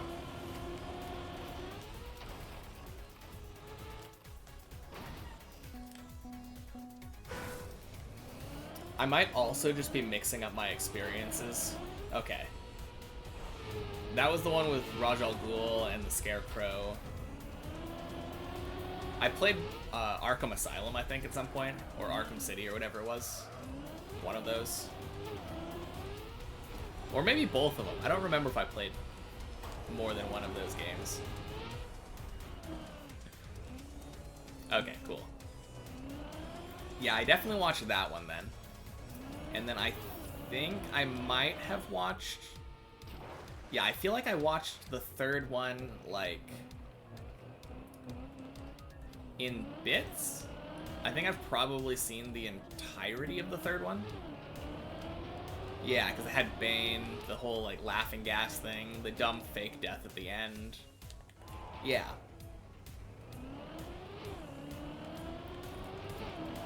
For some reason, I never saw the second one.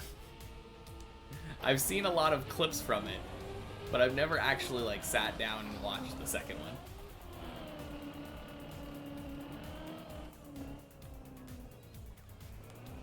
And I feel like everyone at least back in high school said the second one was the best one. I have no idea why I skipped it. But now it almost feels too late to watch it. It's kind of an interesting, like, trivia, like a little bit. Being like, yeah, I've seen most of the Batman. Oh, not that second one, though. Not the one with the Joker.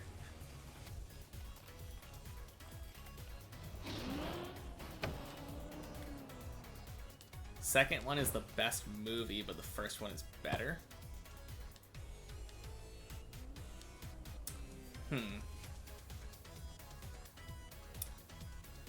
I'm not sure I get what you mean. Do you just mean, like, the first one... I don't know. I feel like origin stories are just kind of worn out now.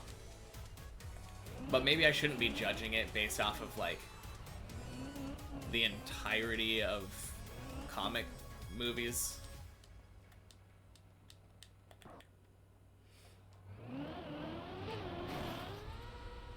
I mean, it did have Liam Neeson in it, so I'll give it that much.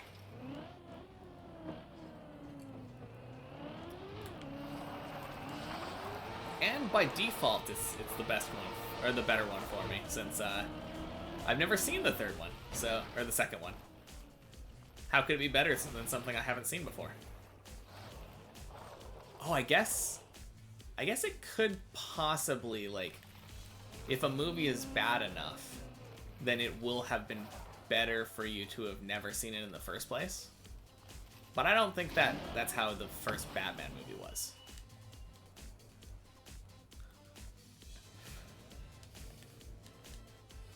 Yeah, that's the movie where Liam Neeson's like, I know where you are, and I have a particular set of skills.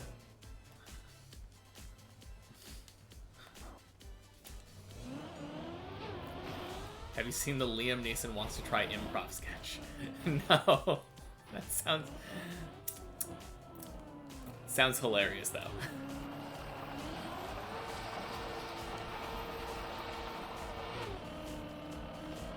That was such a jank slide.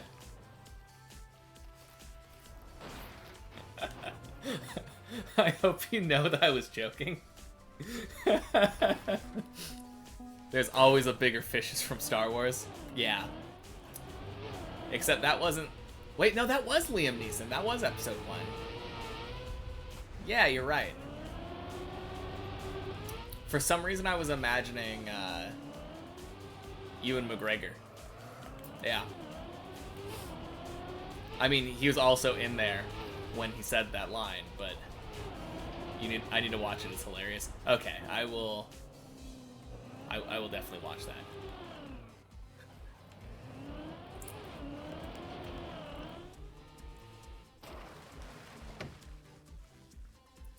Nice. It looks like she didn't see the Nestle Starbucks thing. I just got a text saying we're going to Starbucks tomorrow for a gay straw.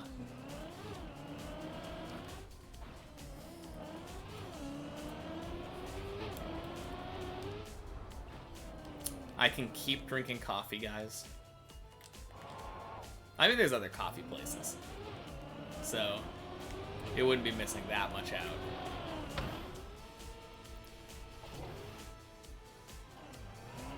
Oh, wait. I need to get to floor 1. Oh, crap.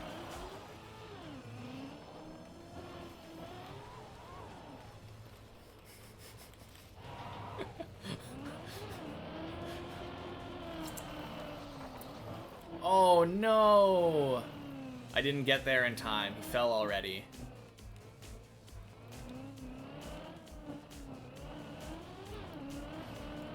Feels bad. I need to know. Was it the last jump?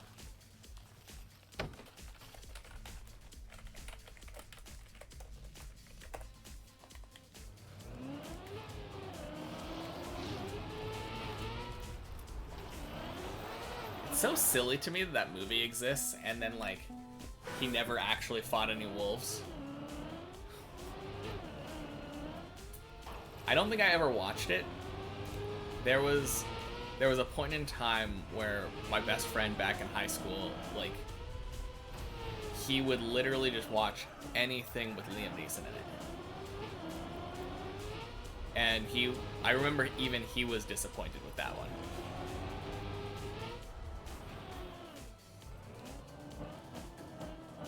It was not good. The Gray, right? I think that was the one.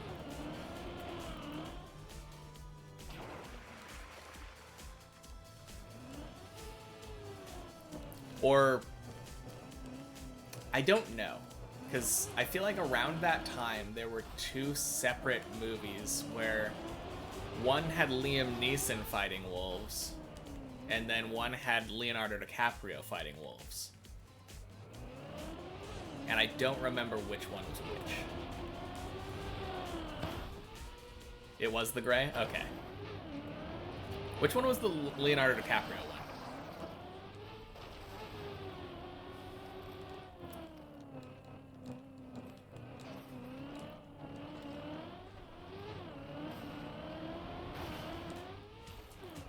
Revenant, that's the one, yeah. That's the one. Yeah. Gets mauled by a bear. It's a bear, not a wolf. Yeah, I guess, little known fact, bears and wolves are different animals. Yeah. I don't know why, but I always just mix those two movies up. I never saw either of them, but they have become the same movie in my mind.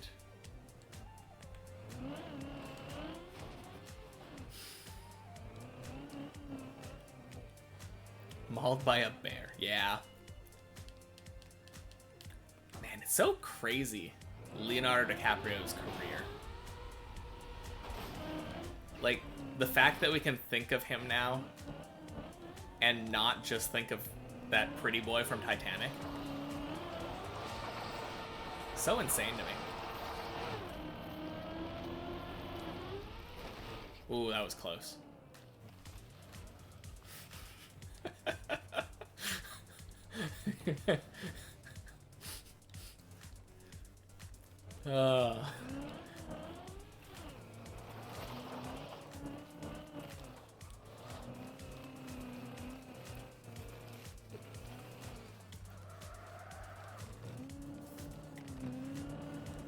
Man, that was such a crazy era of, like, school. I feel like everyone was always talking about, like, which, like, action hero people would beat each other up. It was always, like, Liam Neeson and Chuck Norris and, like, who's... bald Australian guy. He punched a shark once. Man, I'm blanking on his name. Oh, jeez.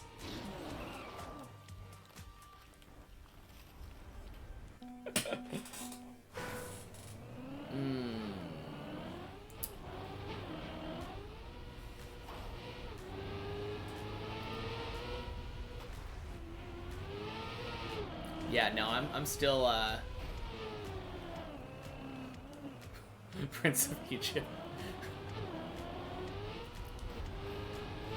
Like the animated one? I definitely don't remember that. I feel like I would have remembered that. Yeah, no, I don't know about that.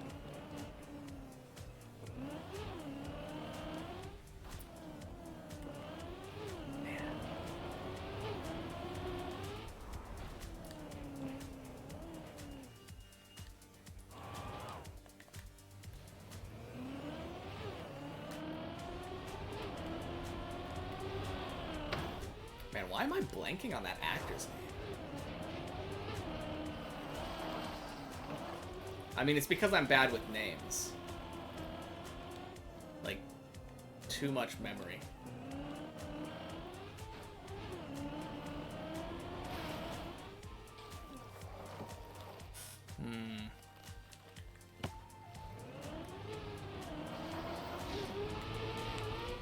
Jason Statham, that's the one. Thank you. Man, you are really good at this quiz show that I am not meaning to do, but thank you.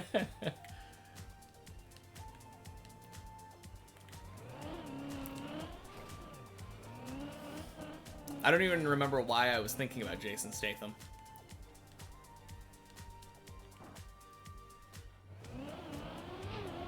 I remember there was always, like, do you remember those, like, MySpace things where you would post, like, a photo and you'd have to, like, tag people in different parts of the photo? That's what that made me think of.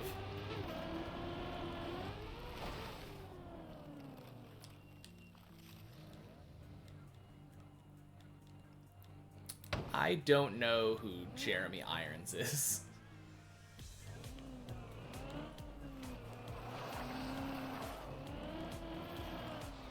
What were they in?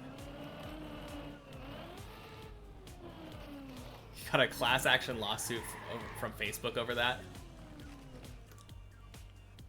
Is that... What? How does that even work? People tried to sue somebody because the voice of Scar. Oh yeah, okay. Thank you.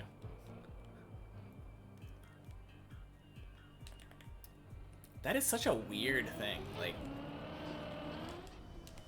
is everybody missing out on that? Oh. Nope, I'm not going for this save. Screw that. We go again.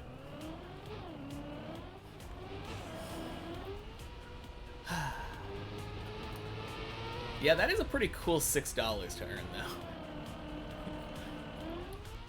I don't know how you could, like...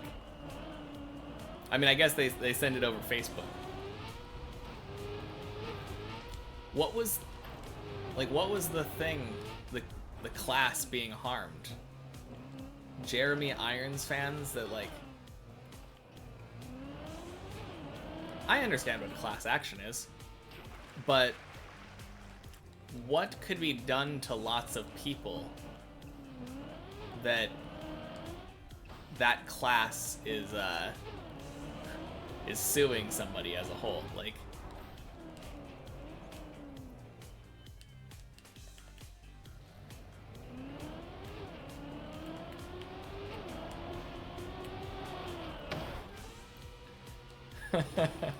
it always feels like it's less than $10.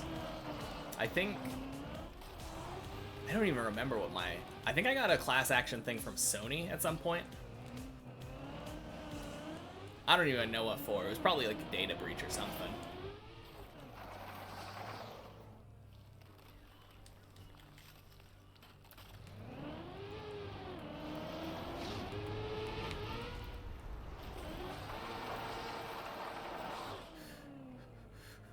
What? Yeah, that seems pretty sketchy. But no, we still haven't gotten to what this Jeremy Irons lawsuit was over. Is it literally like this guy was mistreated by industry and now he won't be able to sing, so we won't be able to hear him sing? Was that...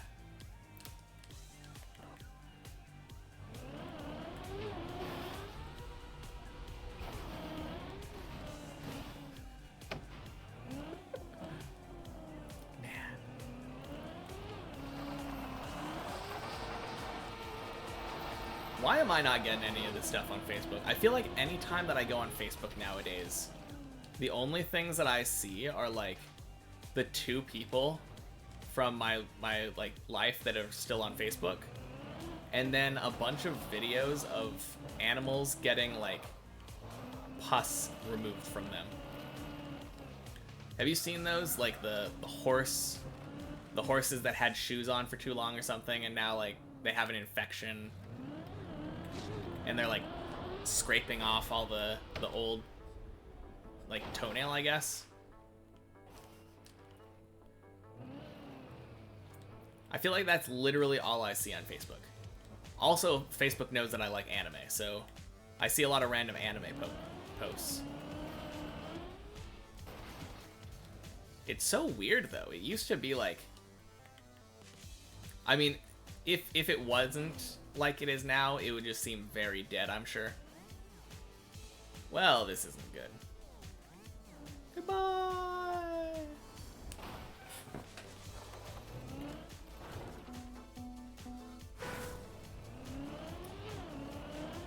Yes. But I still am failing to see where the class action is. Like...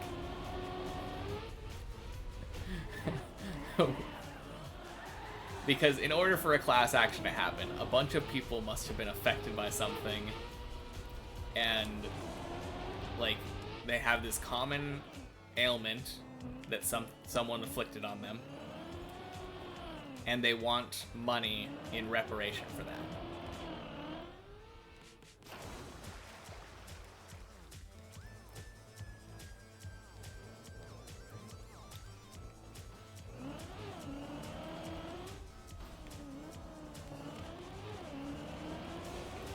Oh, is it completely unrelated? I thought that it was I thought there was a Jeremy Irons not being able to sing class action, and I'm like, what is going on?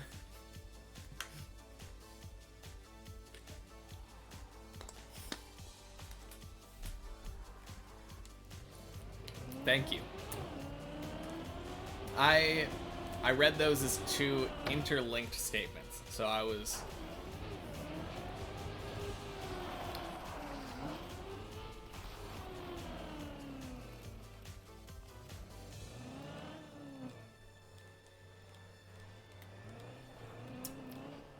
Feeds and friends. Huh. Okay.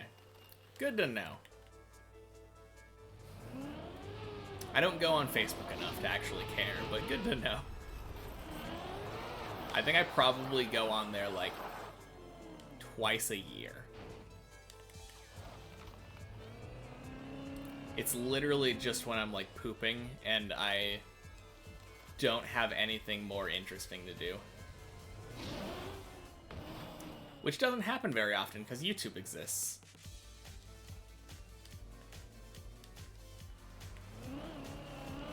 Very separate threads happening. Yeah, I guess that makes sense. If you have like a group you belong to where they do updates through Facebook, that would make sense to check it. I personally don't have anything like that, so it would literally just be friends that I would be wanting to check up on. But like nobody uses Facebook, so other than my like really old family members. Oh geez.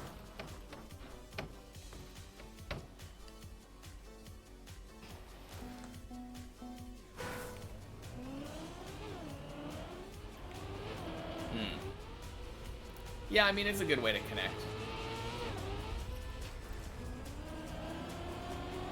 I think I just have everyone's phone numbers, so if I would ever need to connect with someone, I just talk to them. But I'm also really bad at that. Yeah, the purpose of the website.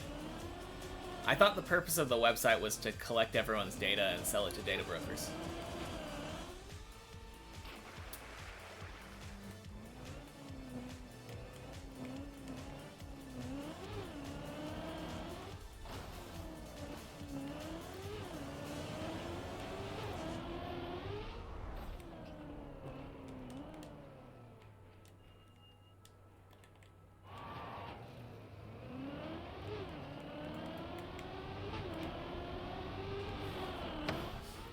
Yeah, I guess that's fair.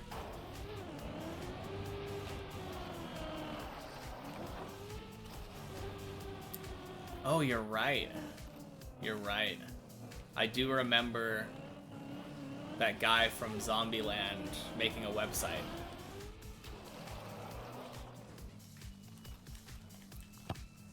That was a pretty good movie. I doubt half of it was very realistic, but like, it was entertaining, and it had good dialogue. Oh, geez. Go back, go back.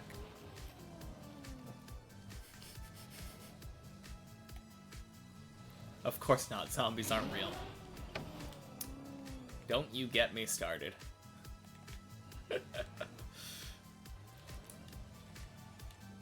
I've always liked the idea of a zombie apocalypse. I don't think I would last very long, but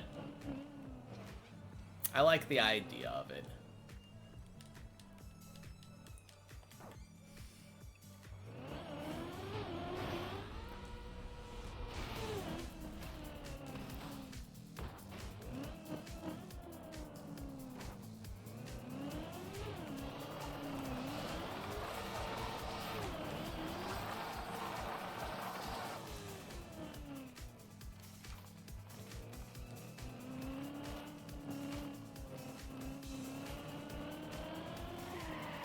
Yeah, it sounds like you're set up then.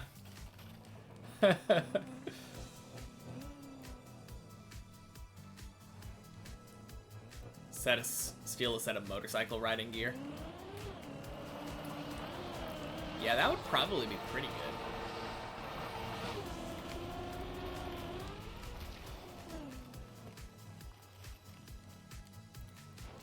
I guess that's the main thing. Like, if you're in a zombie situation, I feel like you'd be really warm a lot of the time. Yeah, that's a good call though. Medline Anderson, thank you for the follow. Hello, I'm doing well. How are you doing? I might not be doing well for long. Oh, I survive. I survive. I survive. I turtle. No, go through the super. Where am I? I'm not doing fine. No. Oh.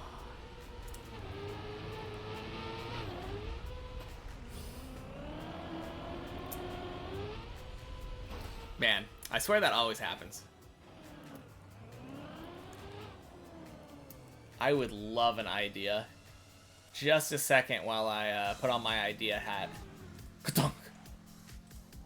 Oh man, what happened? Oh, they're gone. I guess they didn't want to give me the idea after all.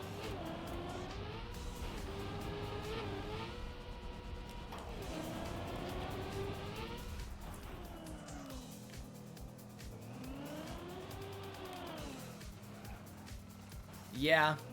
I mean, that's the scary part though. Like, I mean, not the fact that they could have super smell or something.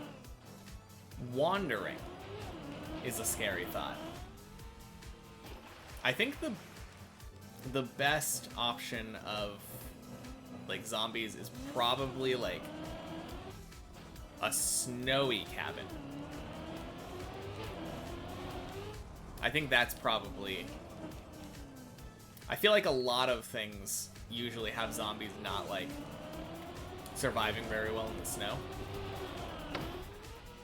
I think there was a horror movie though where there were like Nazi zombies in the snow. So I guess if you were in that movie, you'd be screwed. But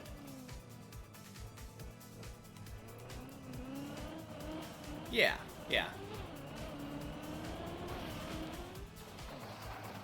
Gotta dig a moat. Yeah, that...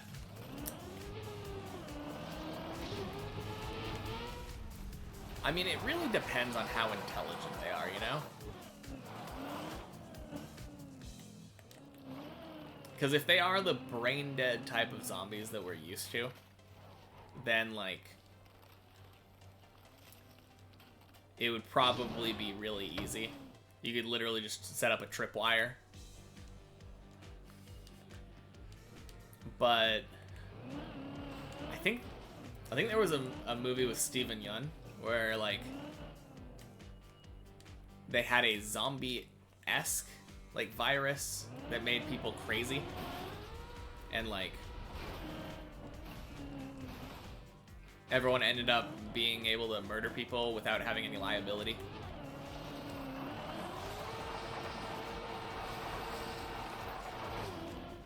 Oh. Fill a moat with sharks. Freaking laser beams.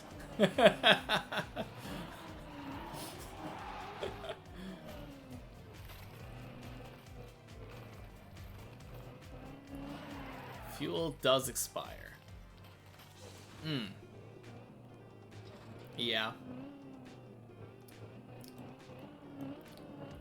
What doesn't expire, though, is horses. So, if you know how to ride horses, that could be a good idea. Great. Yes, they do. Okay. I mean, they expire, but so do we. It's a lot easier to maintain... Well, not easier to maintain a horse. Horses are a lot of work.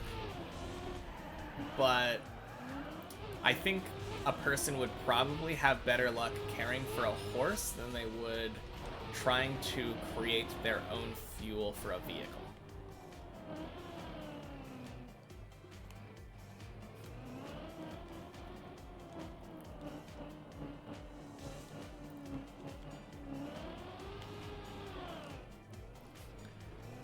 See, there we go. I didn't exactly grow up with horses. I just rode them growing up. We didn't own any.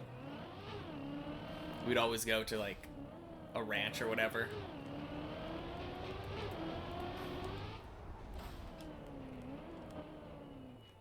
But yeah, I think... Oh, for cooking and warmth. True. I was thinking for like cars. For like transportation.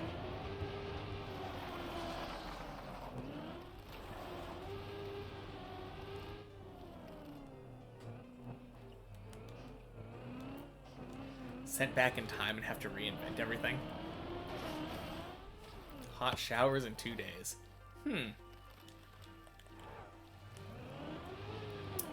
I don't think I would be good at it. I'd have to make some trips to the library. Get some knowledge on how to make this kind of stuff.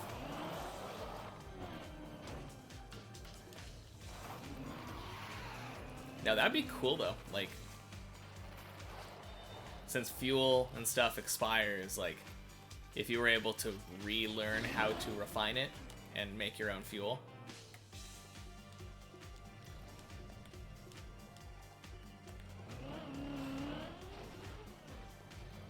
Oh yeah.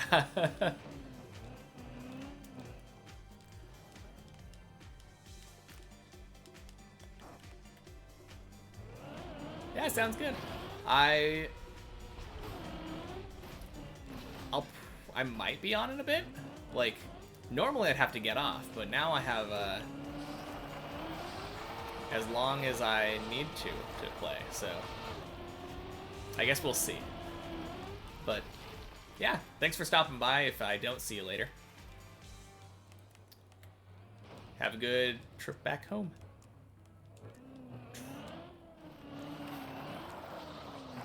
Alright, and now that he's gone, we can PB. That's what I was waiting for, after all. He's not allowed to see 2 PBs in one day.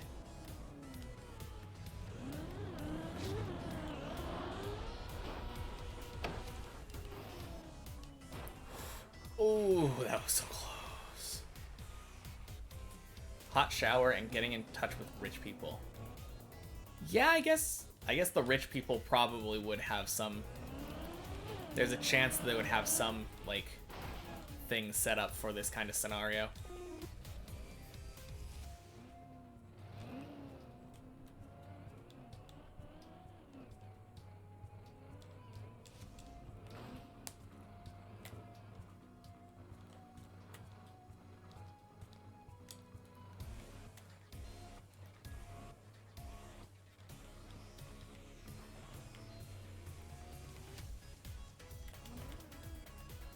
You need young minds and scholars to teach things to delegate. Delegate. Yes. Oh, jeez. Whoa, where am I going? Oh, no.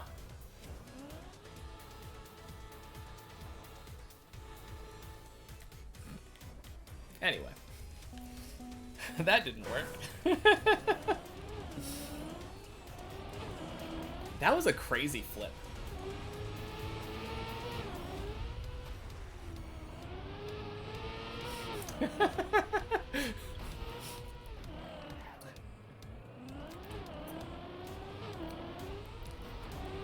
Yeah, it would be interesting though.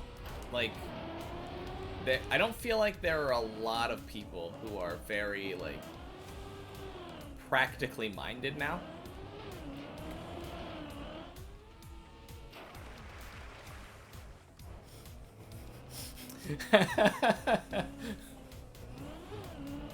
I feel like it wouldn't be that hard to get some melee up and running. I mean, you just need a copy of it, right? Copy a melee. Generator.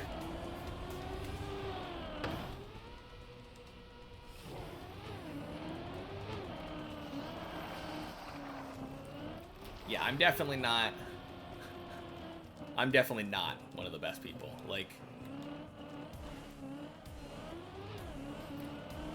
I like thinking about it, but I'd probably starve if I'm being real.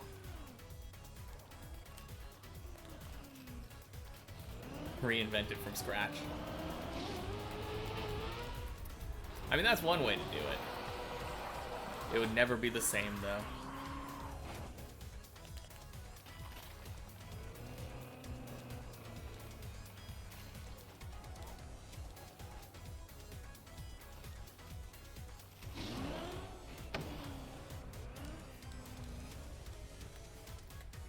You'll have to eat fish.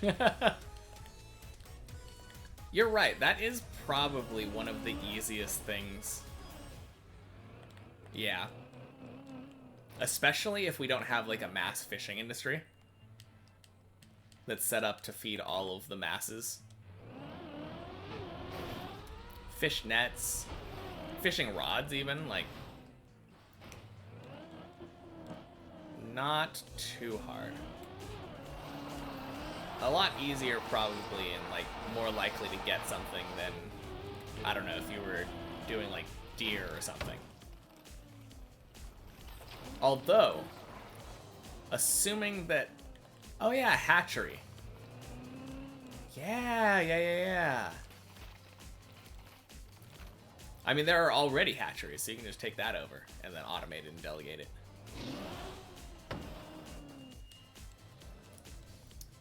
Yeah, I was thinking small.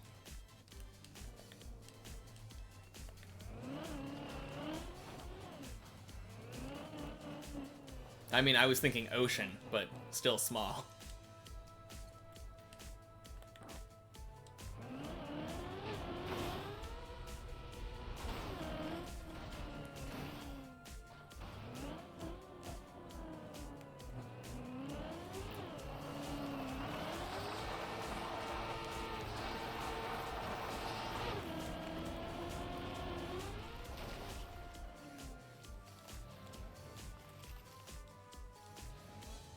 What year and location?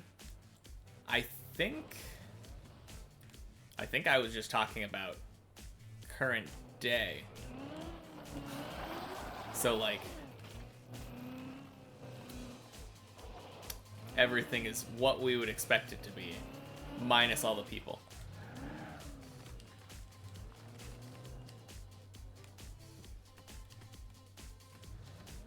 Oh, are we talking time travel?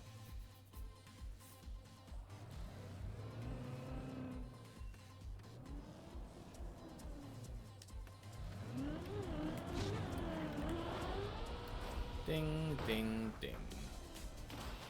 Yeah, I feel like with time travel, it's kind of hard because if you go anywhere like even relatively early, you just have a language barrier problem.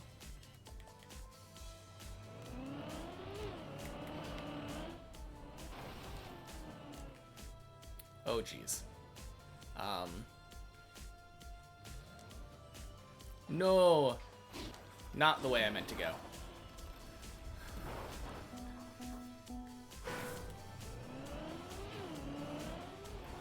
Getting dropped off in the past.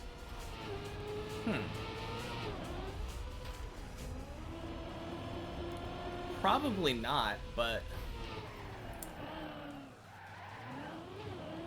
I guess it really depends. Like, depends where, because you said like when and where, right?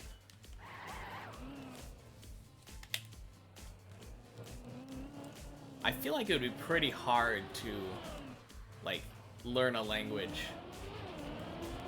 like an ancient language, because nothing that we speak nowadays would be like how it is now, like how it would have been then.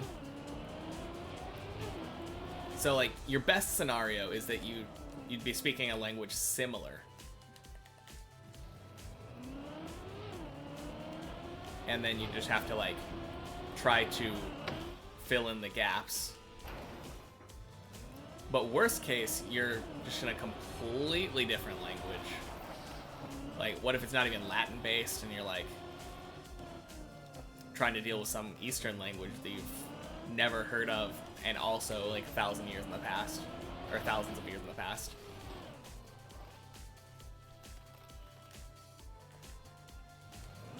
I mean, maybe you'd still be able to just pick up the language quickly through immersion, but I don't know, it seems like it would be hard. Draw pictures in the dirt. Okay. I guess you could do that. Draw pictures and then be like, and learn. I mean, it would take a while, obviously, but you would be able to learn gradually.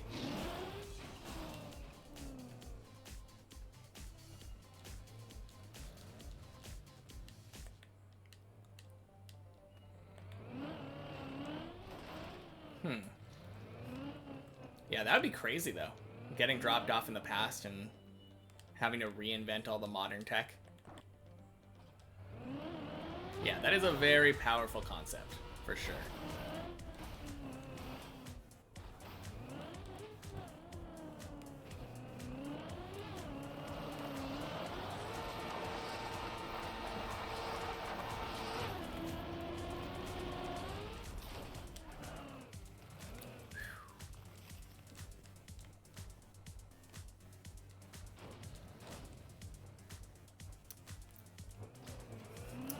I guess the problem there is that I'm a terrible artist. I think I would have to do like object lessons, you know? And then there's like abstract concepts that are kind of hard to really draw out. Those I feel like would be hard to learn. It's hard to learn abstract thought without having the language to learn it in. Crap. Okay, good. The first thought is, this timeline is over, I'm here now, I'm having a hot shower in 2 days. Living comfortably for years, and hopefully we figure some things out. A more peaceful Renaissance and Industrial Revolution.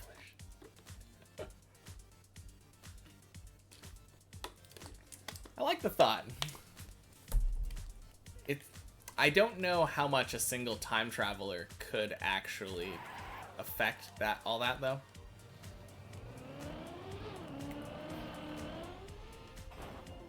Oh geez, stop. Stop.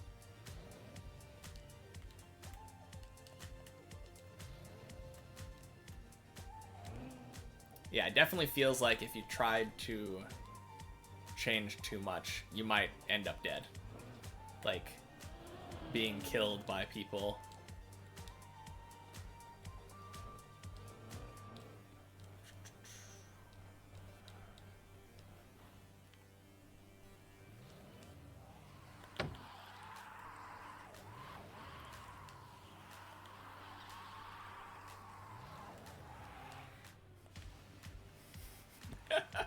Oh yeah, I'm sure that would work out just fine.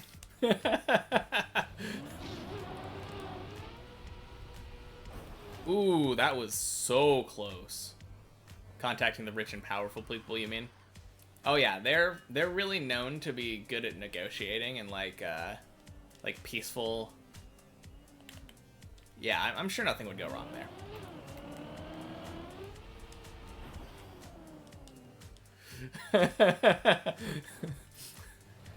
Yeah.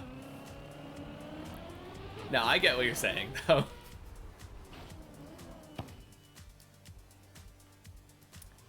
I think the main problem is that rich, important people probably wouldn't talk to a random commoner who doesn't even have, like, a family name to his... Like, you're not associated with anyone, so...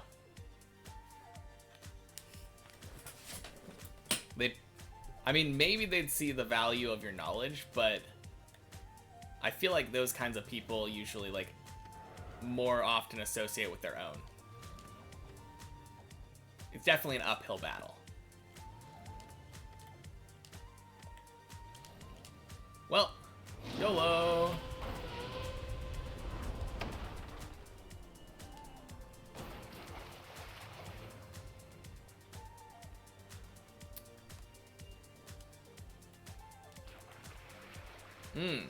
Yeah.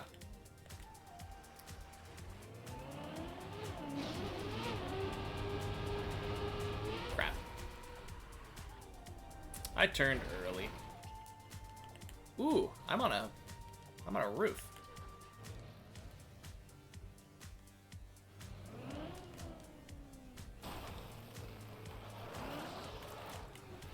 Yeah, it depends on year and locations. Exactly.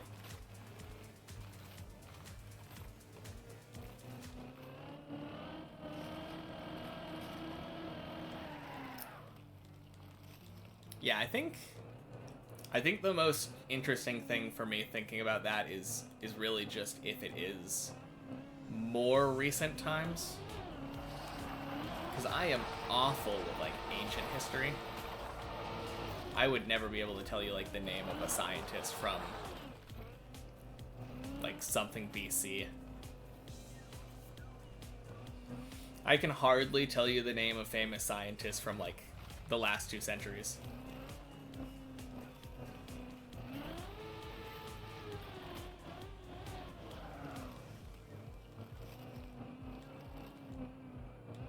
Especially if you only have to know, like, the things that are from the top of your head. I mean, maybe I'm just not taking for granted or maybe I am taking for granted the amount of stuff that I do just know inherently. Whoops.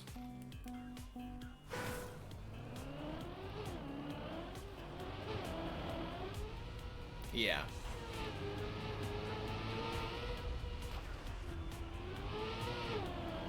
Yeah.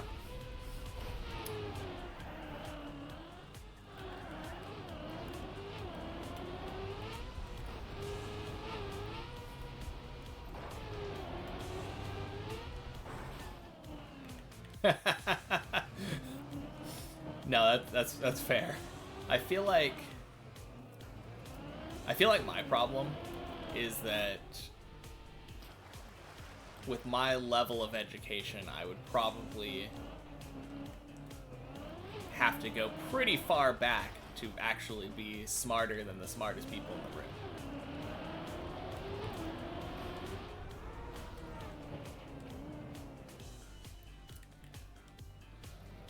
But, like, yeah, that's the key. You have to be can't be killed or ostracized on account of the church thing. Yeah.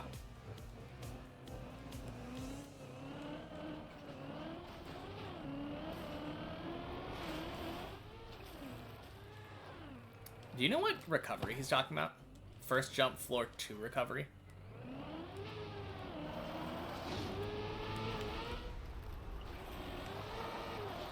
I have no idea what he's talking about. Metaline 2, thank you for the follow. Oh, yeah, probably. That's floor 1, though, isn't it?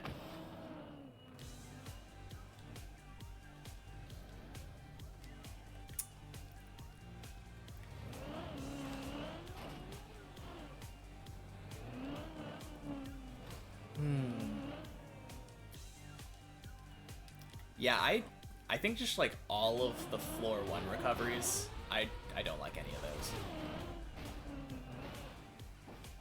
Oh, the floor 2 stuff can put you there. The loop and the pillar. Yeah, I was trying to think of, like, the blue plastic. Oh, yeah, maybe he is talking about that. I don't really mind that. That seems kind of fine to me. I mean, obviously landing on it is terrible, but, like, once you're on it, not too bad.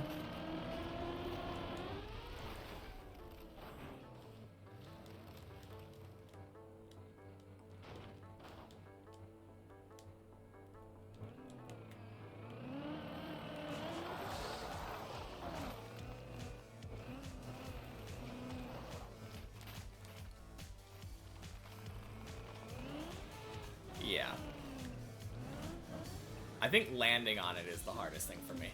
A lot of the time I feel like my car is like upside down when I'm going down there.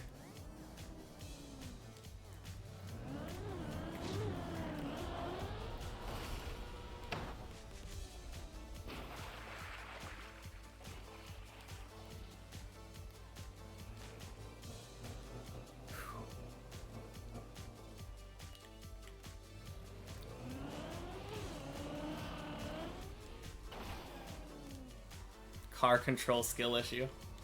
Absolutely. You will never find me trying to claim that I am good at controlling the car.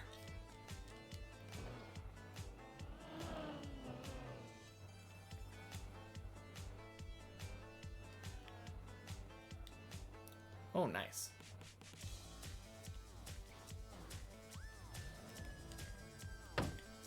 Oh, you're just talking about, like, falling with your car, like, headed down.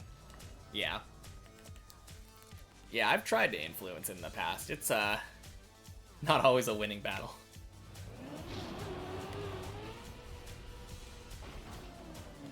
Nice.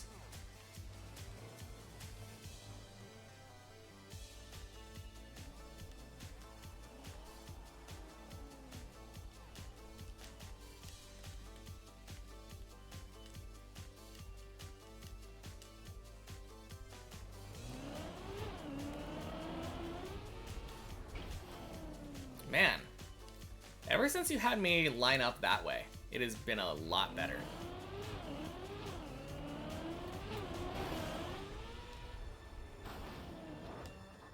Holding a good angle when you're flipping or letting it flip is batting, is it? Yeah. Yeah. Yeah, that's what I was thinking. It's all just basically about either stopping it from rotating or allowing it to rotate until it gets to a better angle. But other than that, like, not too much you can really do.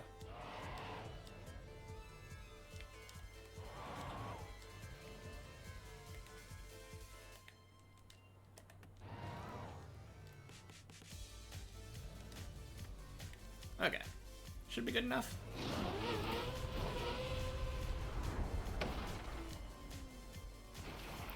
Nice.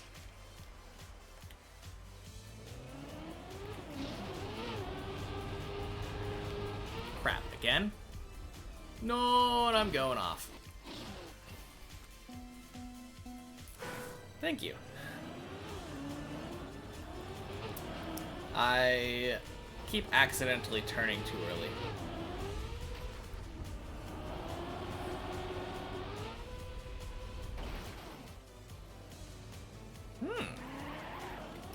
I think that's the first time I've accidentally done that.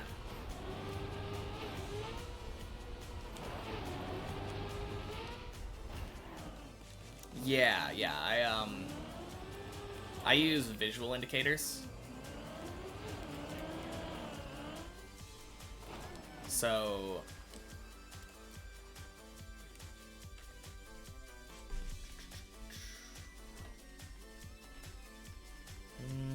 where is the messy jump? There it is.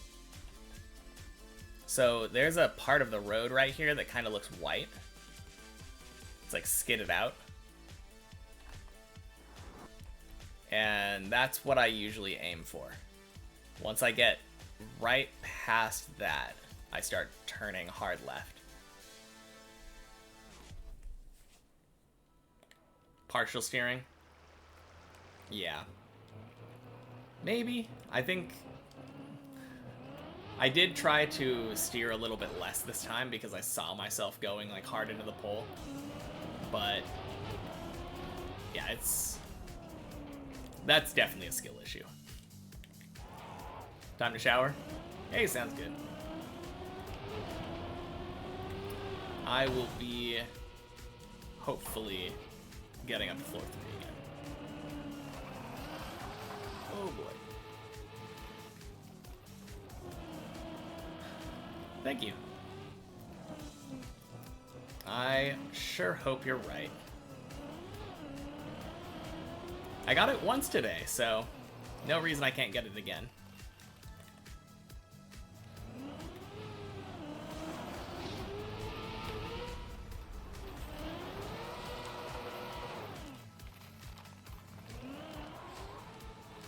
Okay, let's go back down.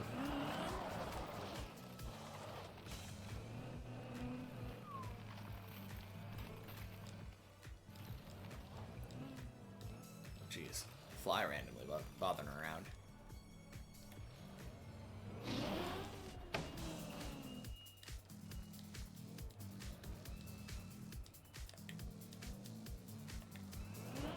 I didn't even look where I backed up to. Yeah, I guess it's fine.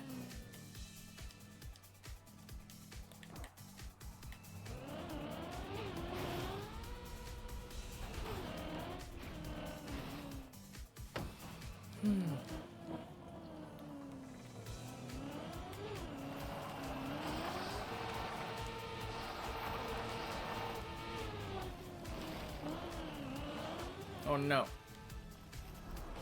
Oh dang. I didn't realize I was that far up. I might have been able to... Probably wouldn't have been able to save it, but... Yeah, you never know.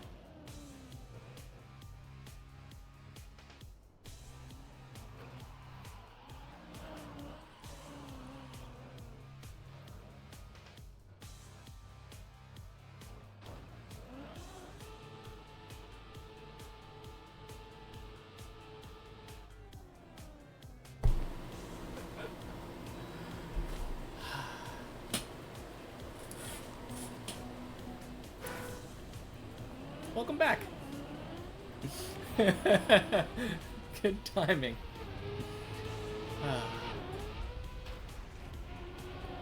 It is me. And you're Gad. I have seen you on the server before. Welcome in. Welcome to my suffering.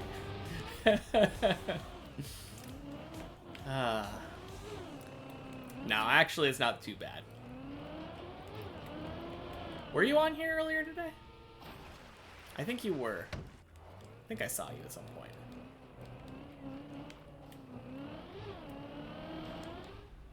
Yeah, yeah.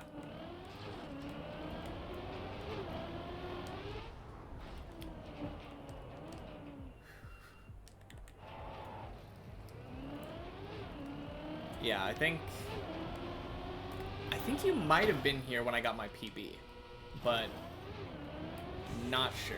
I did get a new PB today, so finally out of floor 2, gang.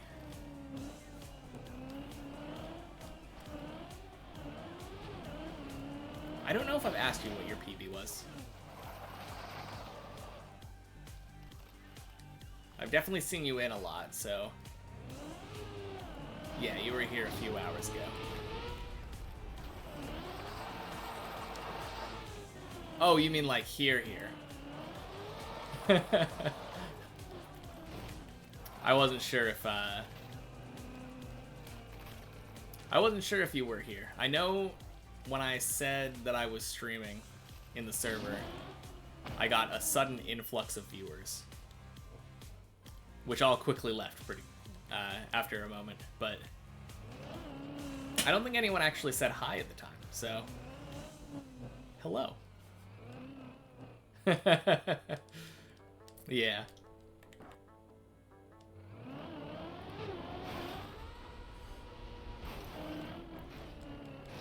But yeah, I've been around, so I probably don't need to introduce myself, but in case you didn't know, I've never played any other maps before. You probably scared them off. Hey, fair enough.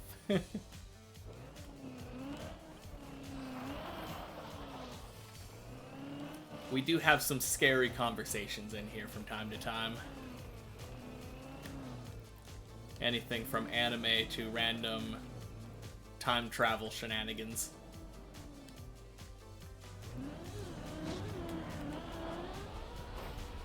Like zombies, exactly. Zombies are pretty spooky.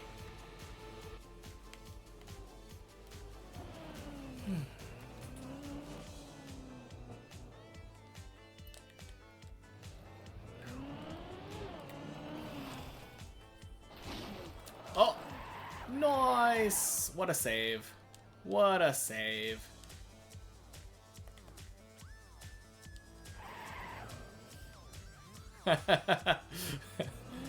Yeah, that's what we were talking about a bit earlier.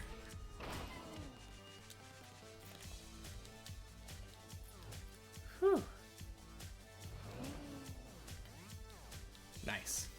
This should be pretty clean, assuming all goes well.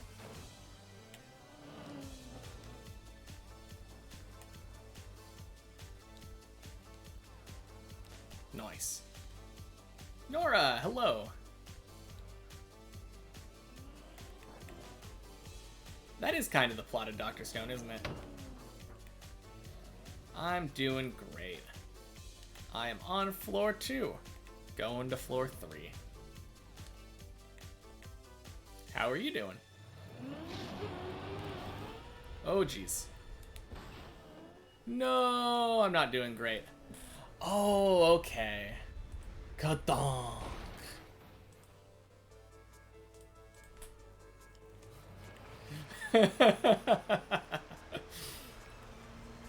Well, now you need to watch Dr. Stone. Yeah, I mean, it is basically your imagination. Not exactly, because it's not past, it's future, but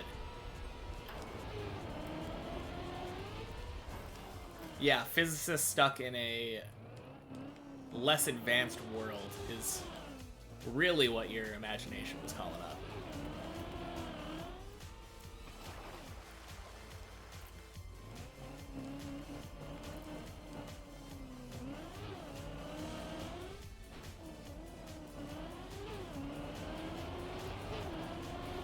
Yeah, when I imagine it, I'm...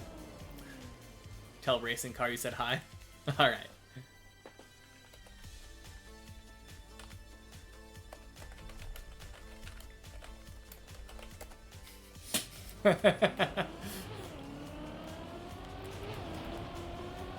There you go.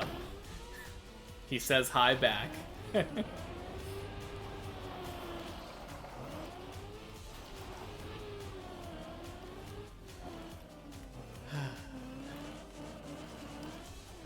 Yeah, he's been getting pretty close. He's gonna be out of floor 2 anytime now.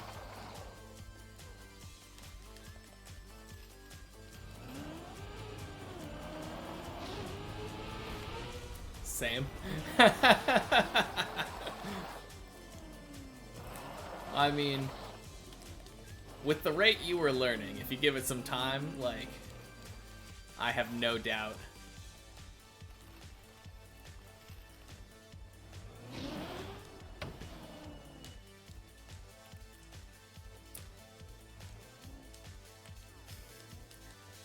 Yeah, definitely. Floor 2, out of floor 2, 50 hours, guaranteed. That would be crazy. I mean, for a brand new player anyway. Maybe not for an advanced player.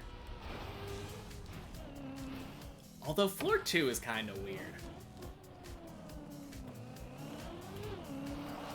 From all my experience playing a bit of the checkpoint map, I definitely feel like floor 2 is one of the weirder ones in the early floors.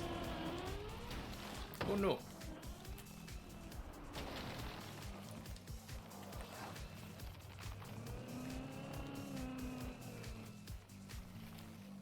Yeah, that would be fun. Get back to floor 1. I think you'd probably get up here again pretty quickly. It's really just the bonk jump that's the big indicator of how well you're gonna do. Don't jinx you. No promises. I've had enough people jinxing me that I think it's worth the jinx on the other side. If you learn flat ice for a half hour, then it should take an hour of to get your first ice slide. Yeah, probably.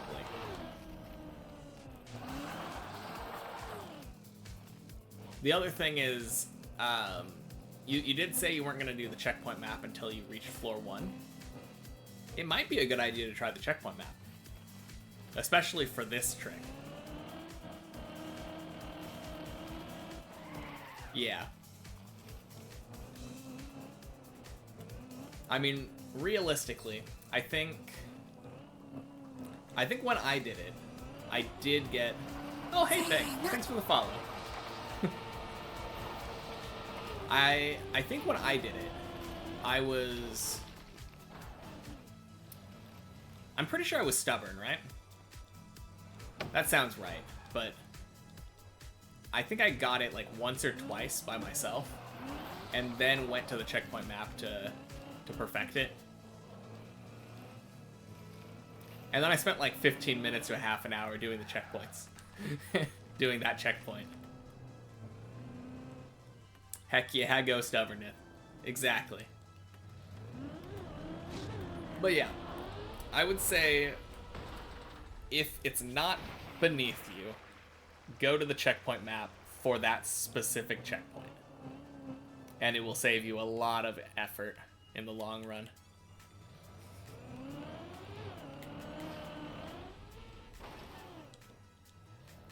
It's definitely better to do it that way than the way that I did it.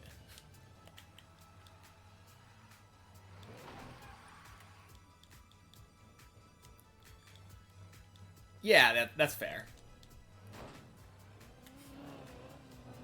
That is a really good compromise, actually.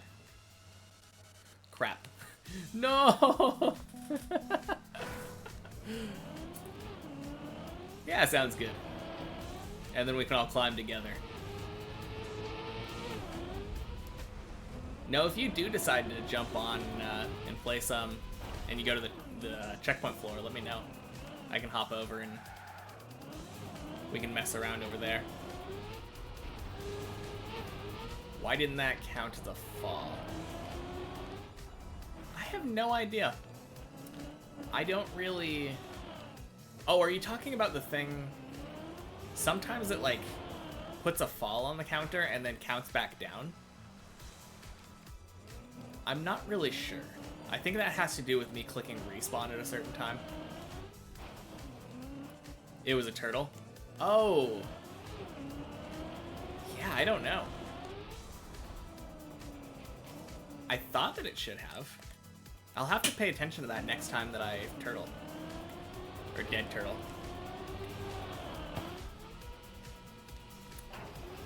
I'm pretty sure it usually does. Because usually when you click the respawn button, it adds one to your fall counter. It's kind of funny to me how many... It's kind of funny to me how many falls that I have on the checkpoint floor. Not because I necessarily fell, but because I respawned. I respawned to the previous checkpoint after getting the trick correct. So I would nail the trick and then respawn before hitting the next one. And it would be like, okay, that's a fall. But yeah, I don't think that Dips++, like, necessarily accurately counts the falls.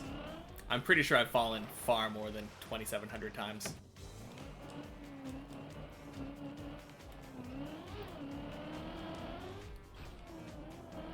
I'm also not sure about the floor thing. I mean, that is my main goal right now. Other than, obviously, get as high as possible. I want the floor falls to be higher than the falls.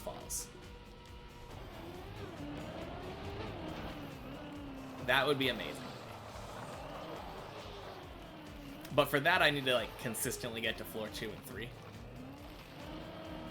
Otherwise, it'll count, like, floor 0 falls as a fall.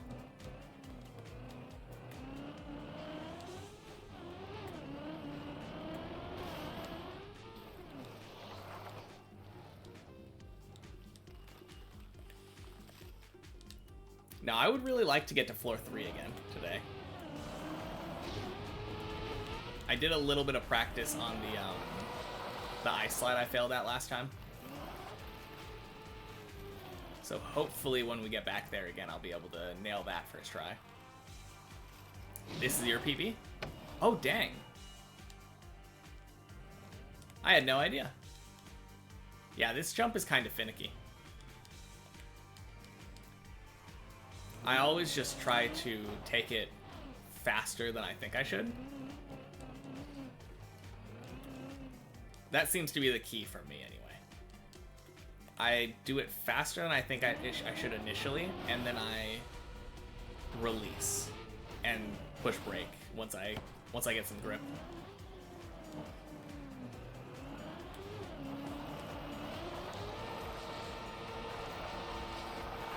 How many hours do you have on this map?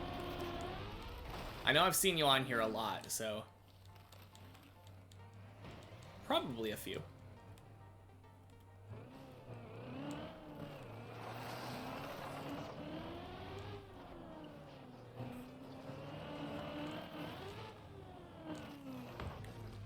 Oh geez.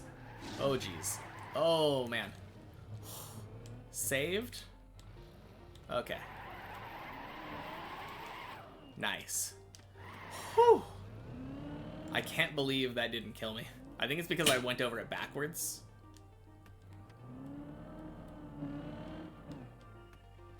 Yeah, thank you.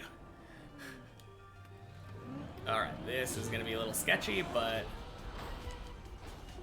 yeah, that's what I was expecting to happen. I think if I wasn't expecting the car to flip over there, I would have been caught off guard. Apparently that happens when your car is going a little too fast.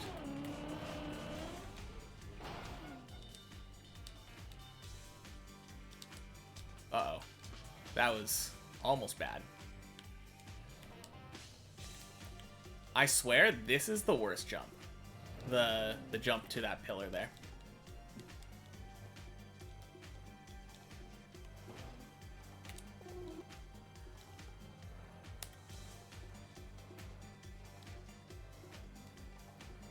Whew. Nice. Man, it was so bad. I spent like a day last Friday doing the turtle floor, floor 8. And for whatever reason, when I came back, I was like worse at that turtle section than I was before.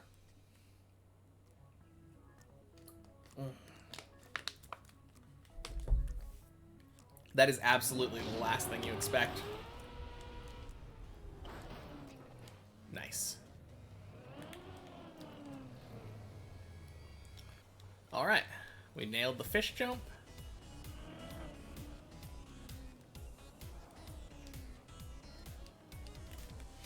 You have no expectations for yourself, or? Yeah, the turtling is weird before you get used to it.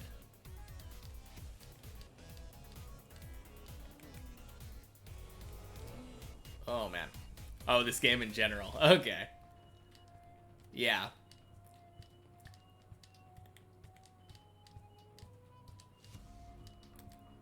I was in that boat until very recently, I feel like. Oh my gosh. I am so bad at that jump.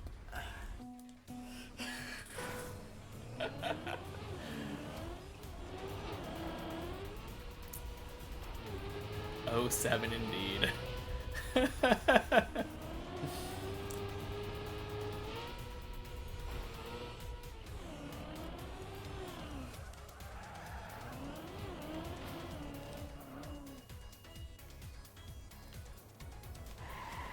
Yeah, I feel like with that jump, the biggest problem for me is when I go from reverse to first. If I'm able to get cleanly into first gear, then I tend to make that jump. I like having more speed there. So I think I might try to get a better setup that's more diagonal so that my car can come to a complete stop on the slant.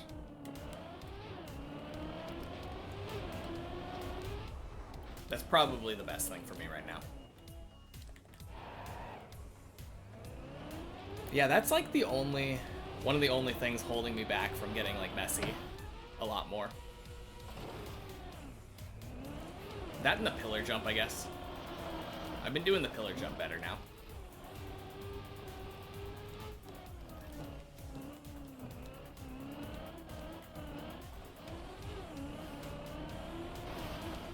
And of course, now that I say I've been doing the pillar jump better, I guarantee I'm either not going to make it there this run, or I'm going to fail it.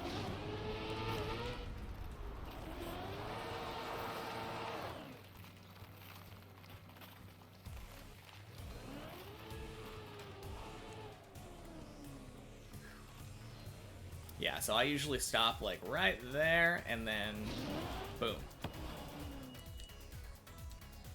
What's savable? That's savable? Oh, is this savable?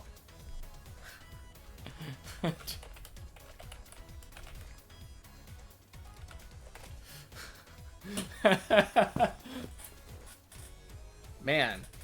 Yeah, that is, that's right after this little plate thing.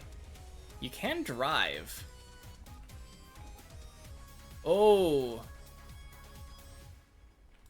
I think I would have tried going past here, but the pole is in the way, so it's a little bit tough.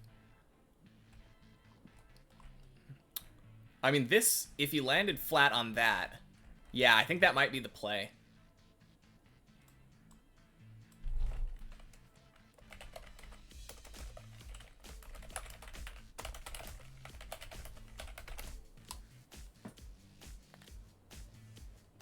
Okay, there we go.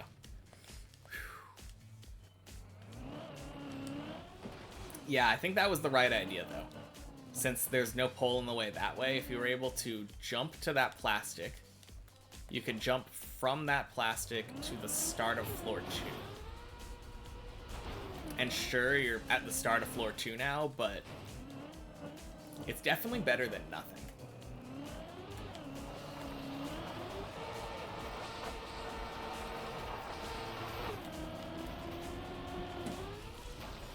Oi!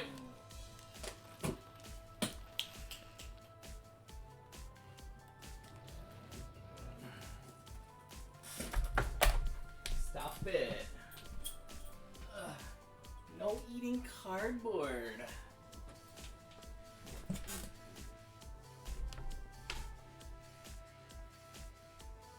He's protesting.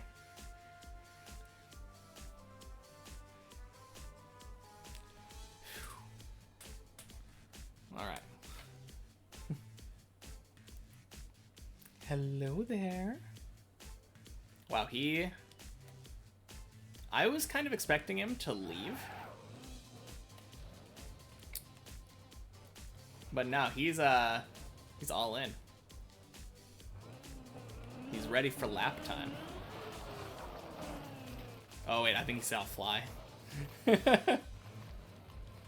Oh, you're gonna leave? Yeah, he's leaving. Okay.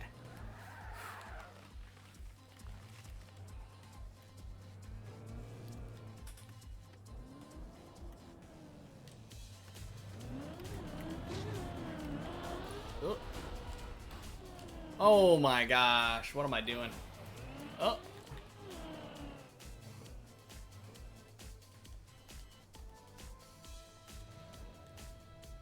Where does this go? Oh geez. It goes down. Your cat turns 20 this year. That's crazy. Mine, let's see, 2015. So 9. Getting up there in age, but not 20. That's crazy. That's so old for a cat, isn't it?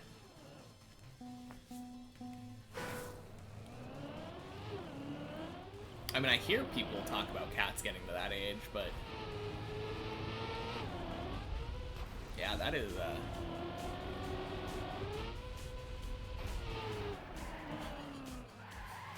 dang. Yeah, that's wow. Oi! No.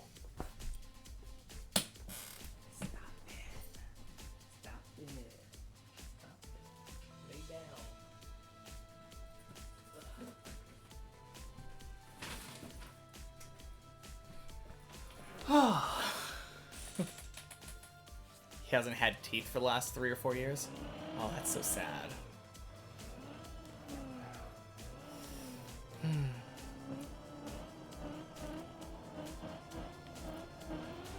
How does that work? Is that just like a wet food diet?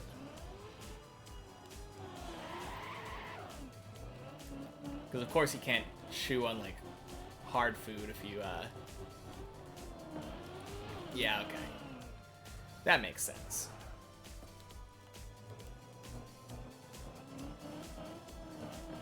Not for him, he gets canned cat food every day.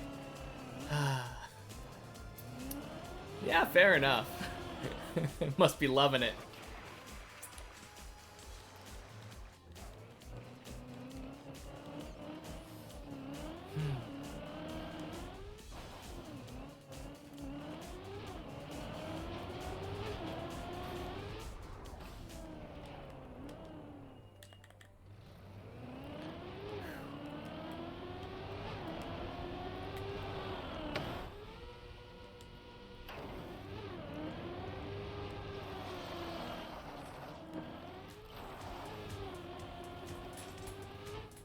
Now, I'm excited to see you playing Deep Dip again, though. That is, I feel like you're going to do really well. I think you're going to probably immediately get back to floor 1. Just needed to give you a little bit more jinxing, but Ooh.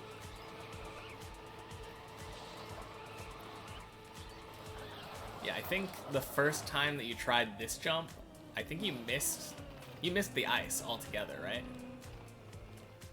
Or, oh, I think you might have not gone fast enough and had wet tires. So it's gonna be fun seeing you try to stop on that. Yeah, exactly. You didn't even get to try. It's gonna be fun getting to see you try that though, because it's a very feel-based jump, I feel like. Yeah, you got turboed off while sideways. While you were trying to dry your tires, like someone was saying, I think.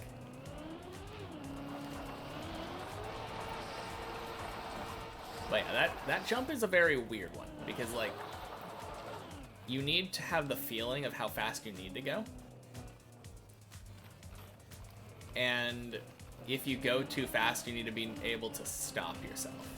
Or at the very least, get like backwards so that you can get stuck on that little gap.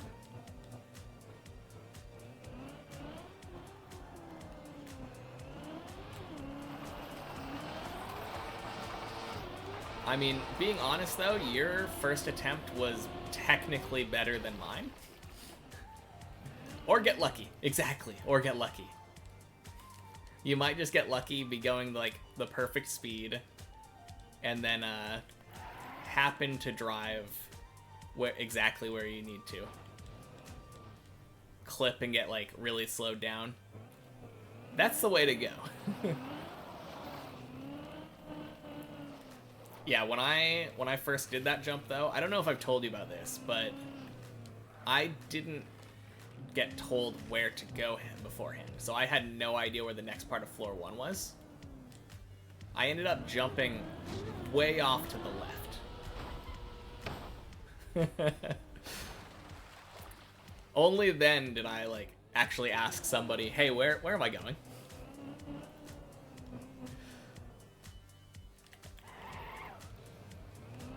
It was a pretty bad attempt. Oh. Yeah, it really isn't. That's a fair assessment. I don't even know if there's an indicator, is there? It would have been nice if they at least put like an arrow pointing right.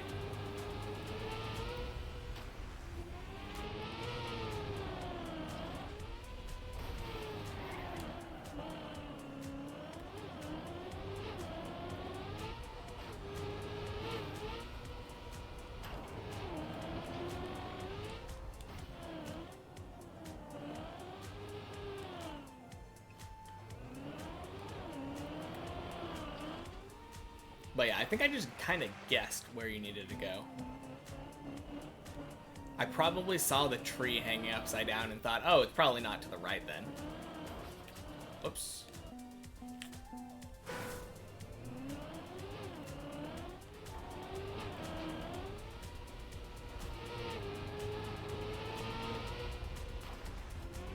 Yeah, it's a really funny thing though. Like, that jump. Oh, okay, sounds good. Yeah, that jump, I feel like, was the hardest thing, one of the hardest things for me to, like, get consistent at.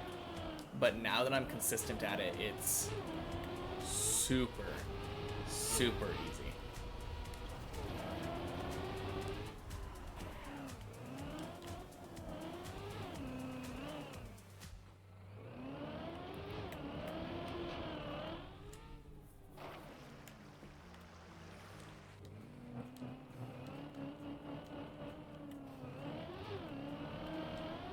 I think I've been doing better at the half pipe today.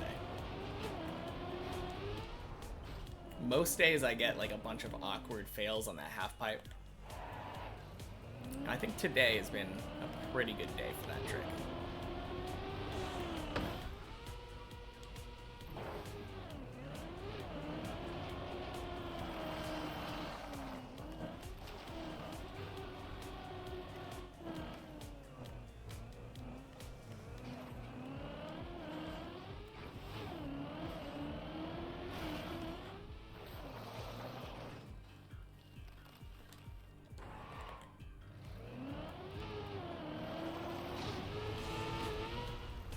Oh, jeez. I've only had that happen, I think, once before. And I did exactly the same thing last time, too. Panic held left, unturtled. Lucky.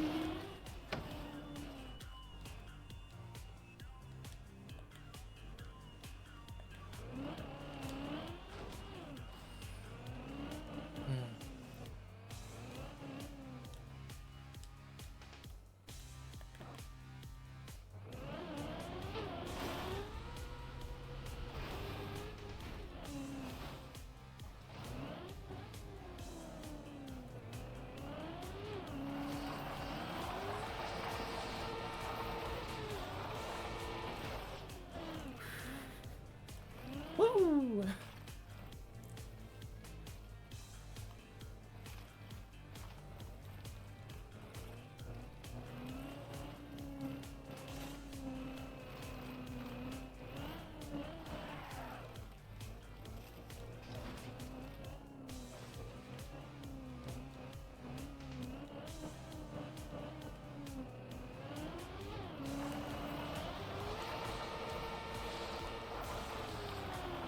Oh, man. That was interesting.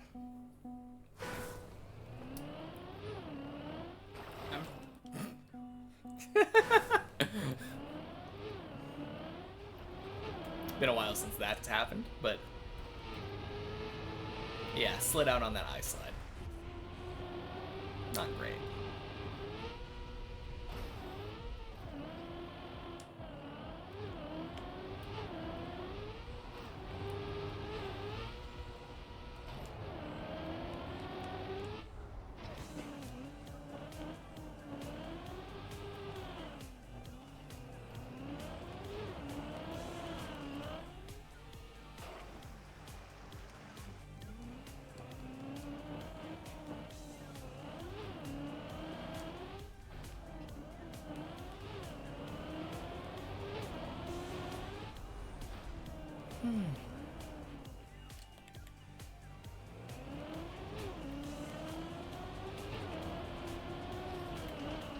Oh, jeez. Funny thing, right before I failed that, I had this thought of, oh, this run feels good. I bet this run's gonna get far.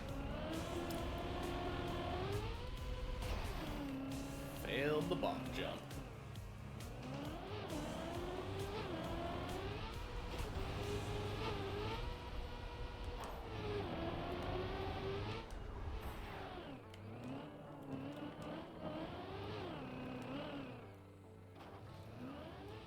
Oh, back down.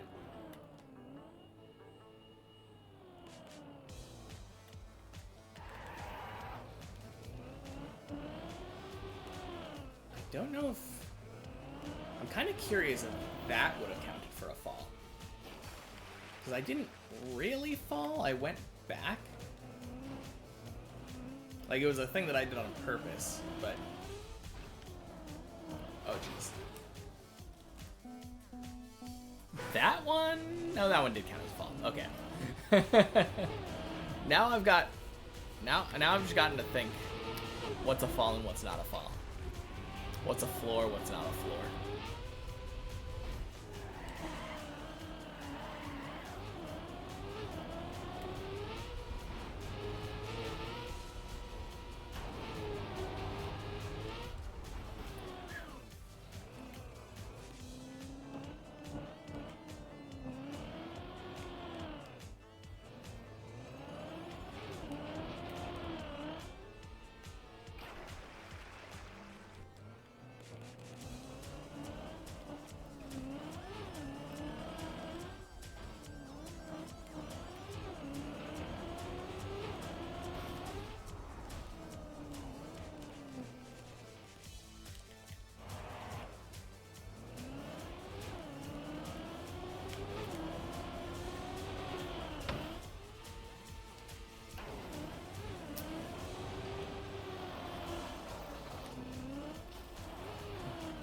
That bobsleigh is so satisfying.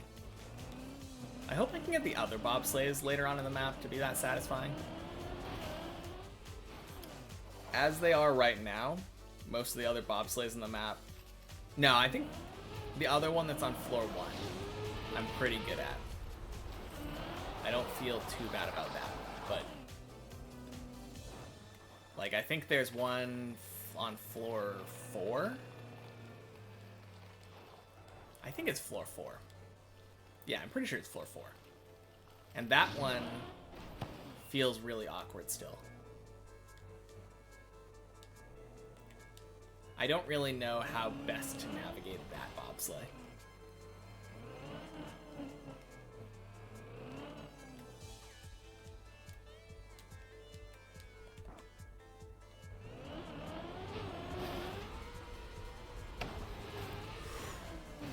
Woo-hoo-hoo! That was just barely quick enough.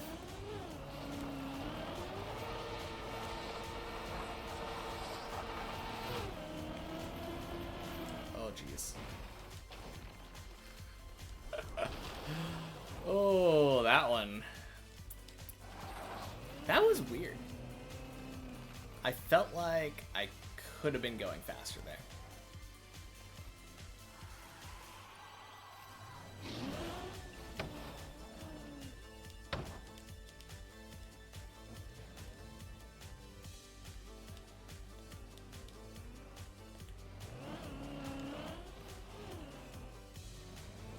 Ooh, I think he failed that jump.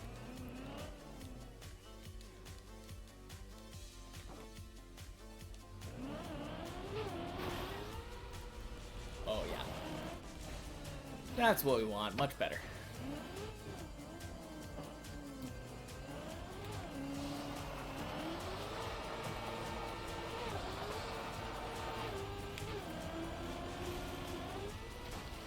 Nice.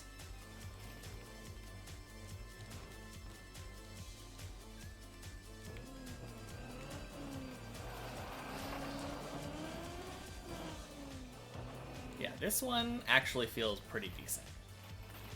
Because you rock your way up there and then you can kind of just gas into that gap.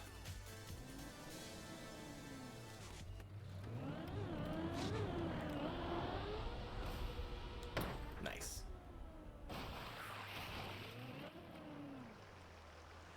Back to floor 2.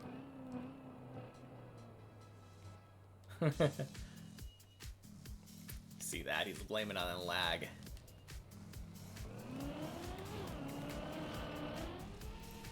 Oh, jeez.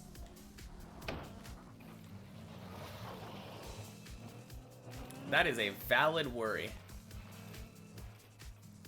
And I don't doubt you. I don't think I first tried any of the ice things.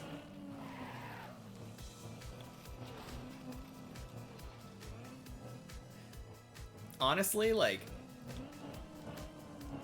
I'm not, I guess worried feels like a weird statement for me because I feel like I have an expectation that I'll fail just about everything first try.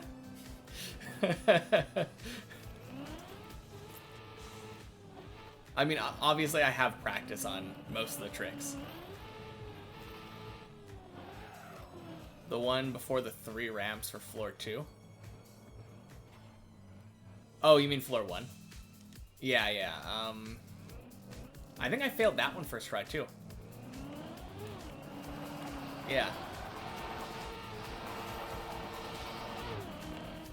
Oh, jeez.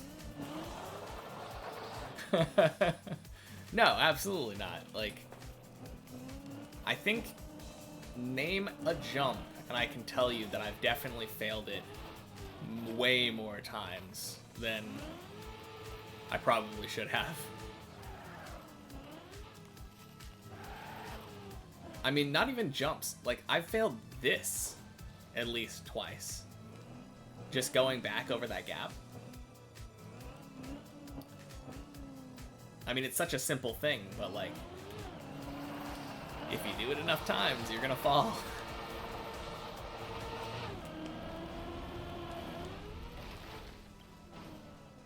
The very first jump at the start of the map.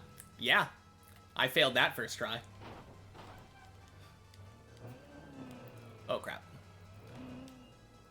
Speaking of failing things. Oh, thank you, water.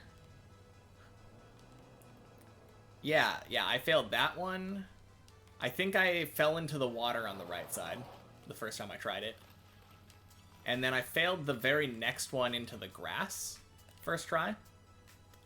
I bonked into one of the rails on the side. I think the second try, I also failed and fell into the water on the side. And then maybe third or fourth try, I eventually made it to the map. Like, not even getting to obstacles, I was already failing, so... If you're worried about failing, that's probably, I would say don't worry about it, because everyone will. That's kind of the name of this map, to be honest. The only time that you won't fail is the final time. And even then, you could very well fail random jumps during your final attempt. And happen to fall back down and have to succeed at other jumps more than once. It would be really surprising to me, actually, if somebody actually, like, beat this without making literally any mistakes. I mean, maybe it did happen, but doubt.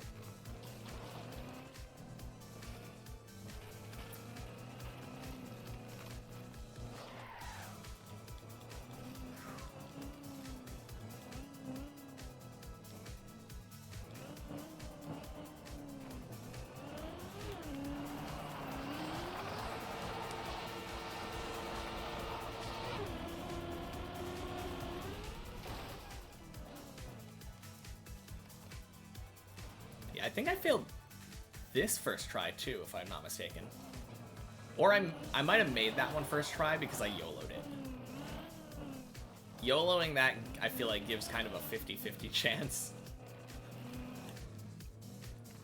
It was a long time before I got a more, like, consistent strat. You did not fail the first try. Yet. Exactly. Can't fail something first try if you haven't tried it yet.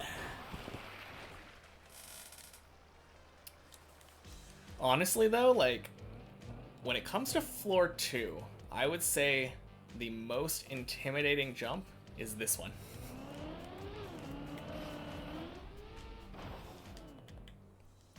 Every other jump, kind of easy. I mean, obviously I fail them still, but, like, compared to that one, absolutely easy. Nice.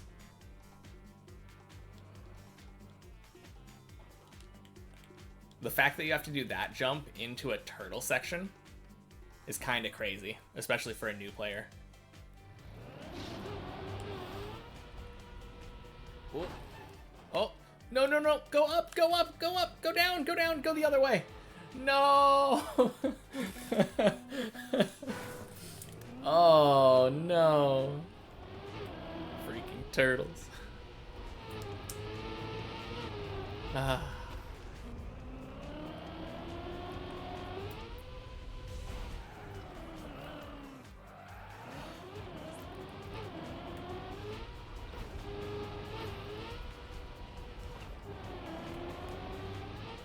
Ooh.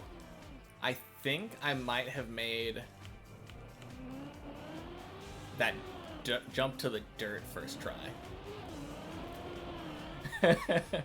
You found that class action check. It was versus Sony and 31 bucks. That's really funny. I was pretty sure that there was one against Sony recently, so score. 31 bucks for a class action thing actually isn't too bad. It can almost buy you dinner at McDonald's.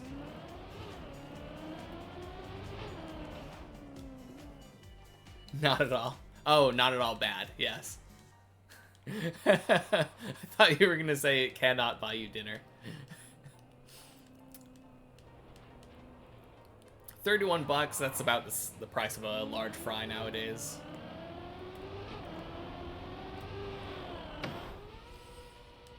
You don't know how much I...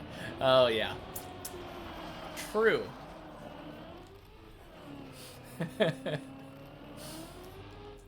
Ah.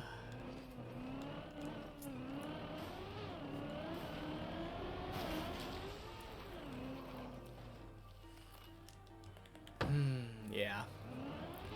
Kind of crazy how expensive things are now.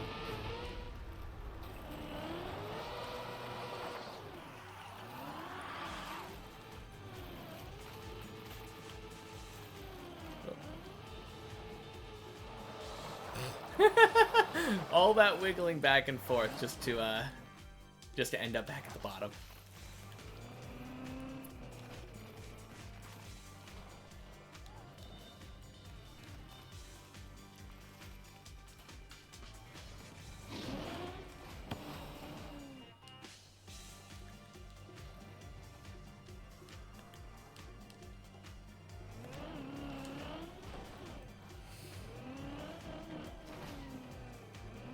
Ooh, I just noticed.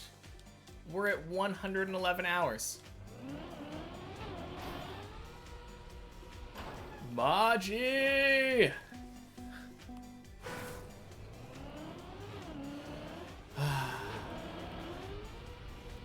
I'll make a wish in 8 minutes.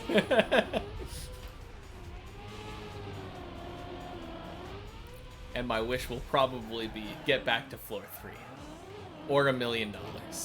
But I think one of those is more reasonable.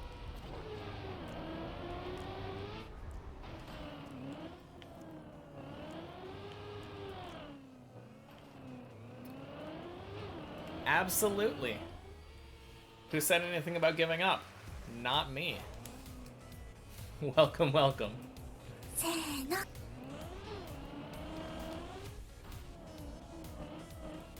Kaloya Nam. Welcome in. Thank you for the follow. Yes, it is. He's been trying to get me to play his maps. He is the little devil on my shoulder telling me to give up.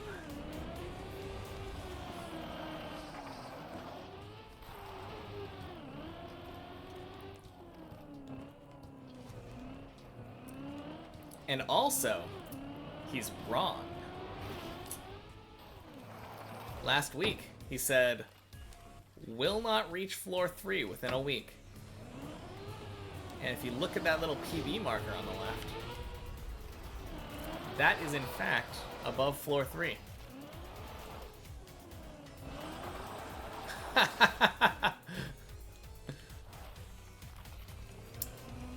Hey, you forgot about 1 through 38 already.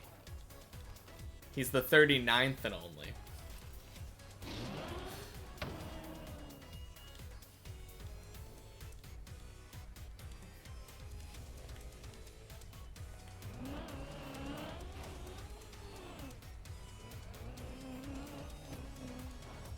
You own the first 38 accounts too? Okay, fair enough. But you better swoop in before that 40th one is taken.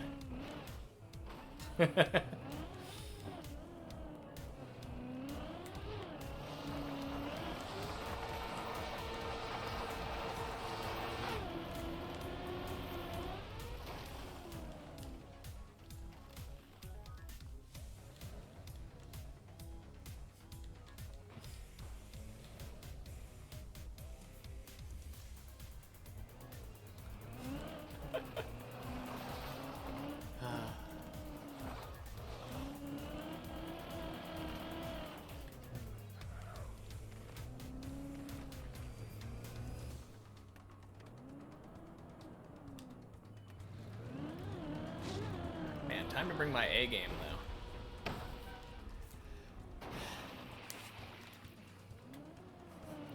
Gotta get up to floor 3 again. Prove you're wrong.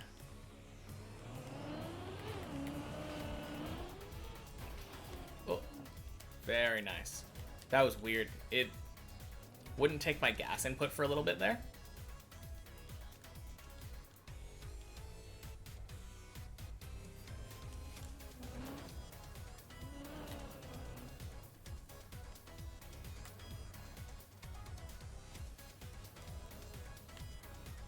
Nice.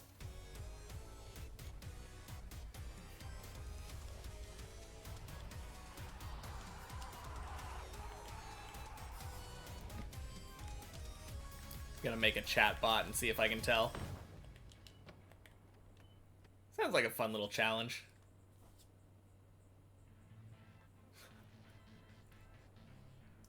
I mean, I think view botting is bannable, isn't it? So, or is it just? I guess it's yeah. Well, in the perfect world here, I don't know it's a bot because it's indistinguishable from a human, and that is what we're testing. So.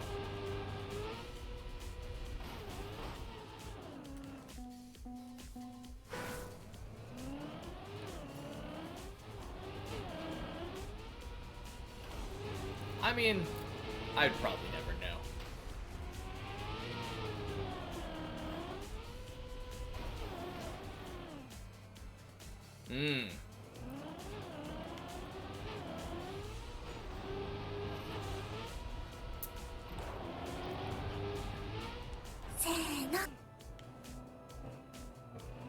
Dayranoy, thank you for the follow.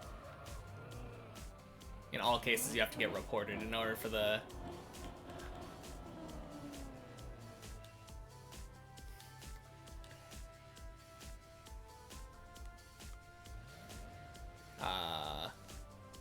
That looks like a bot.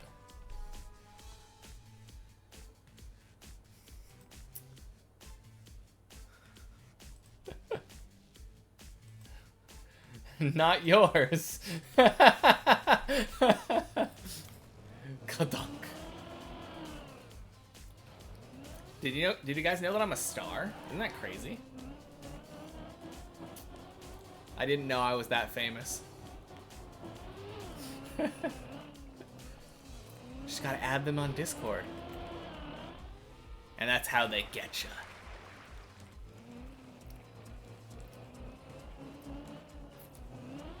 I guess if your bot tries to get me to join a Discord, then that'll be a dead giveaway.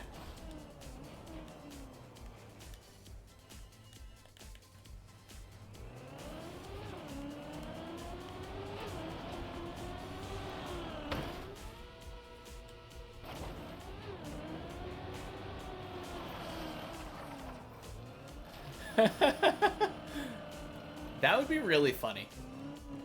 I think if a bot came in and asked me if it can chat and just said hello, I don't think I would say no.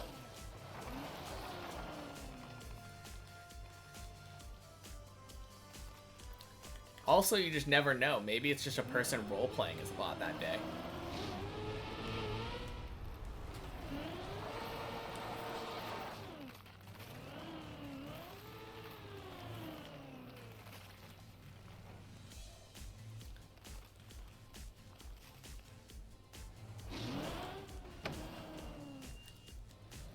What's an issue that you hate? That it could just be a person pretending to be a bot?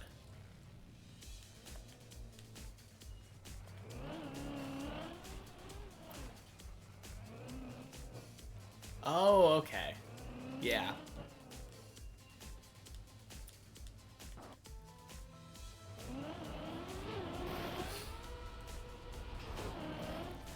Oh. 4, 3, 2, 1. Woo! We made it, guys. Look at all those ones.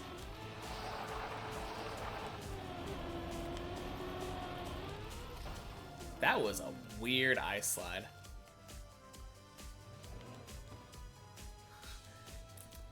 Oh yeah. You've been a bot the entire time. The stream that I was watching the other day, completely auto-generated. Or pre-recorded. That's why you've been able to answer all of my random trivia questions whenever I forget an actor or something. I've just been talking to Google here.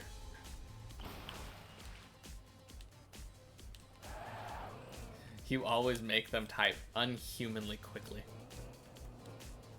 I don't know, there are some pretty quick typists.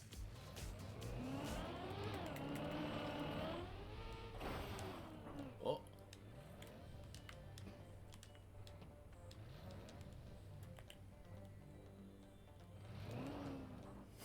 I've always loved the idea of a pre-recorded Twitch stream that answers your questions somehow.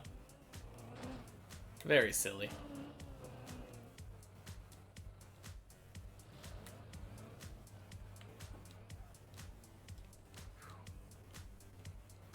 JavaScript bot comments quicker than any bot I've seen. I feel like a lot of bots seem really slow when it comes to commenting back. They always have to like pause and think and then write their message back. Obviously the message can just be instant, but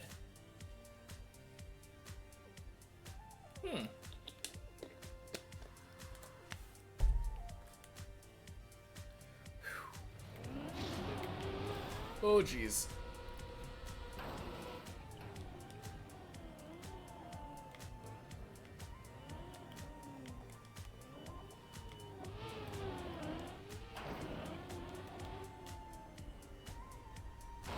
Oh no! Wait. Oh crap, we saved those.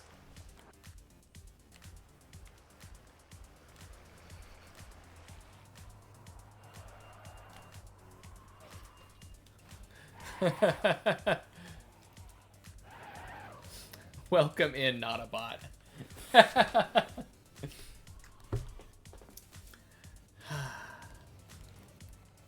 Alright.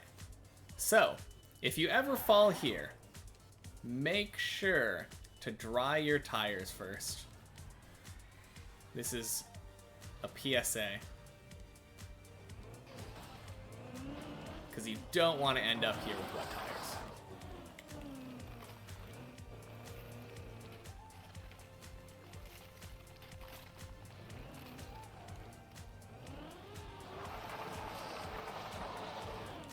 Oh crap.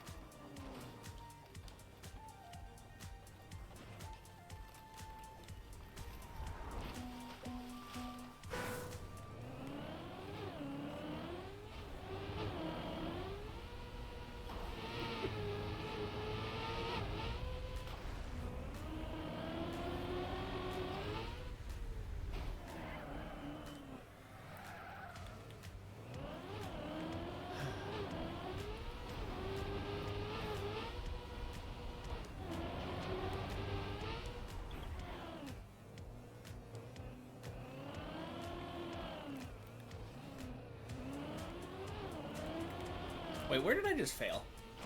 I failed the pipe thing. Man. You know that you've been streaming for too long when you forget where you failed.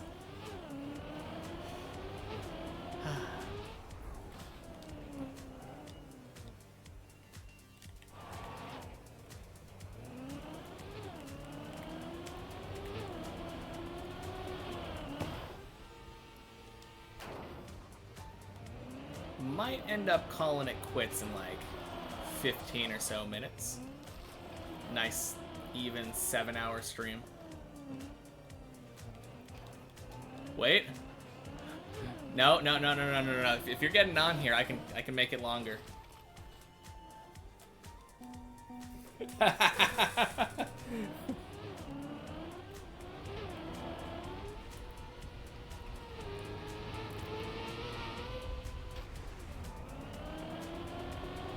What was that? Oh, that was me turtling there. That can happen sometimes if you don't brake tap on that jump. I usually like to spam some brake taps and like hold forward. Yeah.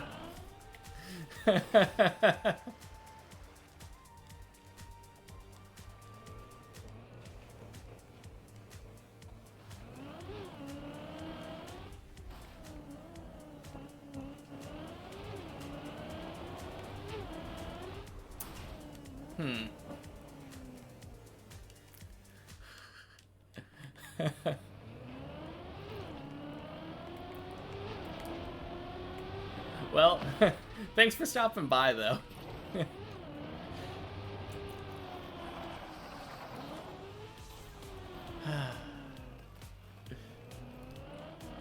I'll probably see you tomorrow if you're on.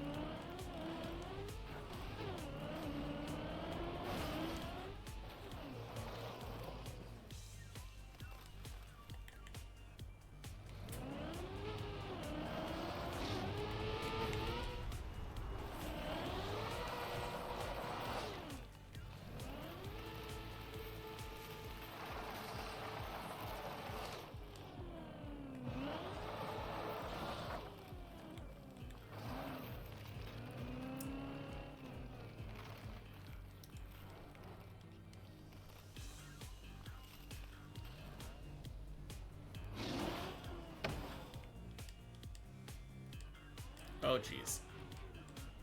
Oh, what a save. Oh,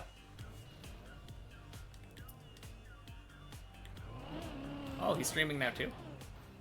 Cool.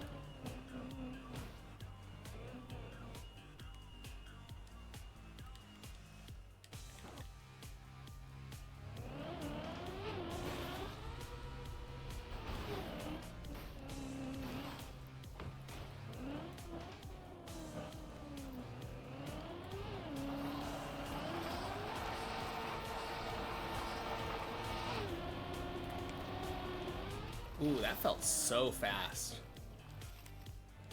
So nice.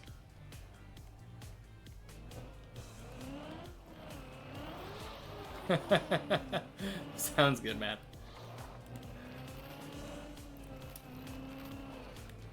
Next time you see me, I'll be on floor 4. Not really. I don't know how long it's gonna take to get there. Probably another like 20 hours. At least.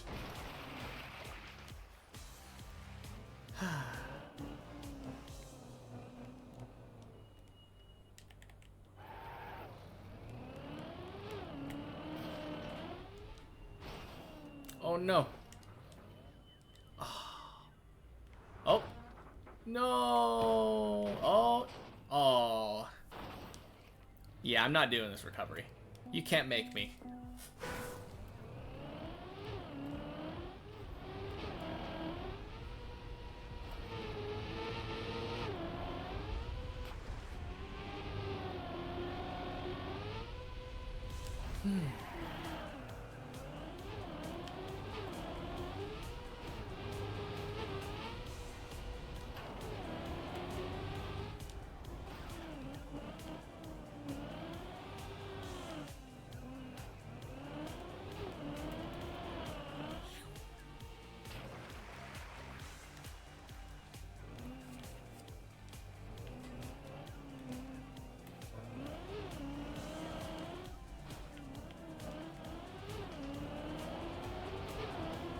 Oh dang.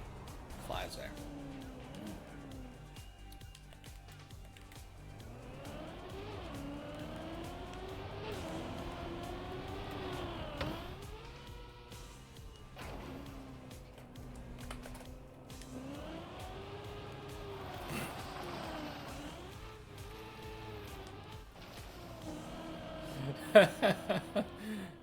That's what I get for trying to type during the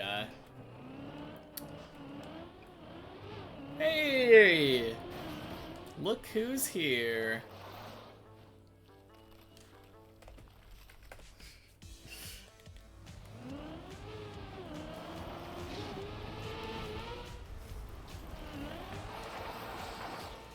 Oh crap.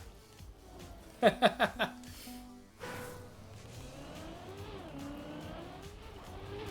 I think there's like hair or something in my room. It's probably the cat.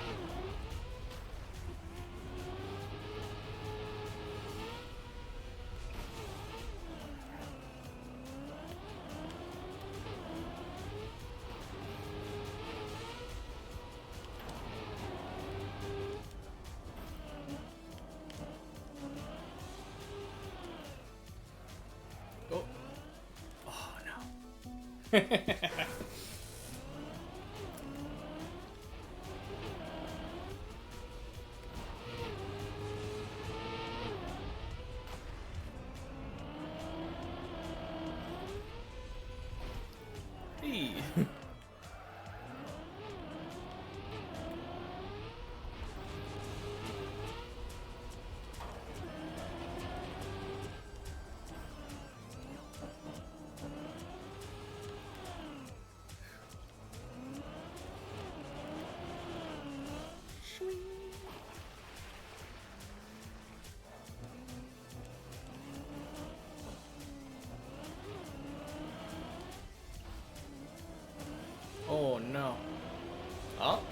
salvageable, maybe?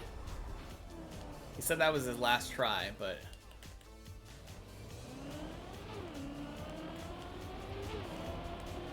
it looks like he might have saved it.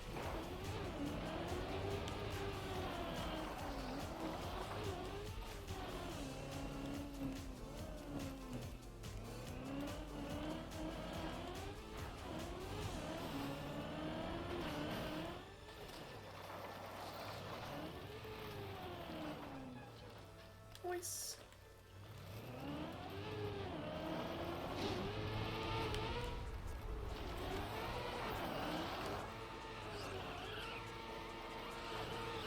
Oh, jeez. That fling is always really funny.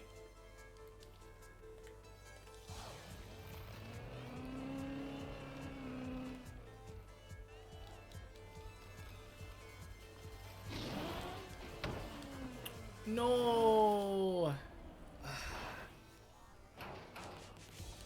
Oh. Dang. I opened my eyes back up and I was not all the way at the bottom.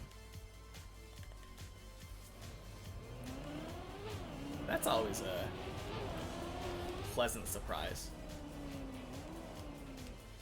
Oh. Yeah. Yeah, I have so much cat hair on my hands. I'll be right back. Need to wash my hands.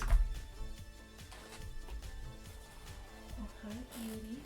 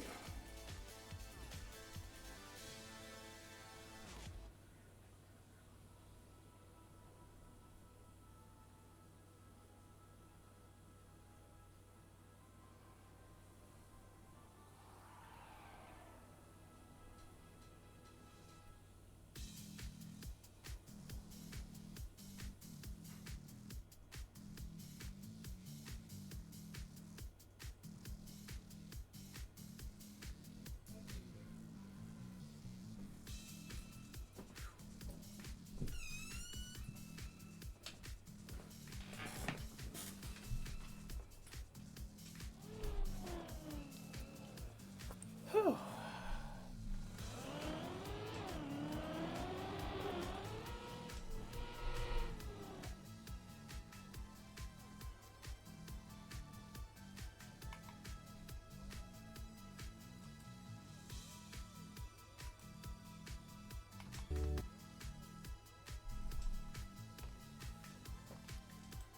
All right. And we're back.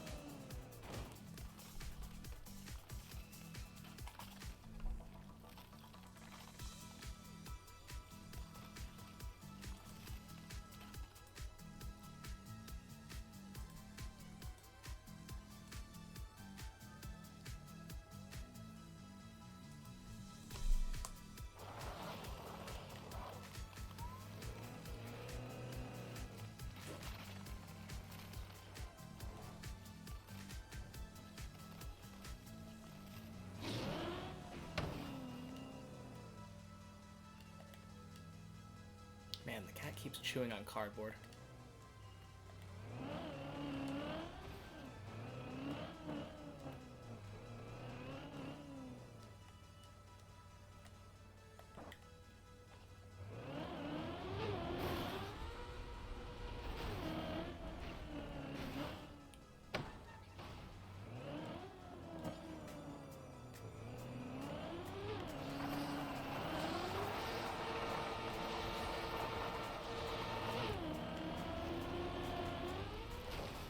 Yeah, whenever I get those really wide ones now, they feel really good.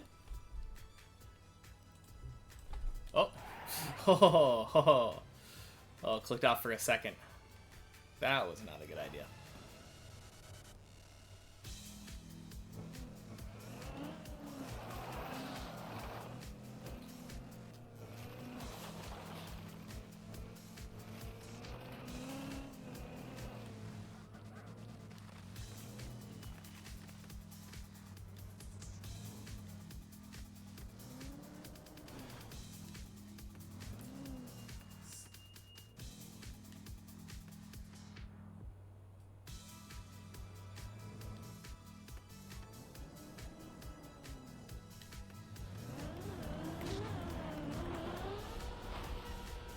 Oh.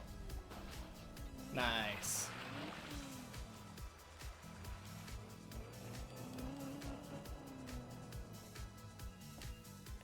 I wonder where he is. I could spectate, but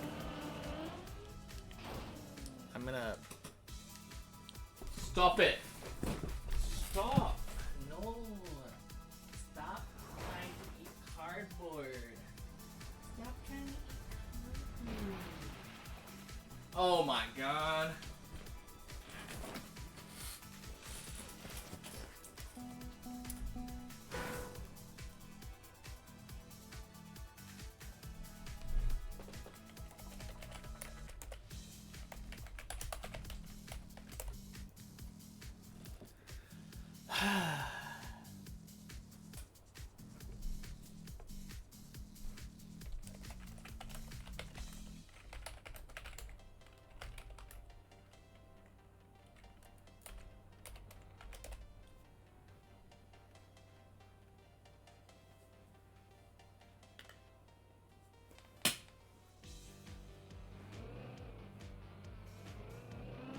Alright, let's see how he does.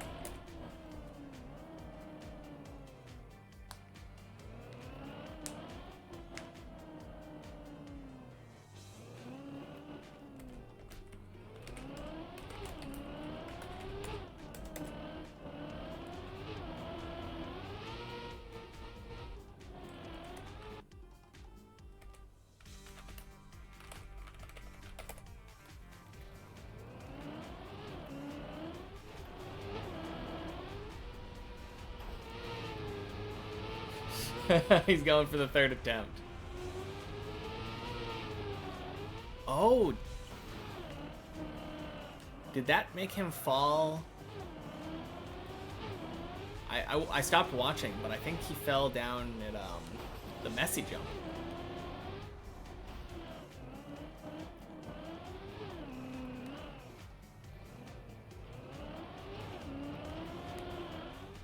Crap.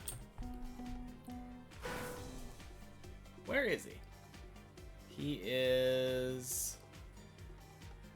Oh yeah, I was right. He is over the messy jump. Cool.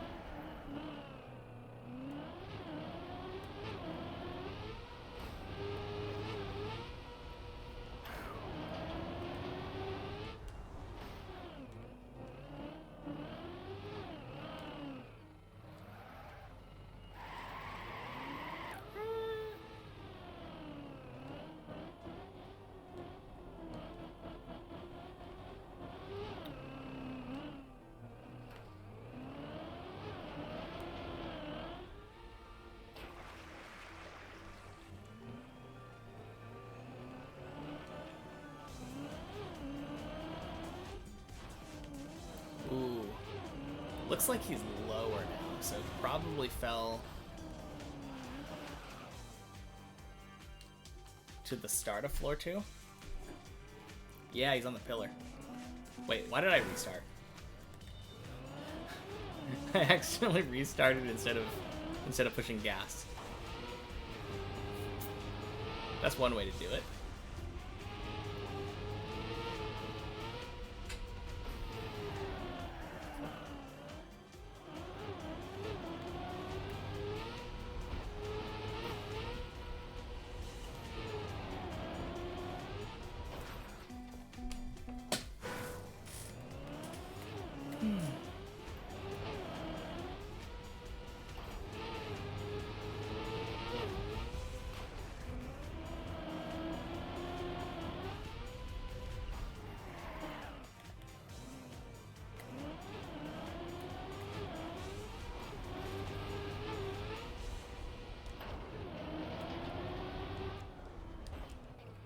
Oh, he left already?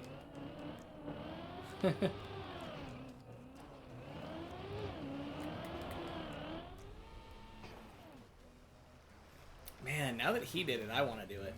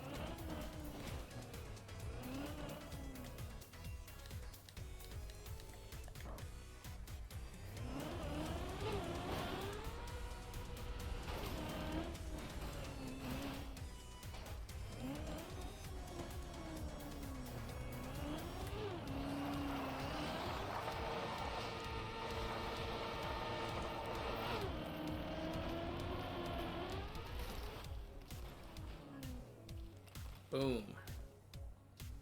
Yeah, I feel like going wide gets you so much speed.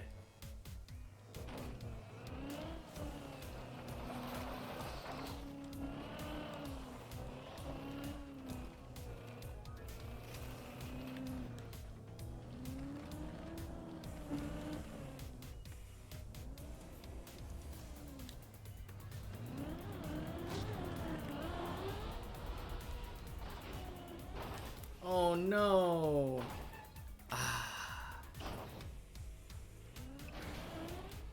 Okay. All the way down.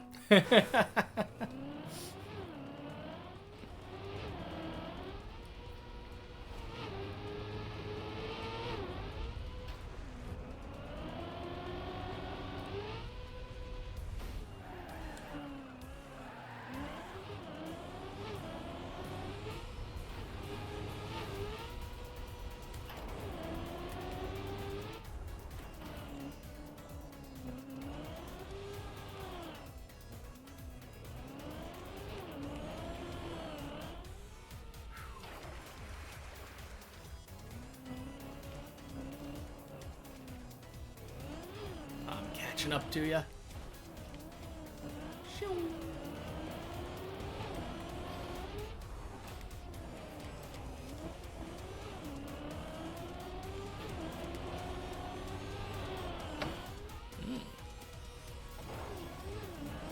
I didn't really stop for the bonk jump that time. Not really, anyway. I'm pretty sure I went almost immediate.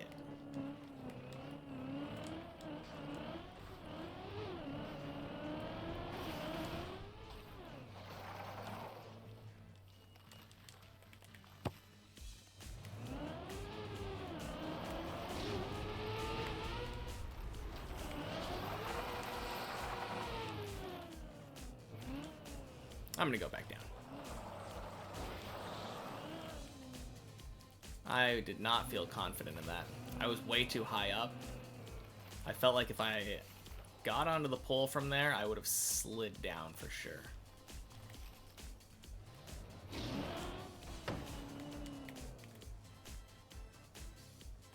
Ooh, that was nice. I was going off to the side, and I was able to control myself, get back in the middle.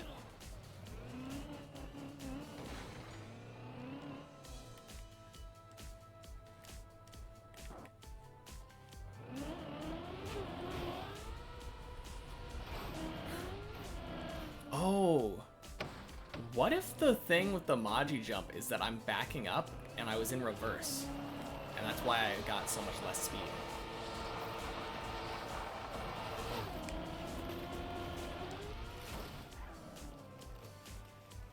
That might be it. Crap.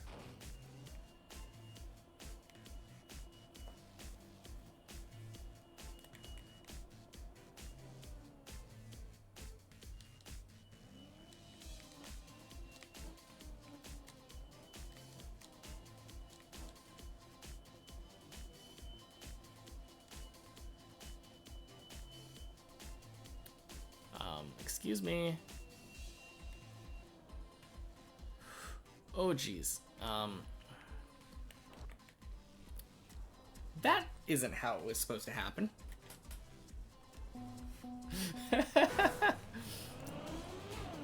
Okay.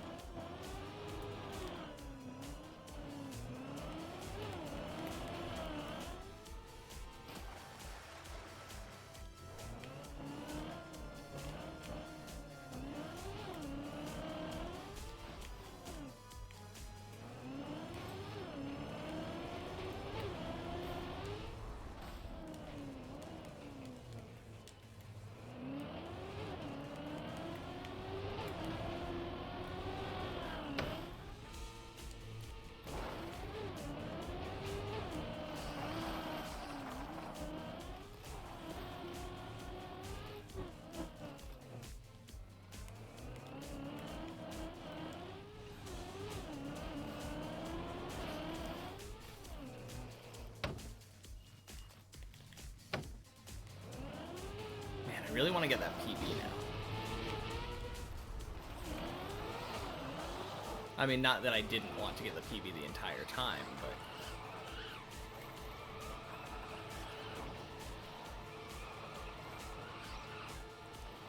Bonk, bonk, bonk, bonk, bonk.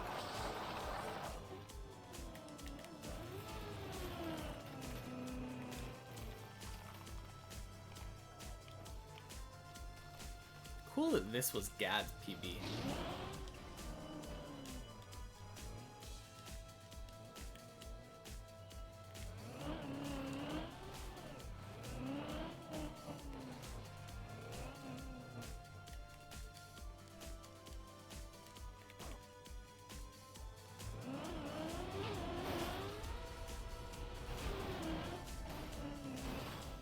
Boom.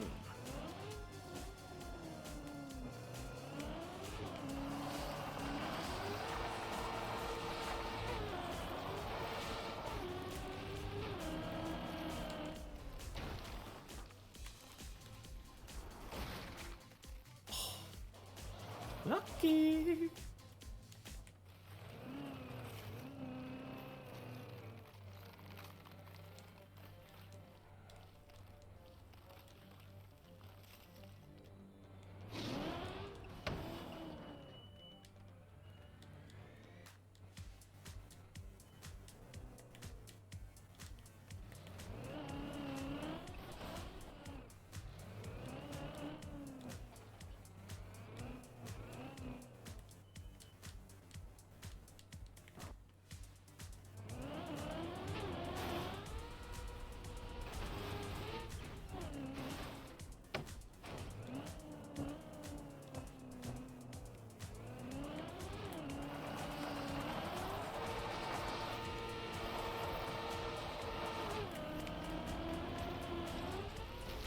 Ooh, nice. Whew.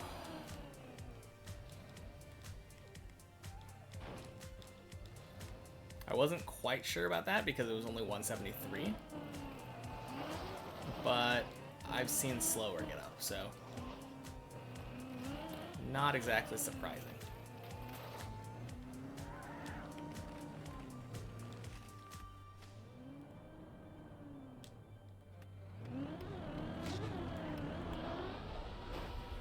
Ding, ding, ding. Floor 2.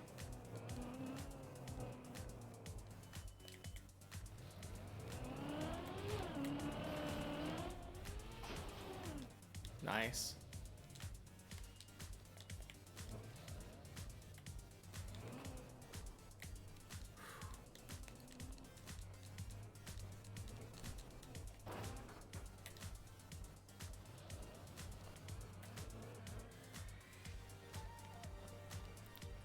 Sweet.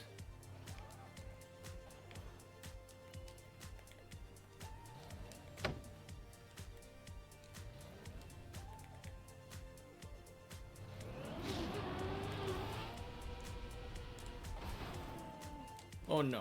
No, no, no. Get back in. Get back in.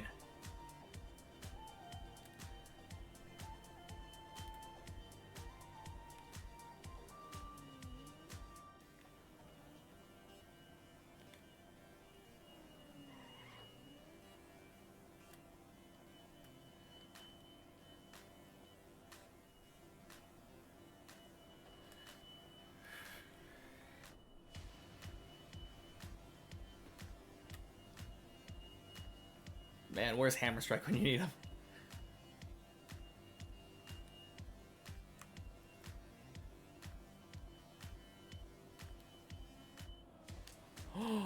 Yo! Oh man. What a save.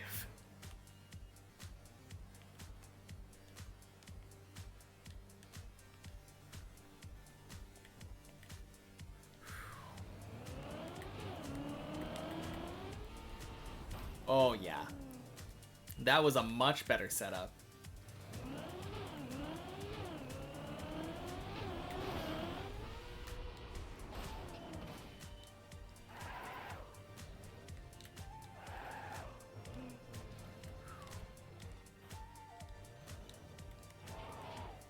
All right. And then we go for Messi.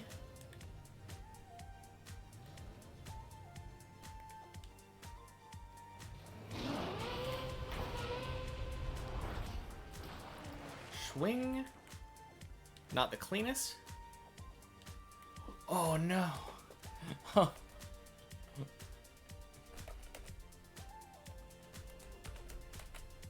So close. I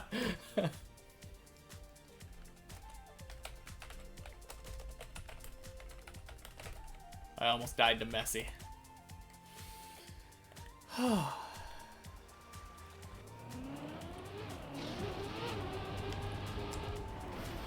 Okay, cool. I was able to pull that back.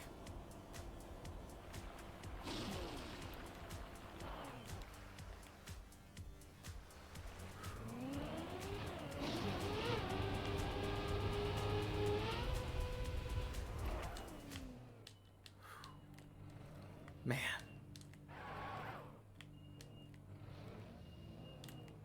Okay.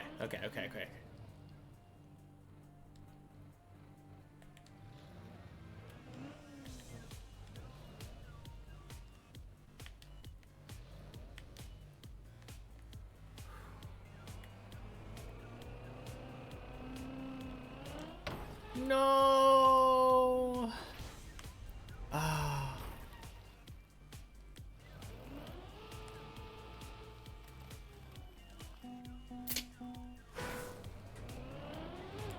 Man, that jump is still so bad for me.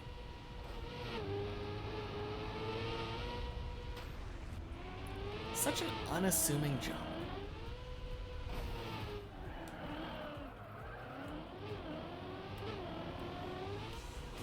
You know, it's like, yeah, it's just a disc. How hard could it be to jump onto the disc? Pretty hard, apparently.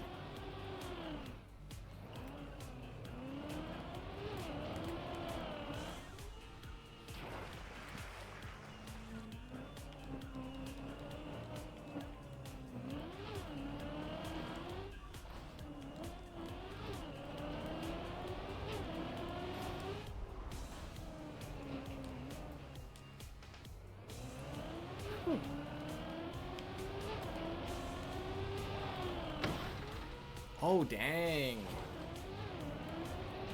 I felt my tires grind on the left side. Still didn't fail. Crazy. Oh, I'm going back up.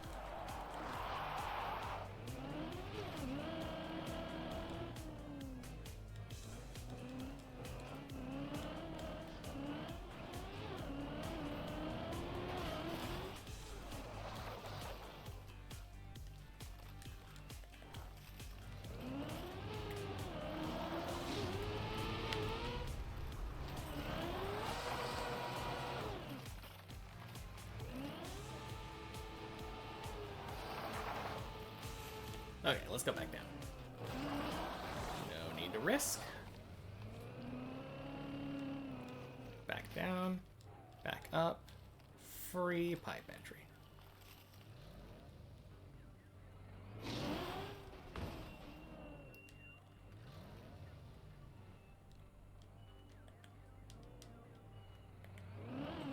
That might have been a good idea to like straighten it out. I felt crooked at the end.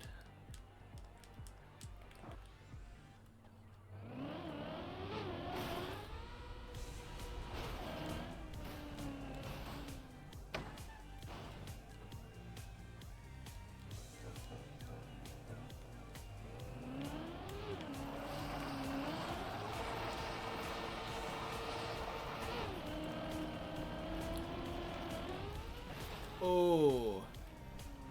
Yeah, that's kind of what I was worried about there.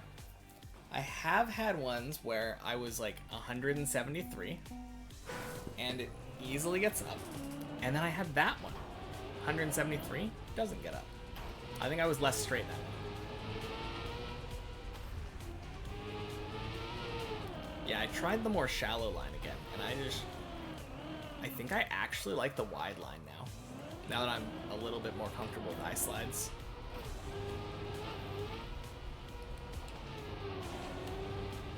It's so fast.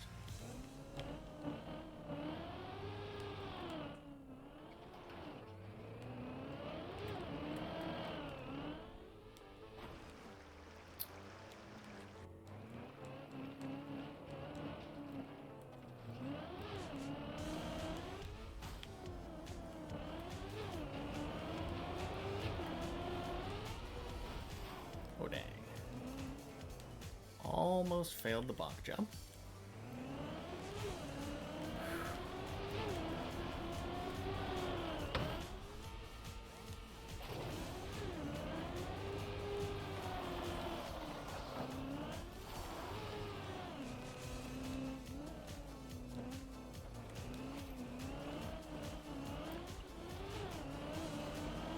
All right. Up we go.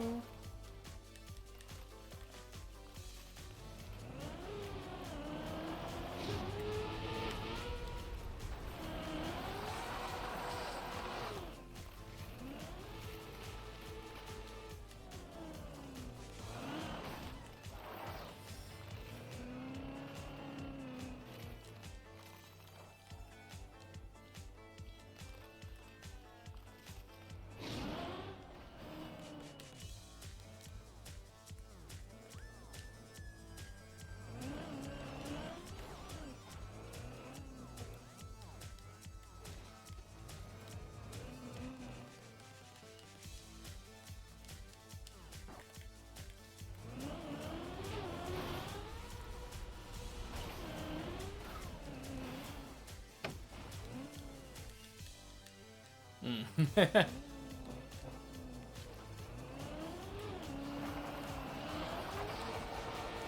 looked really close to floor 1, so I was about to spectate.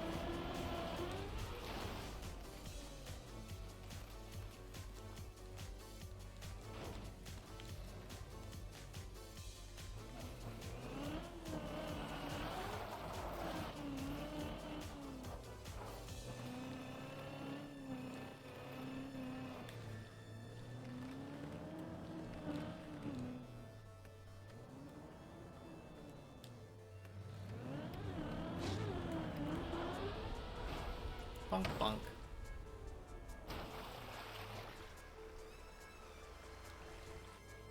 $2,800 falls.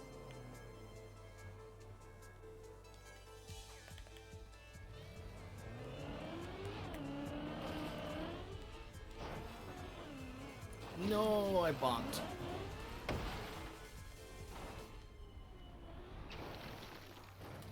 How do I always turtle in that?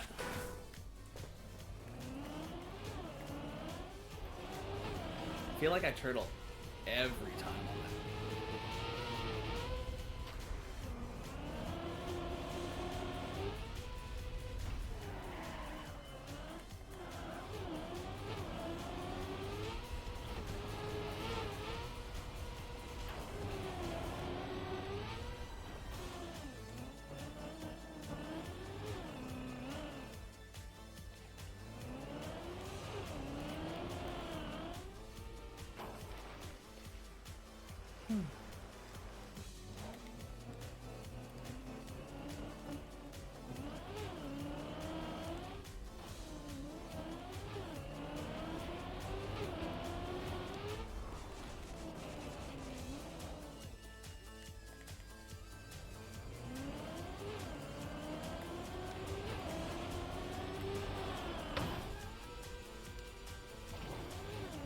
How was the weather?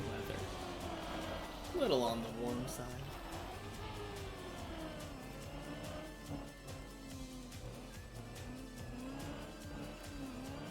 I'm sure it'll feel a lot nicer from floor 3.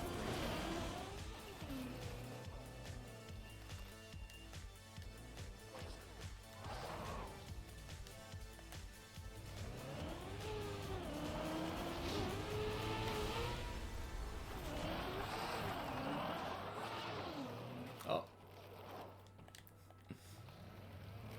AC. Yeah. I was thinking about it. I think the last time I checked it was like 80 degrees.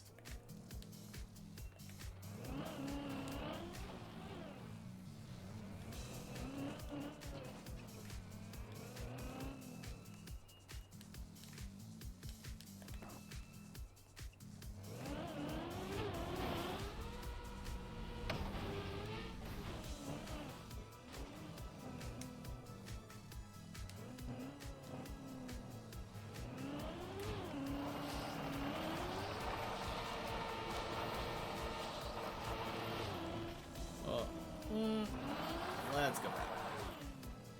100 not doing it for you.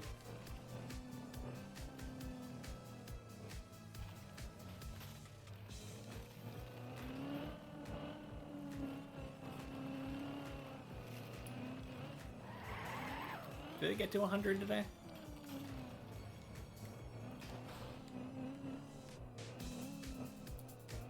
I was just going based off of... I had the AC on earlier, and I think it said 82 when I turned it on.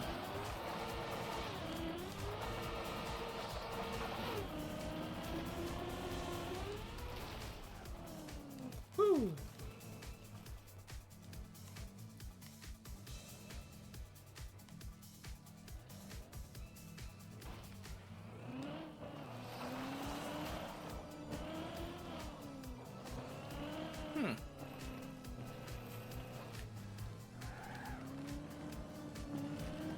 Jeez. That sounded like a mosquito. I'm pretty sure it was a fly, though.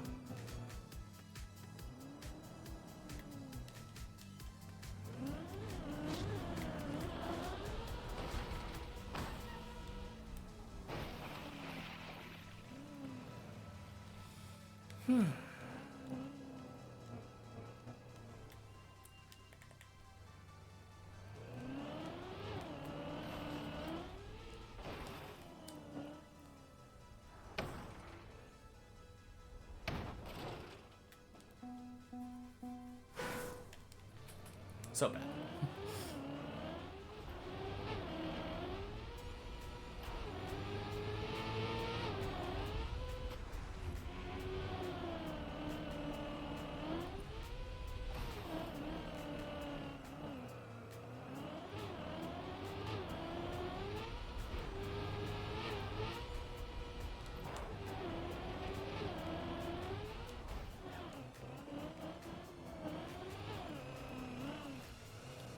Oh, almost failed.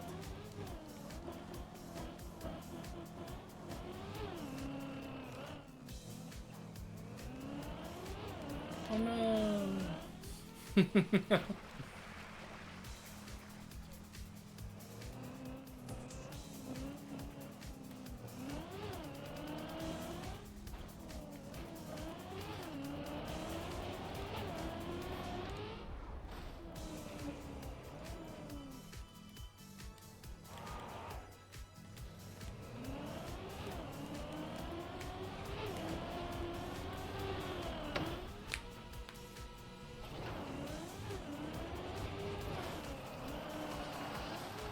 Oh yeah, probably would have been a good idea for me to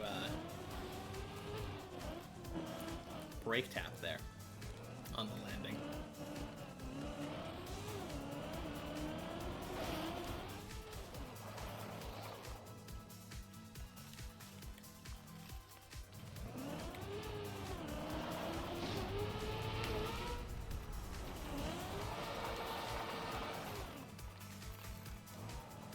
Ooh. That was clean.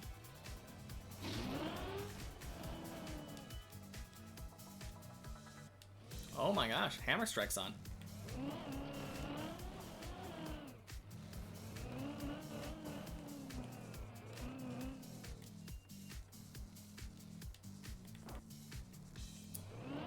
Yeah, I'll probably do that. Sounds like a good idea. Beep-doop.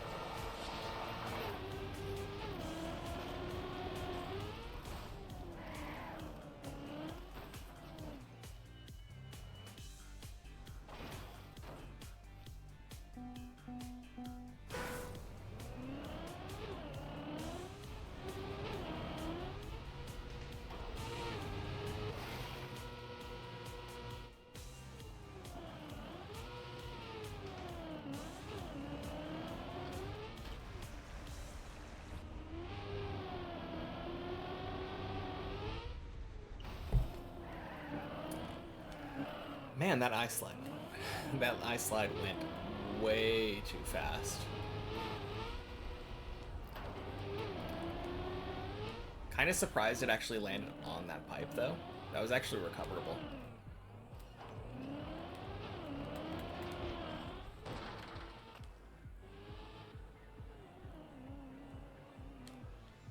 Excuse me. That was so weird. Never seen my car just kind of like bubble out like that. Didn't want to unturtle.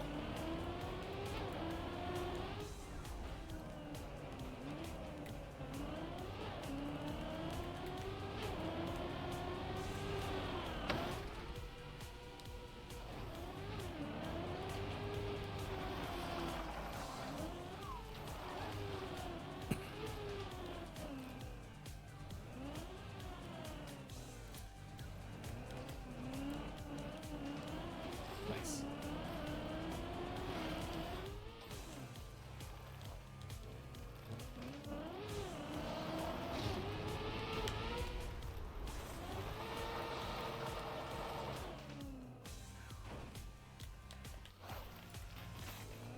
Man, looks like it's just us again.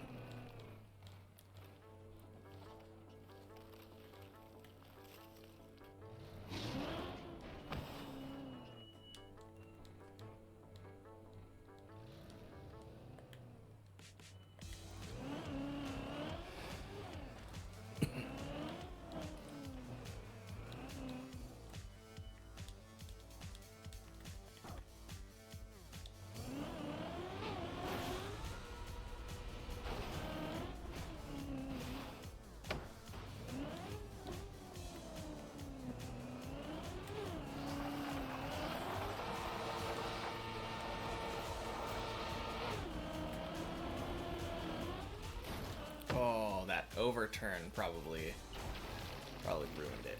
Oh, jeez. Holy crap.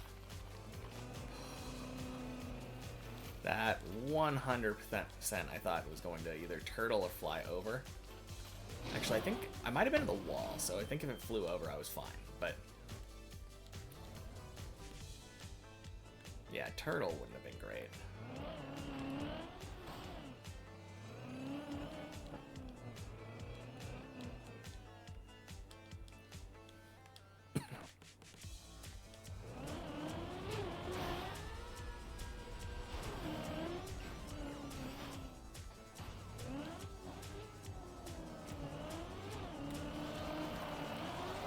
Oh, dang.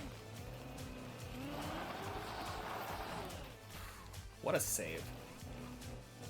What a save.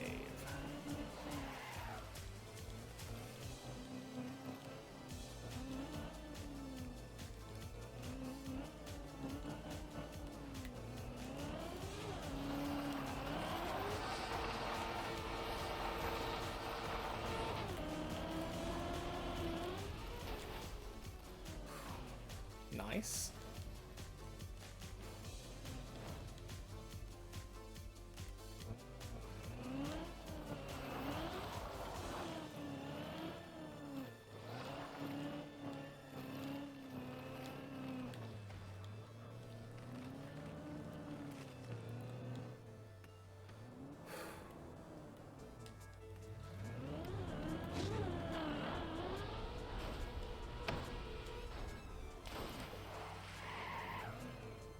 Man. Floor 2.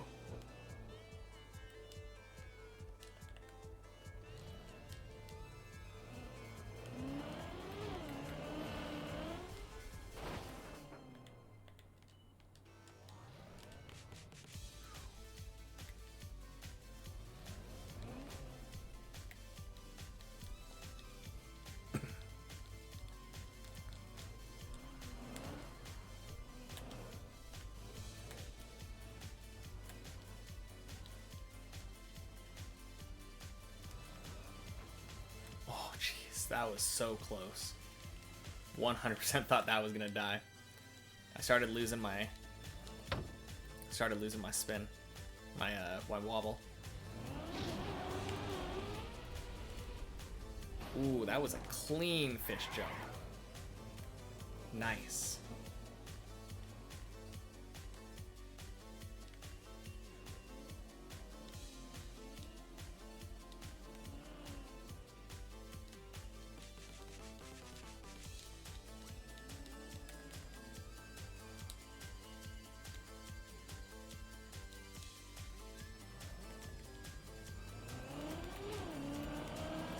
Oh no, I clipped again!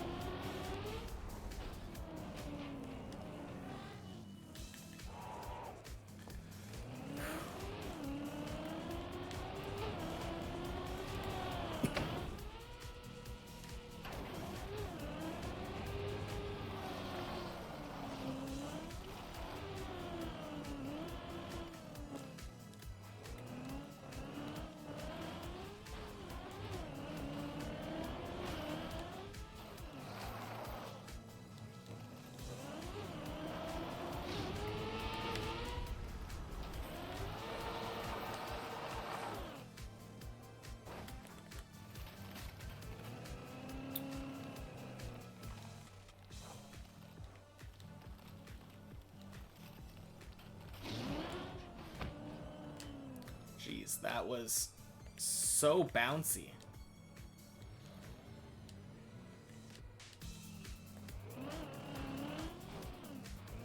Like, incredibly bouncy. What in the world?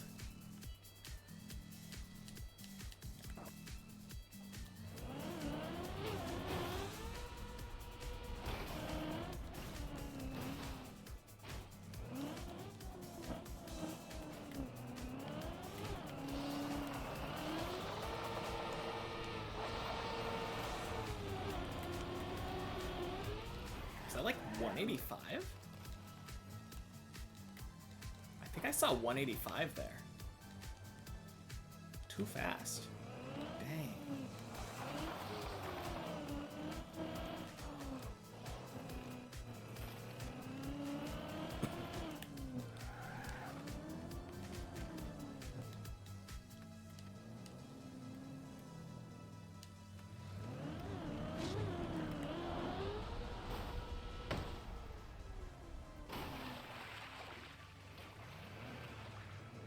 The man, the myth, the legend.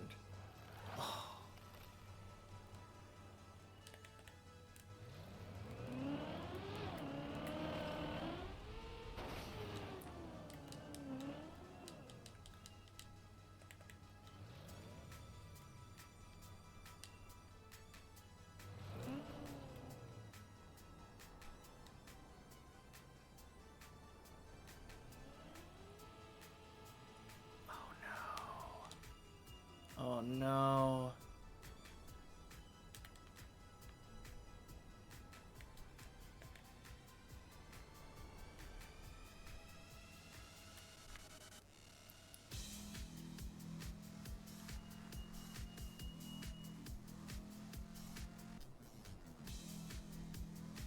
Yeah, that's done. That was weird. I don't have it pop over to the right very often. I had it pop over to the left a couple times today. Popping to the right?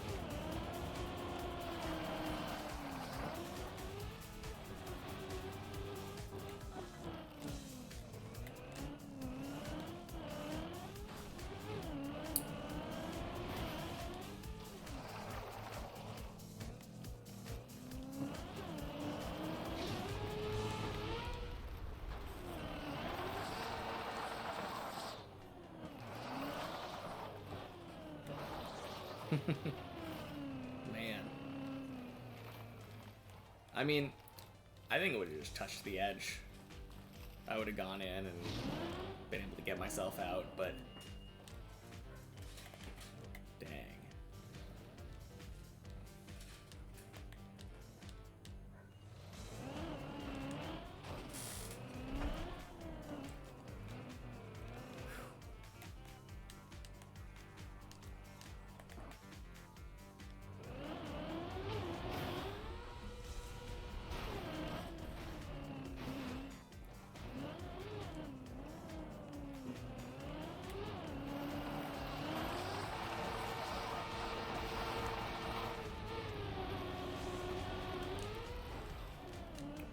Oh, jeez.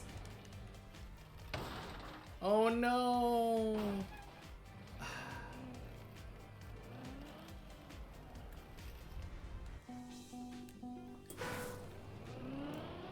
Yeah, that one... questionable ice slide.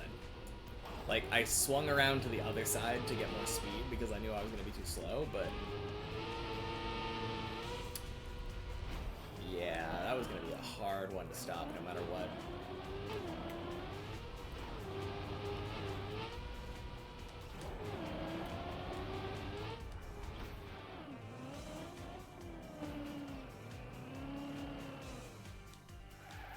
Oh, weird.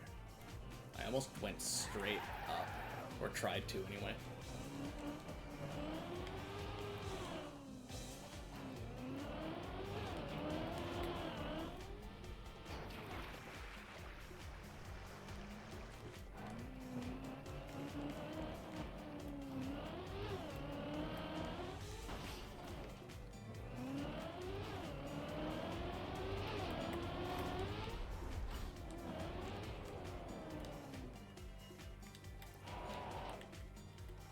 No ball this time.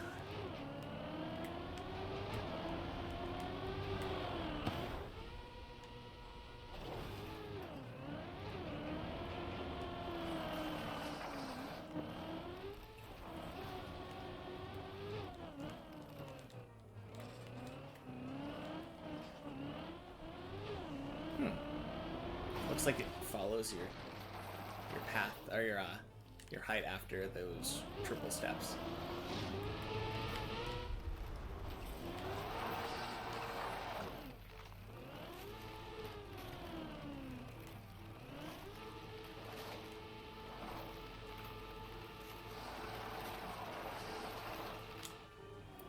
Screw it.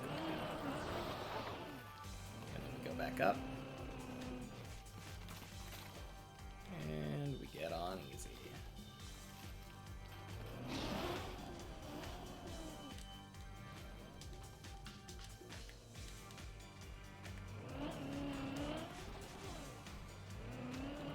Catching up to Bobby. Let's go.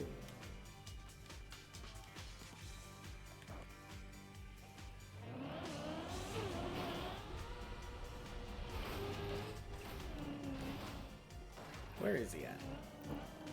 Thought I saw his name up there.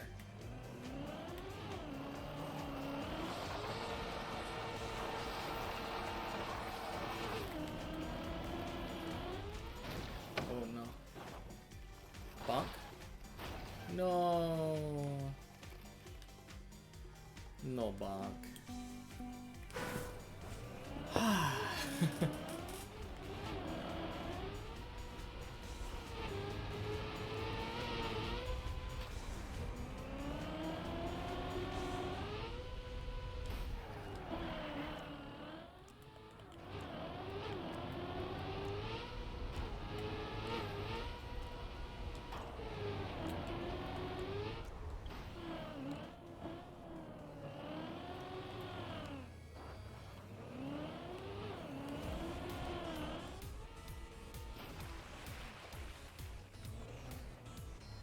Can I do this now?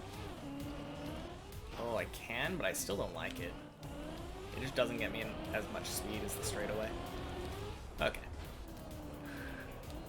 I just wanted to make sure. Had to try it out since I haven't tried it in a while. Kind of forgot why I didn't do it. But now I remember.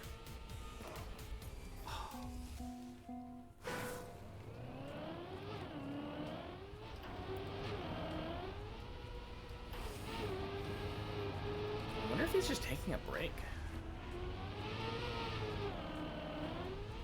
Seems like he's been almost at exactly the same spot for a while.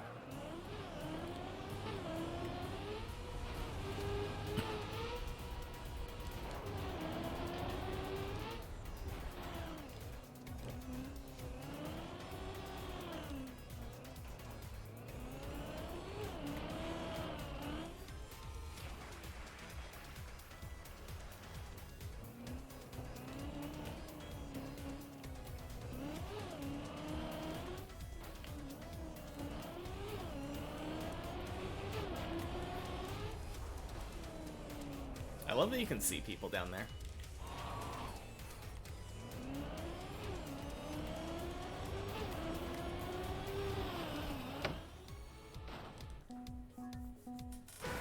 Man, I don't know why I got nervous there. I think it's because I backed up into a go and I thought I might have eaten a gear or something. But if that was the case and I realized that early, I should have just stopped.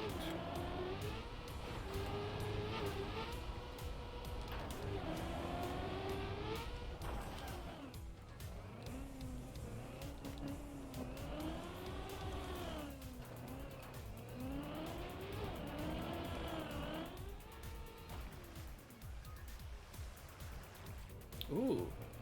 Did he switch back to the way around?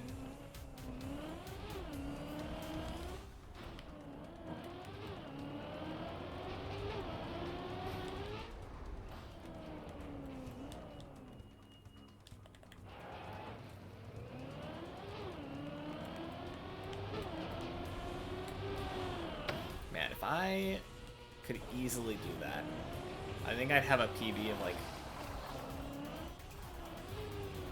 probably minute-ish. Minute 10. No, not minute 10, like minute 5 probably. I stopped for a bit there and I got a minute 16, so probably like minute 10 or minute 5. Minute 10 I've done definitely.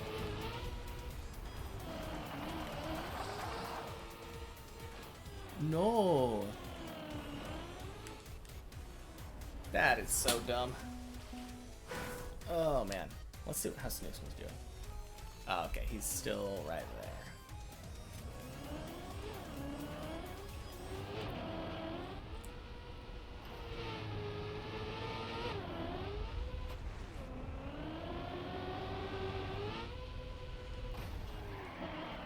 Oh.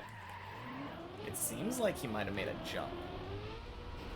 Because I saw his little thing go. And he's at 114.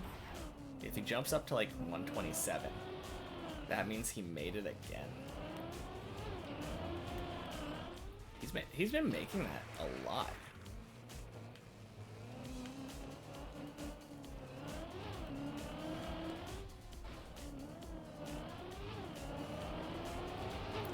$154 is his PB. Is that the jump? Or is that the pipe? That might be the pipe. I think it's the jump, though.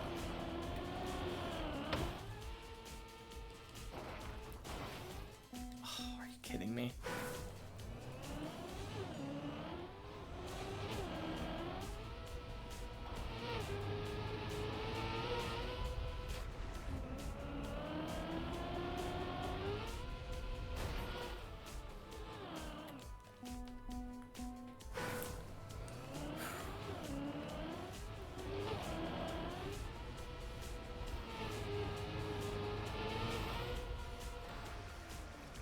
Ooh.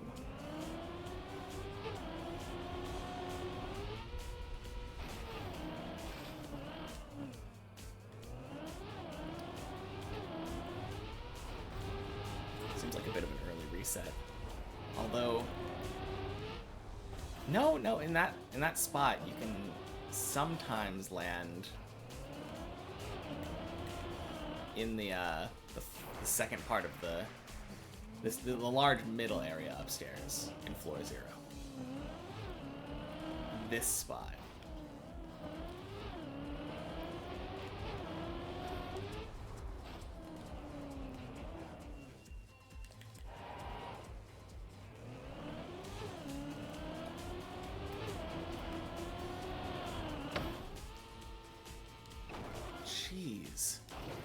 is going on today? I mean, I guess I've been streaming for like 9 hours, so probably understandable that I'm messing up on the jumps that are easier for me now.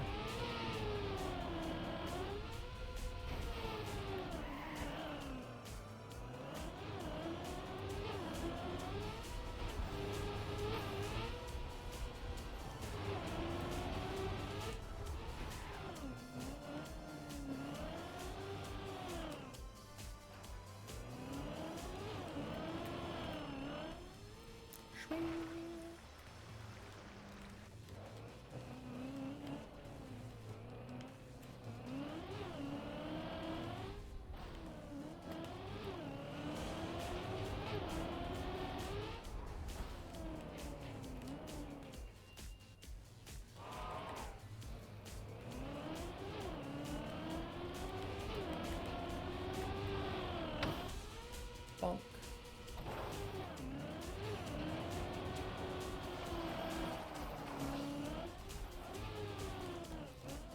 I'm still streaming. Yeah, I'm probably gonna get off in like 45 minutes. Make it a nice even round 10 hours. I'm definitely reaching that point where my the quality of my play is going down a bit. So seems like a good enough time. How's your night going? Or day? Yeah, makes sense.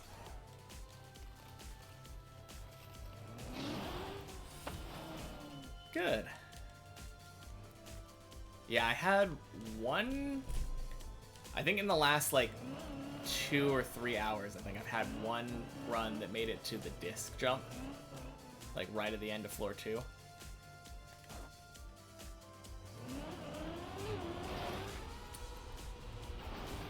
But yeah.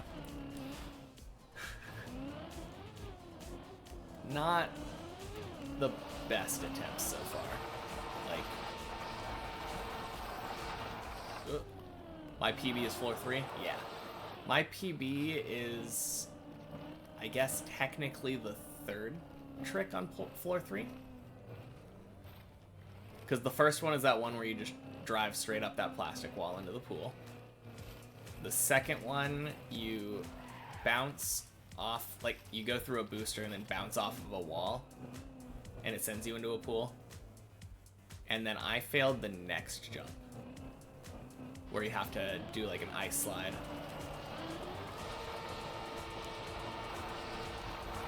So a pretty significant PB, all things considered, compared to how I was at the beginning of the stream today. Not even getting to floor 3. I'm really nervous about the jump immediately following that one, though. Oh, thank you. Yeah, the jump immediately after the one that I failed is the one with the Mario, like, oh no or whatever, where you have to very slowly go on. And that makes me nervous. I think I've gotten it like once or twice on the practice floor, but it's definitely not a clean trick for me yet that I can just get every time. Yeah, sounds good. Thanks as always for stopping by and saying hello.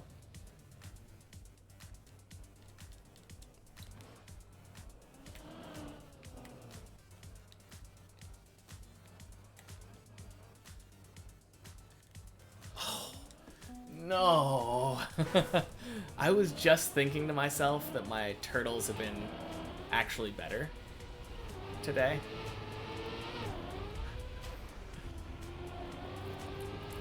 And then I had to fail the turtle. Floor 4 when? Oh, I'm sure it's gonna happen anytime now.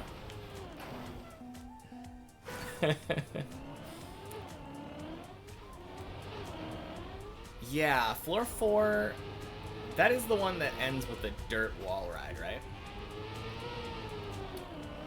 if I remember, I think the beginning of floor 4 is hard, but it has like the dirt wall ride and it has the half pipe jump. Yeah.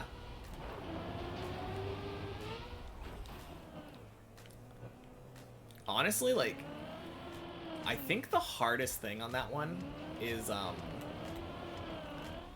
right before the dirt wall ride with the flick. You have a jump where you have to like full speed it from the end and like drive through one of these tiny tunnels. That jump is so hard. Yeah, the wall ride flick is pretty easy. It's not too bad. The thing immediately preceding it where you try to jump onto the cone though, I have so much difficulty with that. Yeah. That thing is difficult. It's such a weird thing because it's another one of those things in this game where it looks super inconspicuous. You look at it and you're like, oh, that looks pretty simple. You just have to turn a little bit. But that's like pretty difficult. And then the wall ride is something that looks really fancy. And you think, oh, this is gonna be hard. And then it's not too bad. Yeah, the tunnels are hard to drive in. I haven't had to do it all that much, but I can definitely agree with that.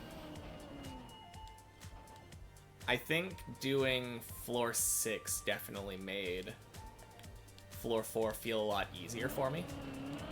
Oh yeah, exactly. I always hit the walls when I do those.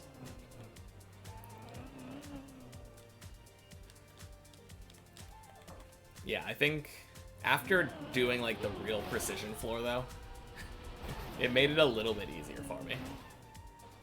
Or it made it feel easier anyway, just by comparison. I'm probably gonna fail it so many times once I actually get there. Or even before, like when I'm doing it on the many checkpoints floor again.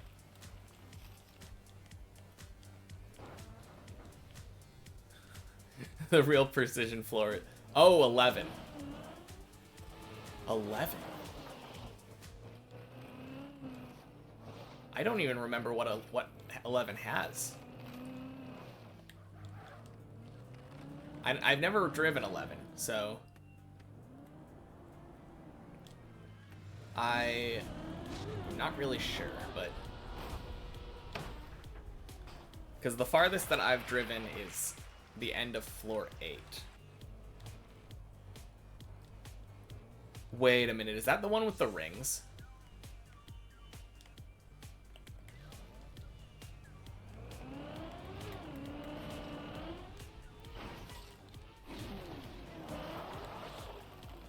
Okay. How do I get back?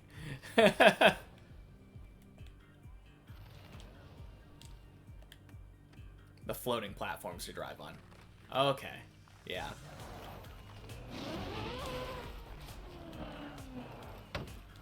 Well, that works. That was so jank, though. Creates a huge bottleneck. I feel like they're... Actually, now that I think about it, I think all of the 5th floors are a bottleneck, right? Because floor 16 obviously is really difficult, since it's the last one. But floor 1 creates a bottleneck for people. Floor 6 creates a bottleneck for people. Now you're telling me floor 11 creates a bottleneck. It seems like every 5 floors is really hard. Or hard to get past the first time, I guess.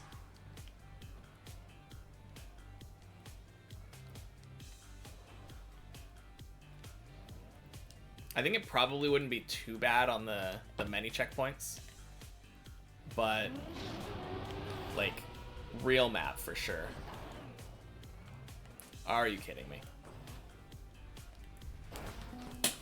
If you fall above it, you have to do it again. Yeah. Okay, let me actually go up. I want to see floor 11. Floor 3, 4, 5.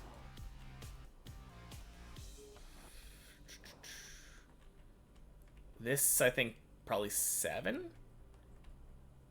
Wait, no. Where is 7? This is 7, right? No. No?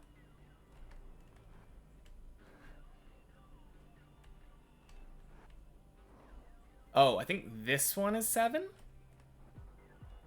Yeah, that looks like 7. So that must be 8. 9. That probably is 10. 11. This is 11, right? The one with the weird... Yeah. Yeah, this one. This is the one I was thinking of when you said floating platforms. Like, this trick, I think? Yeah, this trick in particular looks so...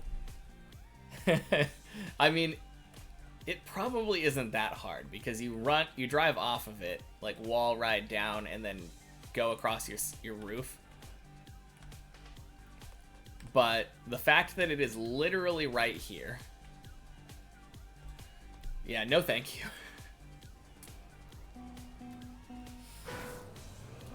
But yeah, I could definitely see that being a bottleneck for people. That seems like a tough one.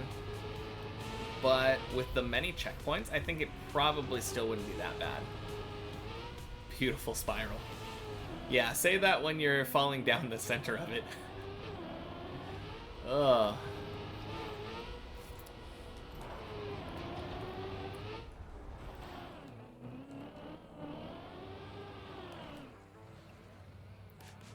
Yeah, I'm looking forward to trying it on the many checkpoints, though.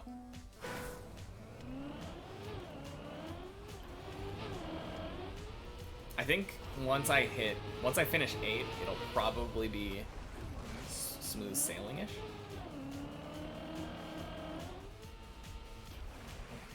What was what? I think I hear a cricket outside or something. Oh. I was saying, I think... Oh, until 11. I don't know. I don't know if it'll actually take that long with checkpoints. Where you're able to just instantly go again for the jumps. Because obviously if you're doing it on the main floor, really hard. But like, on the checkpoint floor, every trick has its own checkpoint. So assuming that you can just luck into the jump, you're good to go. Oh, whoops. Oh, jeez. Been a while since I did that.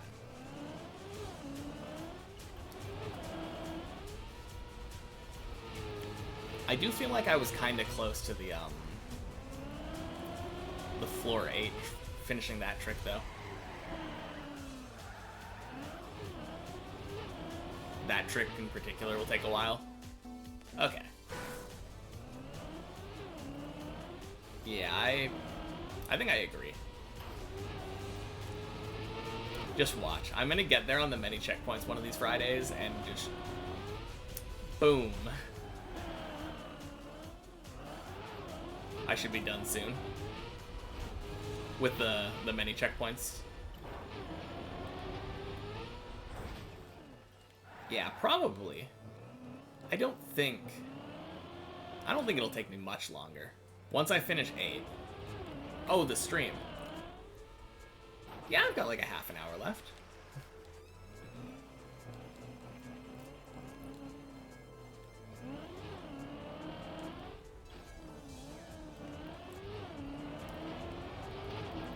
I was really hoping to get back to floor 3 again, but that might be asking a bit much now.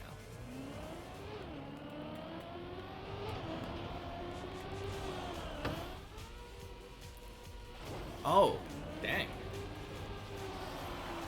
What trick did you get stuck on floor 5? Or did you just stop because you ran out of time? Oh, jeez.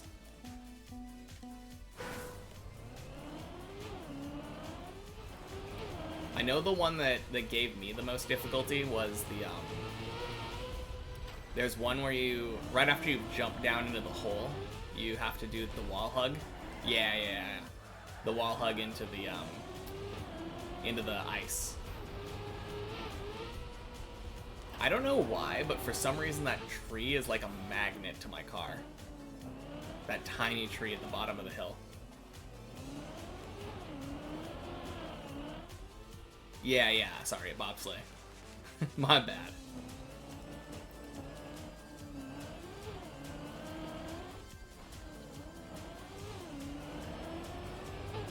Yeah, I think once you finish that, though, it should be smooth sailing. I don't think the rest of Floor 5 is that hard.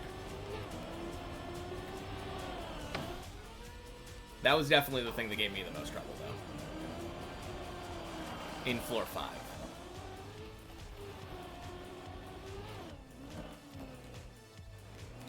I'm trying to think of what gave me the most trouble in Floor 6. I think it was honestly the, there's a turn right after you do the backwards section where you have to, like, turn into a set of boosters. Oh, cool, 592. Yeah, I mean, I knew exactly where you were talking about once you said the, the thing with the, bobsleigh and all that. Oh, were you doing it offline?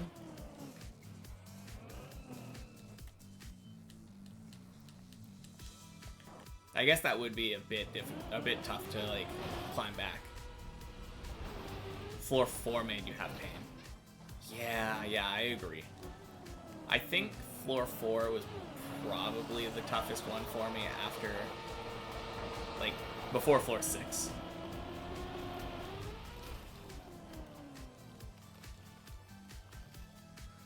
Floor 4 took 5 out of 8 hours. Gee. Yeah. Yeah, I think that one tunnel in particular was especially difficult for me on Floor 4. I've only ever played it on the server, though, so the last time I was playing on the server, I was stuck on that last turtle section on Floor 8, and then the server reset. My PB on many checkpoints is that last turtle section where you have to go across the narrow beams.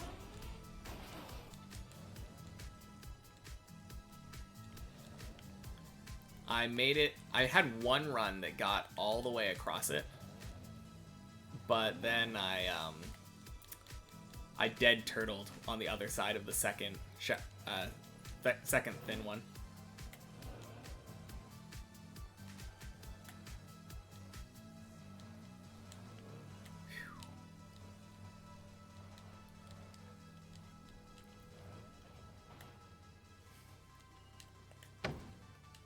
Yeah, I really like turtling, though. It's pretty fun. Oh, jeez. No. Alright, have a good night.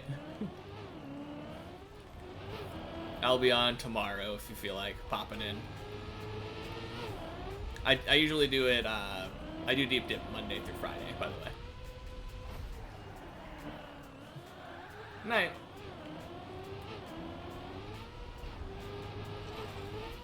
Alright, now since he's gone, that means we can finally get that PB I've been looking for.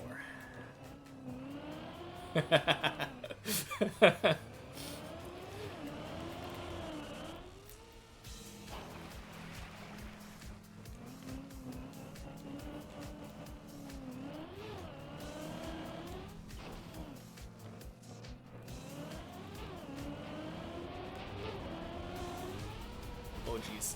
Oh jeez. Can't believe that made it. That was crazy.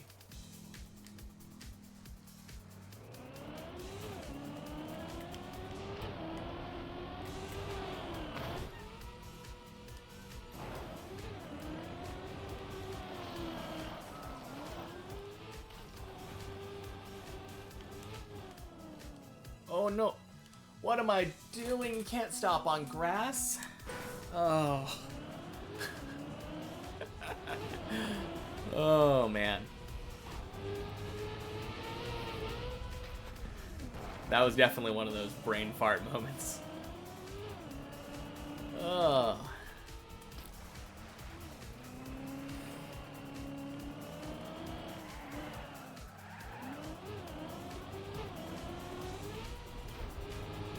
But it's all good, though, because this run is going to get it to floor 3. We're going in all the way.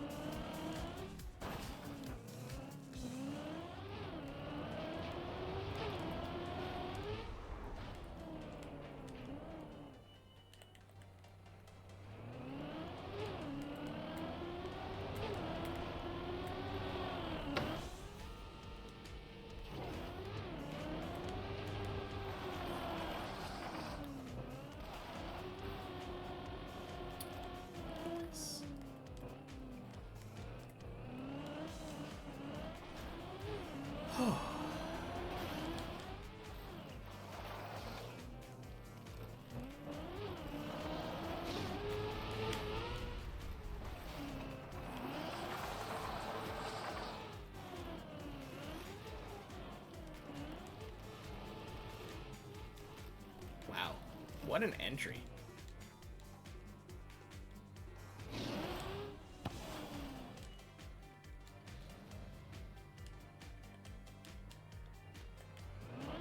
Alright, I'm a-coming. I'm a-coming.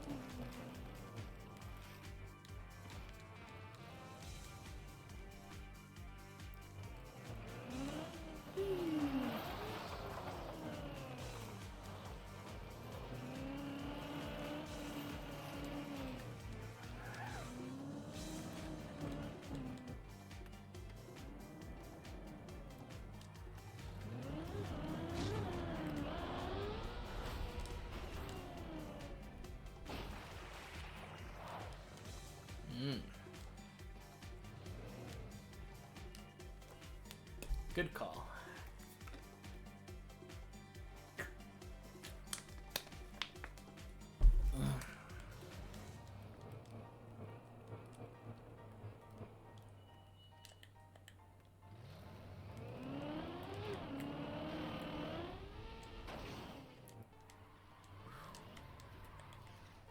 Very nice. Easy turtle section. I never fail this.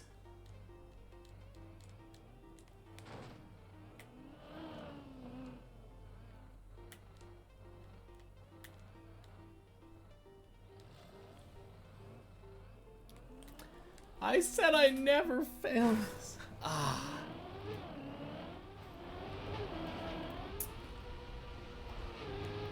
Sad.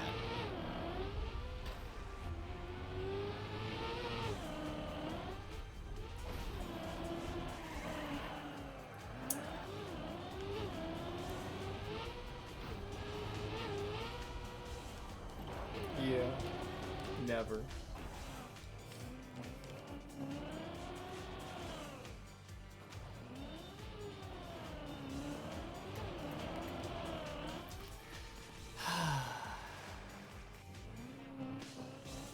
Next time for sure.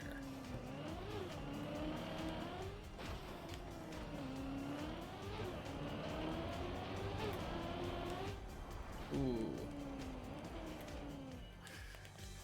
I saw both of them fall. One of them I saw physically fall, and the other one I saw respawn. Crazy.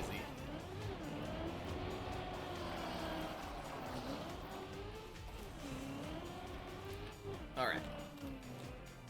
This time we don't overturn the grass. Or drive past the things and try to stop.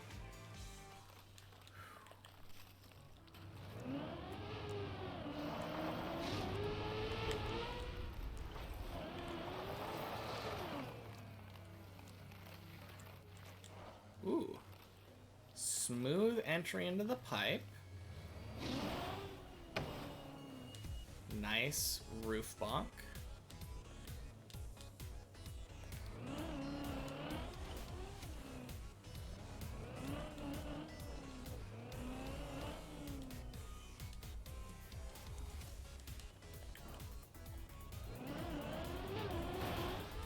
Easy flip. Yeah, I think it might have been the reverse. I think my car might have been in reverse whenever I got that quote-unquote Maji bug. I'm pretty sure I was just eating a gear. Oh, that was a weird. Oh man, my thumb is tired, so I accidentally let go of release for a little bit too long. I thought that was gonna kill my ice slide. Just barely enough speed.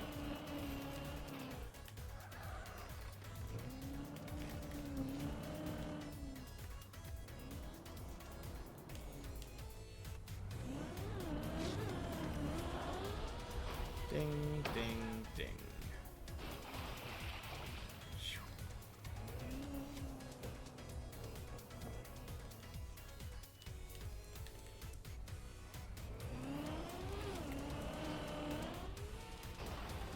Nice. Okay. We rub up against this pole. And then we tap that gas.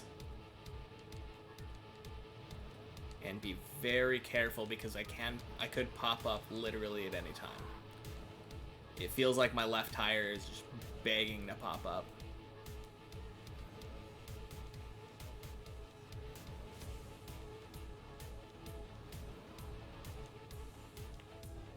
I agree. I think it's time to get a PB.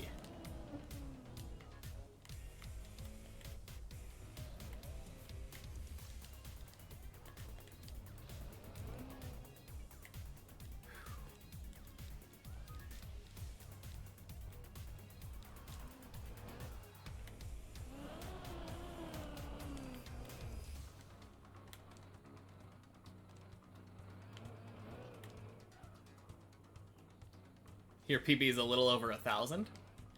Dang. Welcome in, Missy, by the way. What is that? That's like floor 9? Floor 10?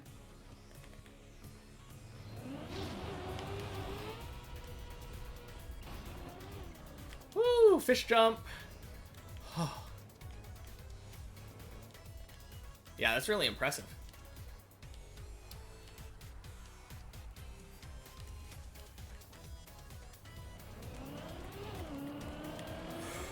Oh no! Oh.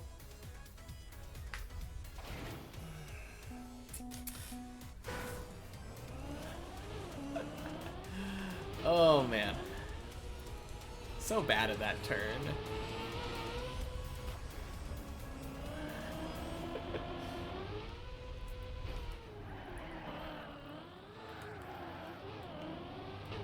A little over 1,000.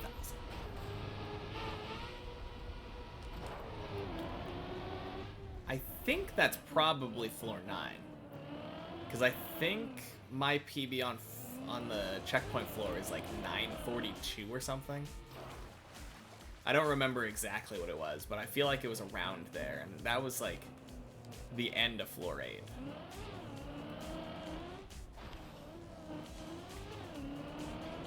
So that's my best guess. No, that is really impressive though.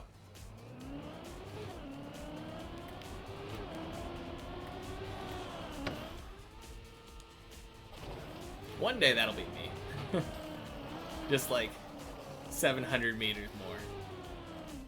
And then we'll be there.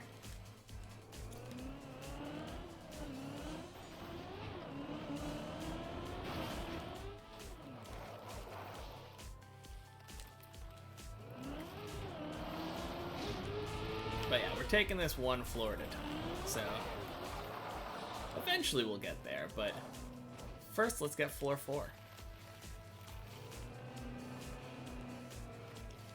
I'm really nervous about that bug slide on floor 4. Since I don't have a checkpoint to just auto do it, it's gonna be a... I actually have to get it first try.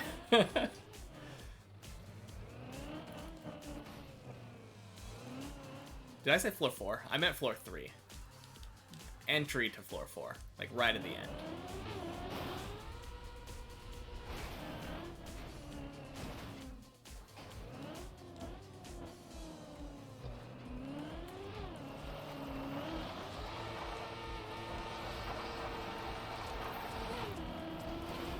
Oh, jeez. Yeah, that's,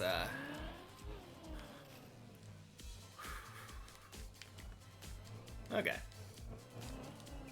Could have been worse. Oh, jeez, that, oh, man. I normally I get on the left one.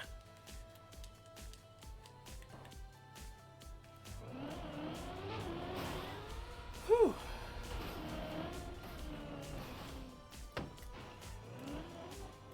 Alright, let's get a good ice slide this time.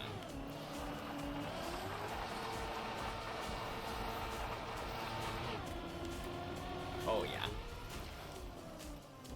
Could not have asked for a better ice slide. Although I did ask for a good ice slide. So I guess you ask and you receive. Which means that if I ask for a smooth pillar jump, I'll get that too. Can I have a smooth pillar jump, please?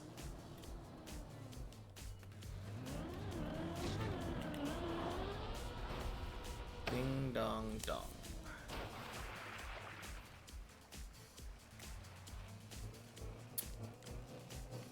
Alright.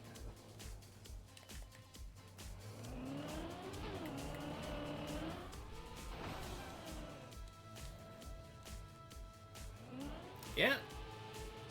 Not perfect, but we salvage these 100%.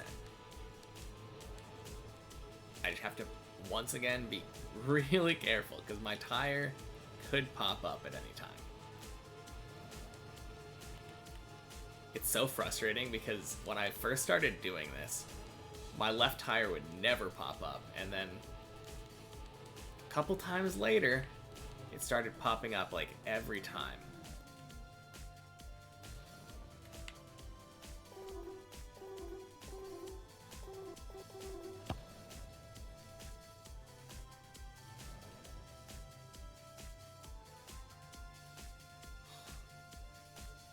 Oh, jeez.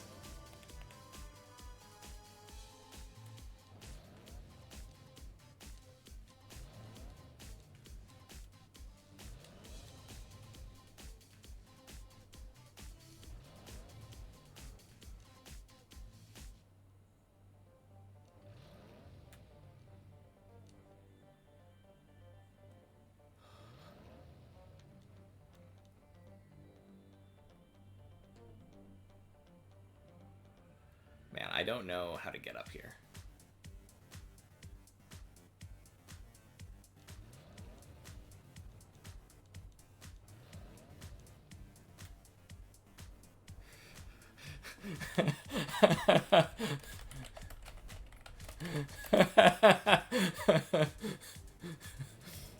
He's just sitting here watching me. It's to your left.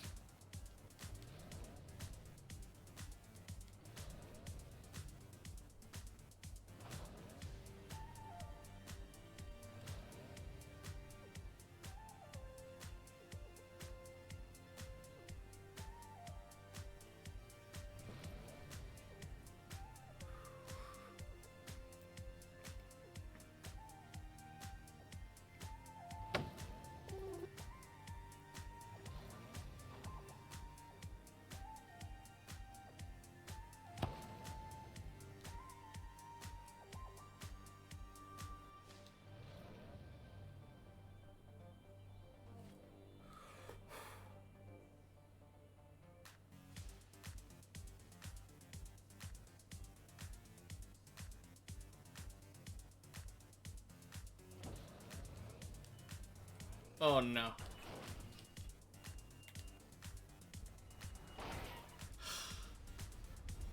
That was such a hard position to come back from. Man.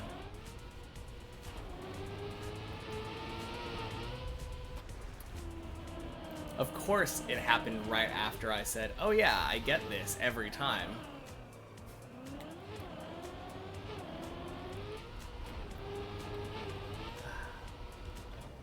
Me too. Man. That was so close too. I think I probably didn't get the timing right. It's really hard when your car is dangling in a corner like that.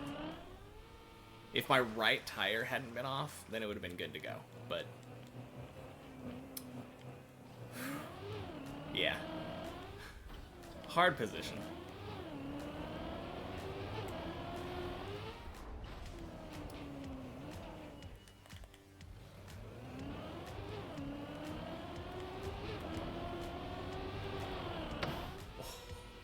Man, that turn made me a bit nervous. I think I was a little bit late to the turn.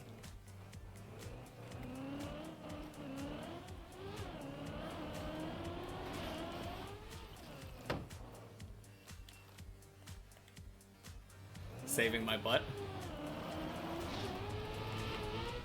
Yeah, I mean, he did give me advice. I guess it was my fault for not having my butt be saved.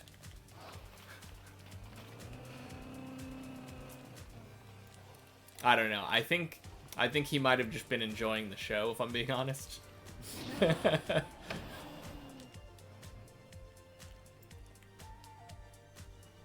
I think I'd probably do the same thing if I saw someone struggling like that.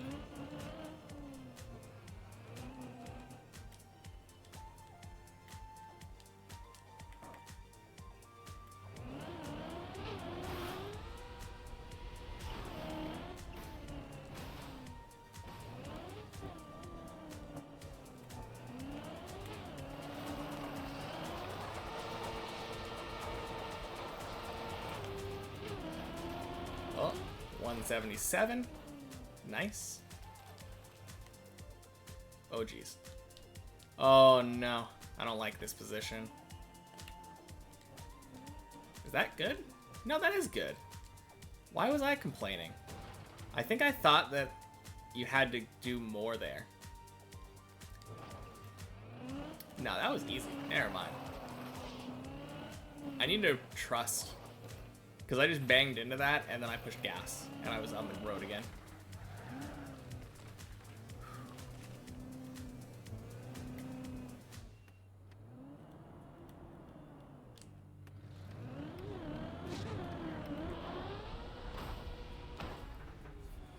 Alright, back to floor 2 again.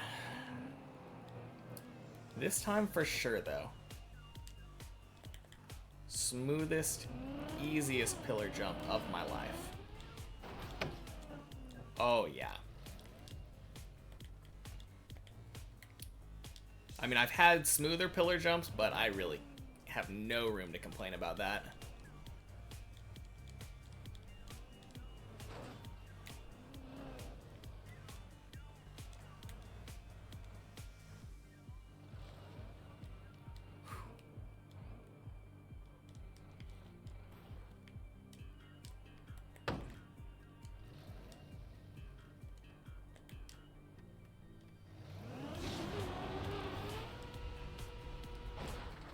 Nice.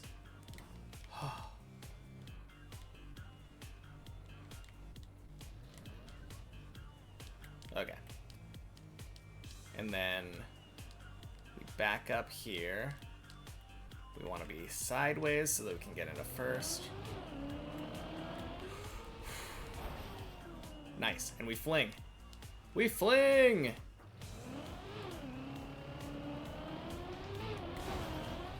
Oh, geez, that was so close. I clipped my tire a little bit, and I lost a ton of speed.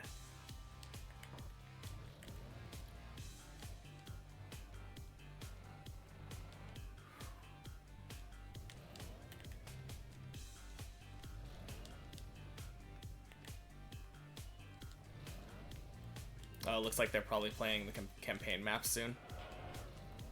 If I had to guess.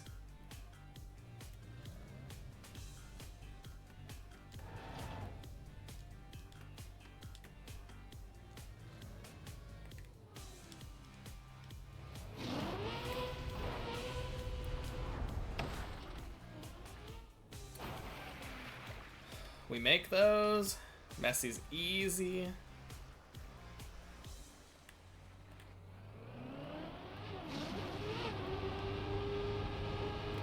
Oh my gosh. Where are we? Turtle floor. Okay. Alright. Everyone ready to watch me slam into this wall? Oh, dang. Never mind. I got it like second try.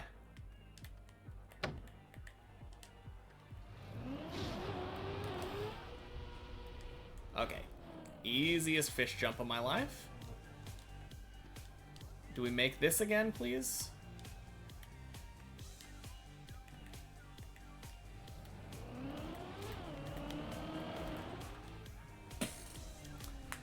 Oh, no. Alright. I think we probably have one more run in us.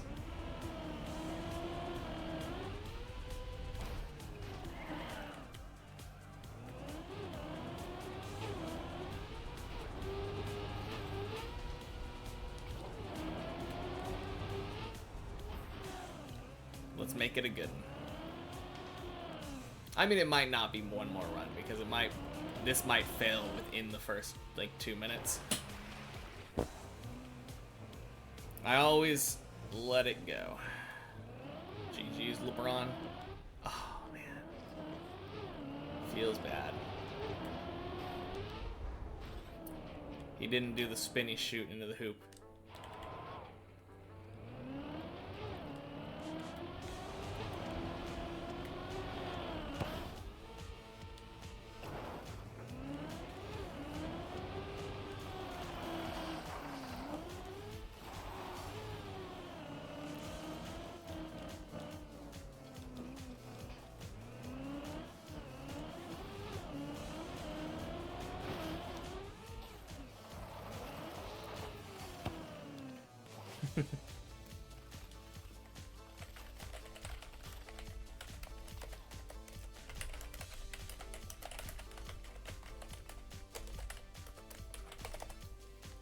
Whew. Oh, he left. And the map is only mine. Now that everyone is gone, I can finally PB.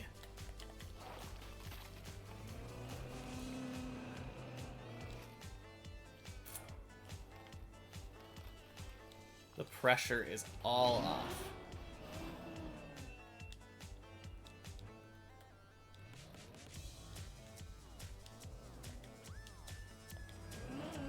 Man, some of my best runs, though, right at the end. Seems like that always ends up happening.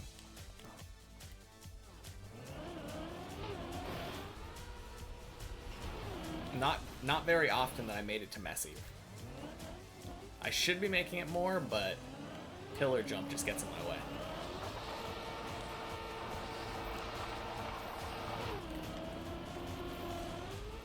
Ooh.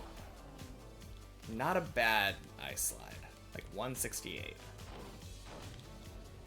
Actually, wait a minute. 168? That must have been like... It records your speed really weird when you're changing directions. So I must have been going a bit faster. There's no way 168 made that.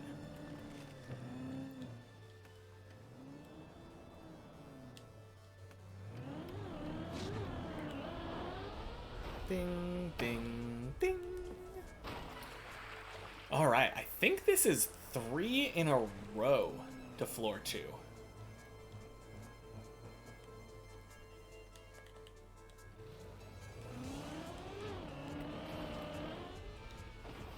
Alright. No, no, no, no!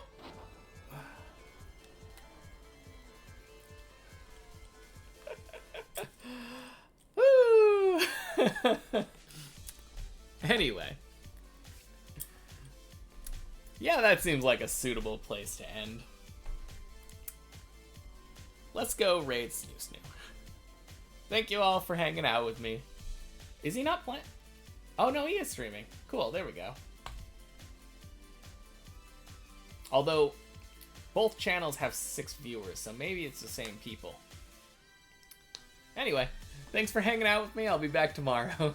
Have a good one. Oh, that is slow. Oh, and thank you for everyone. Bye!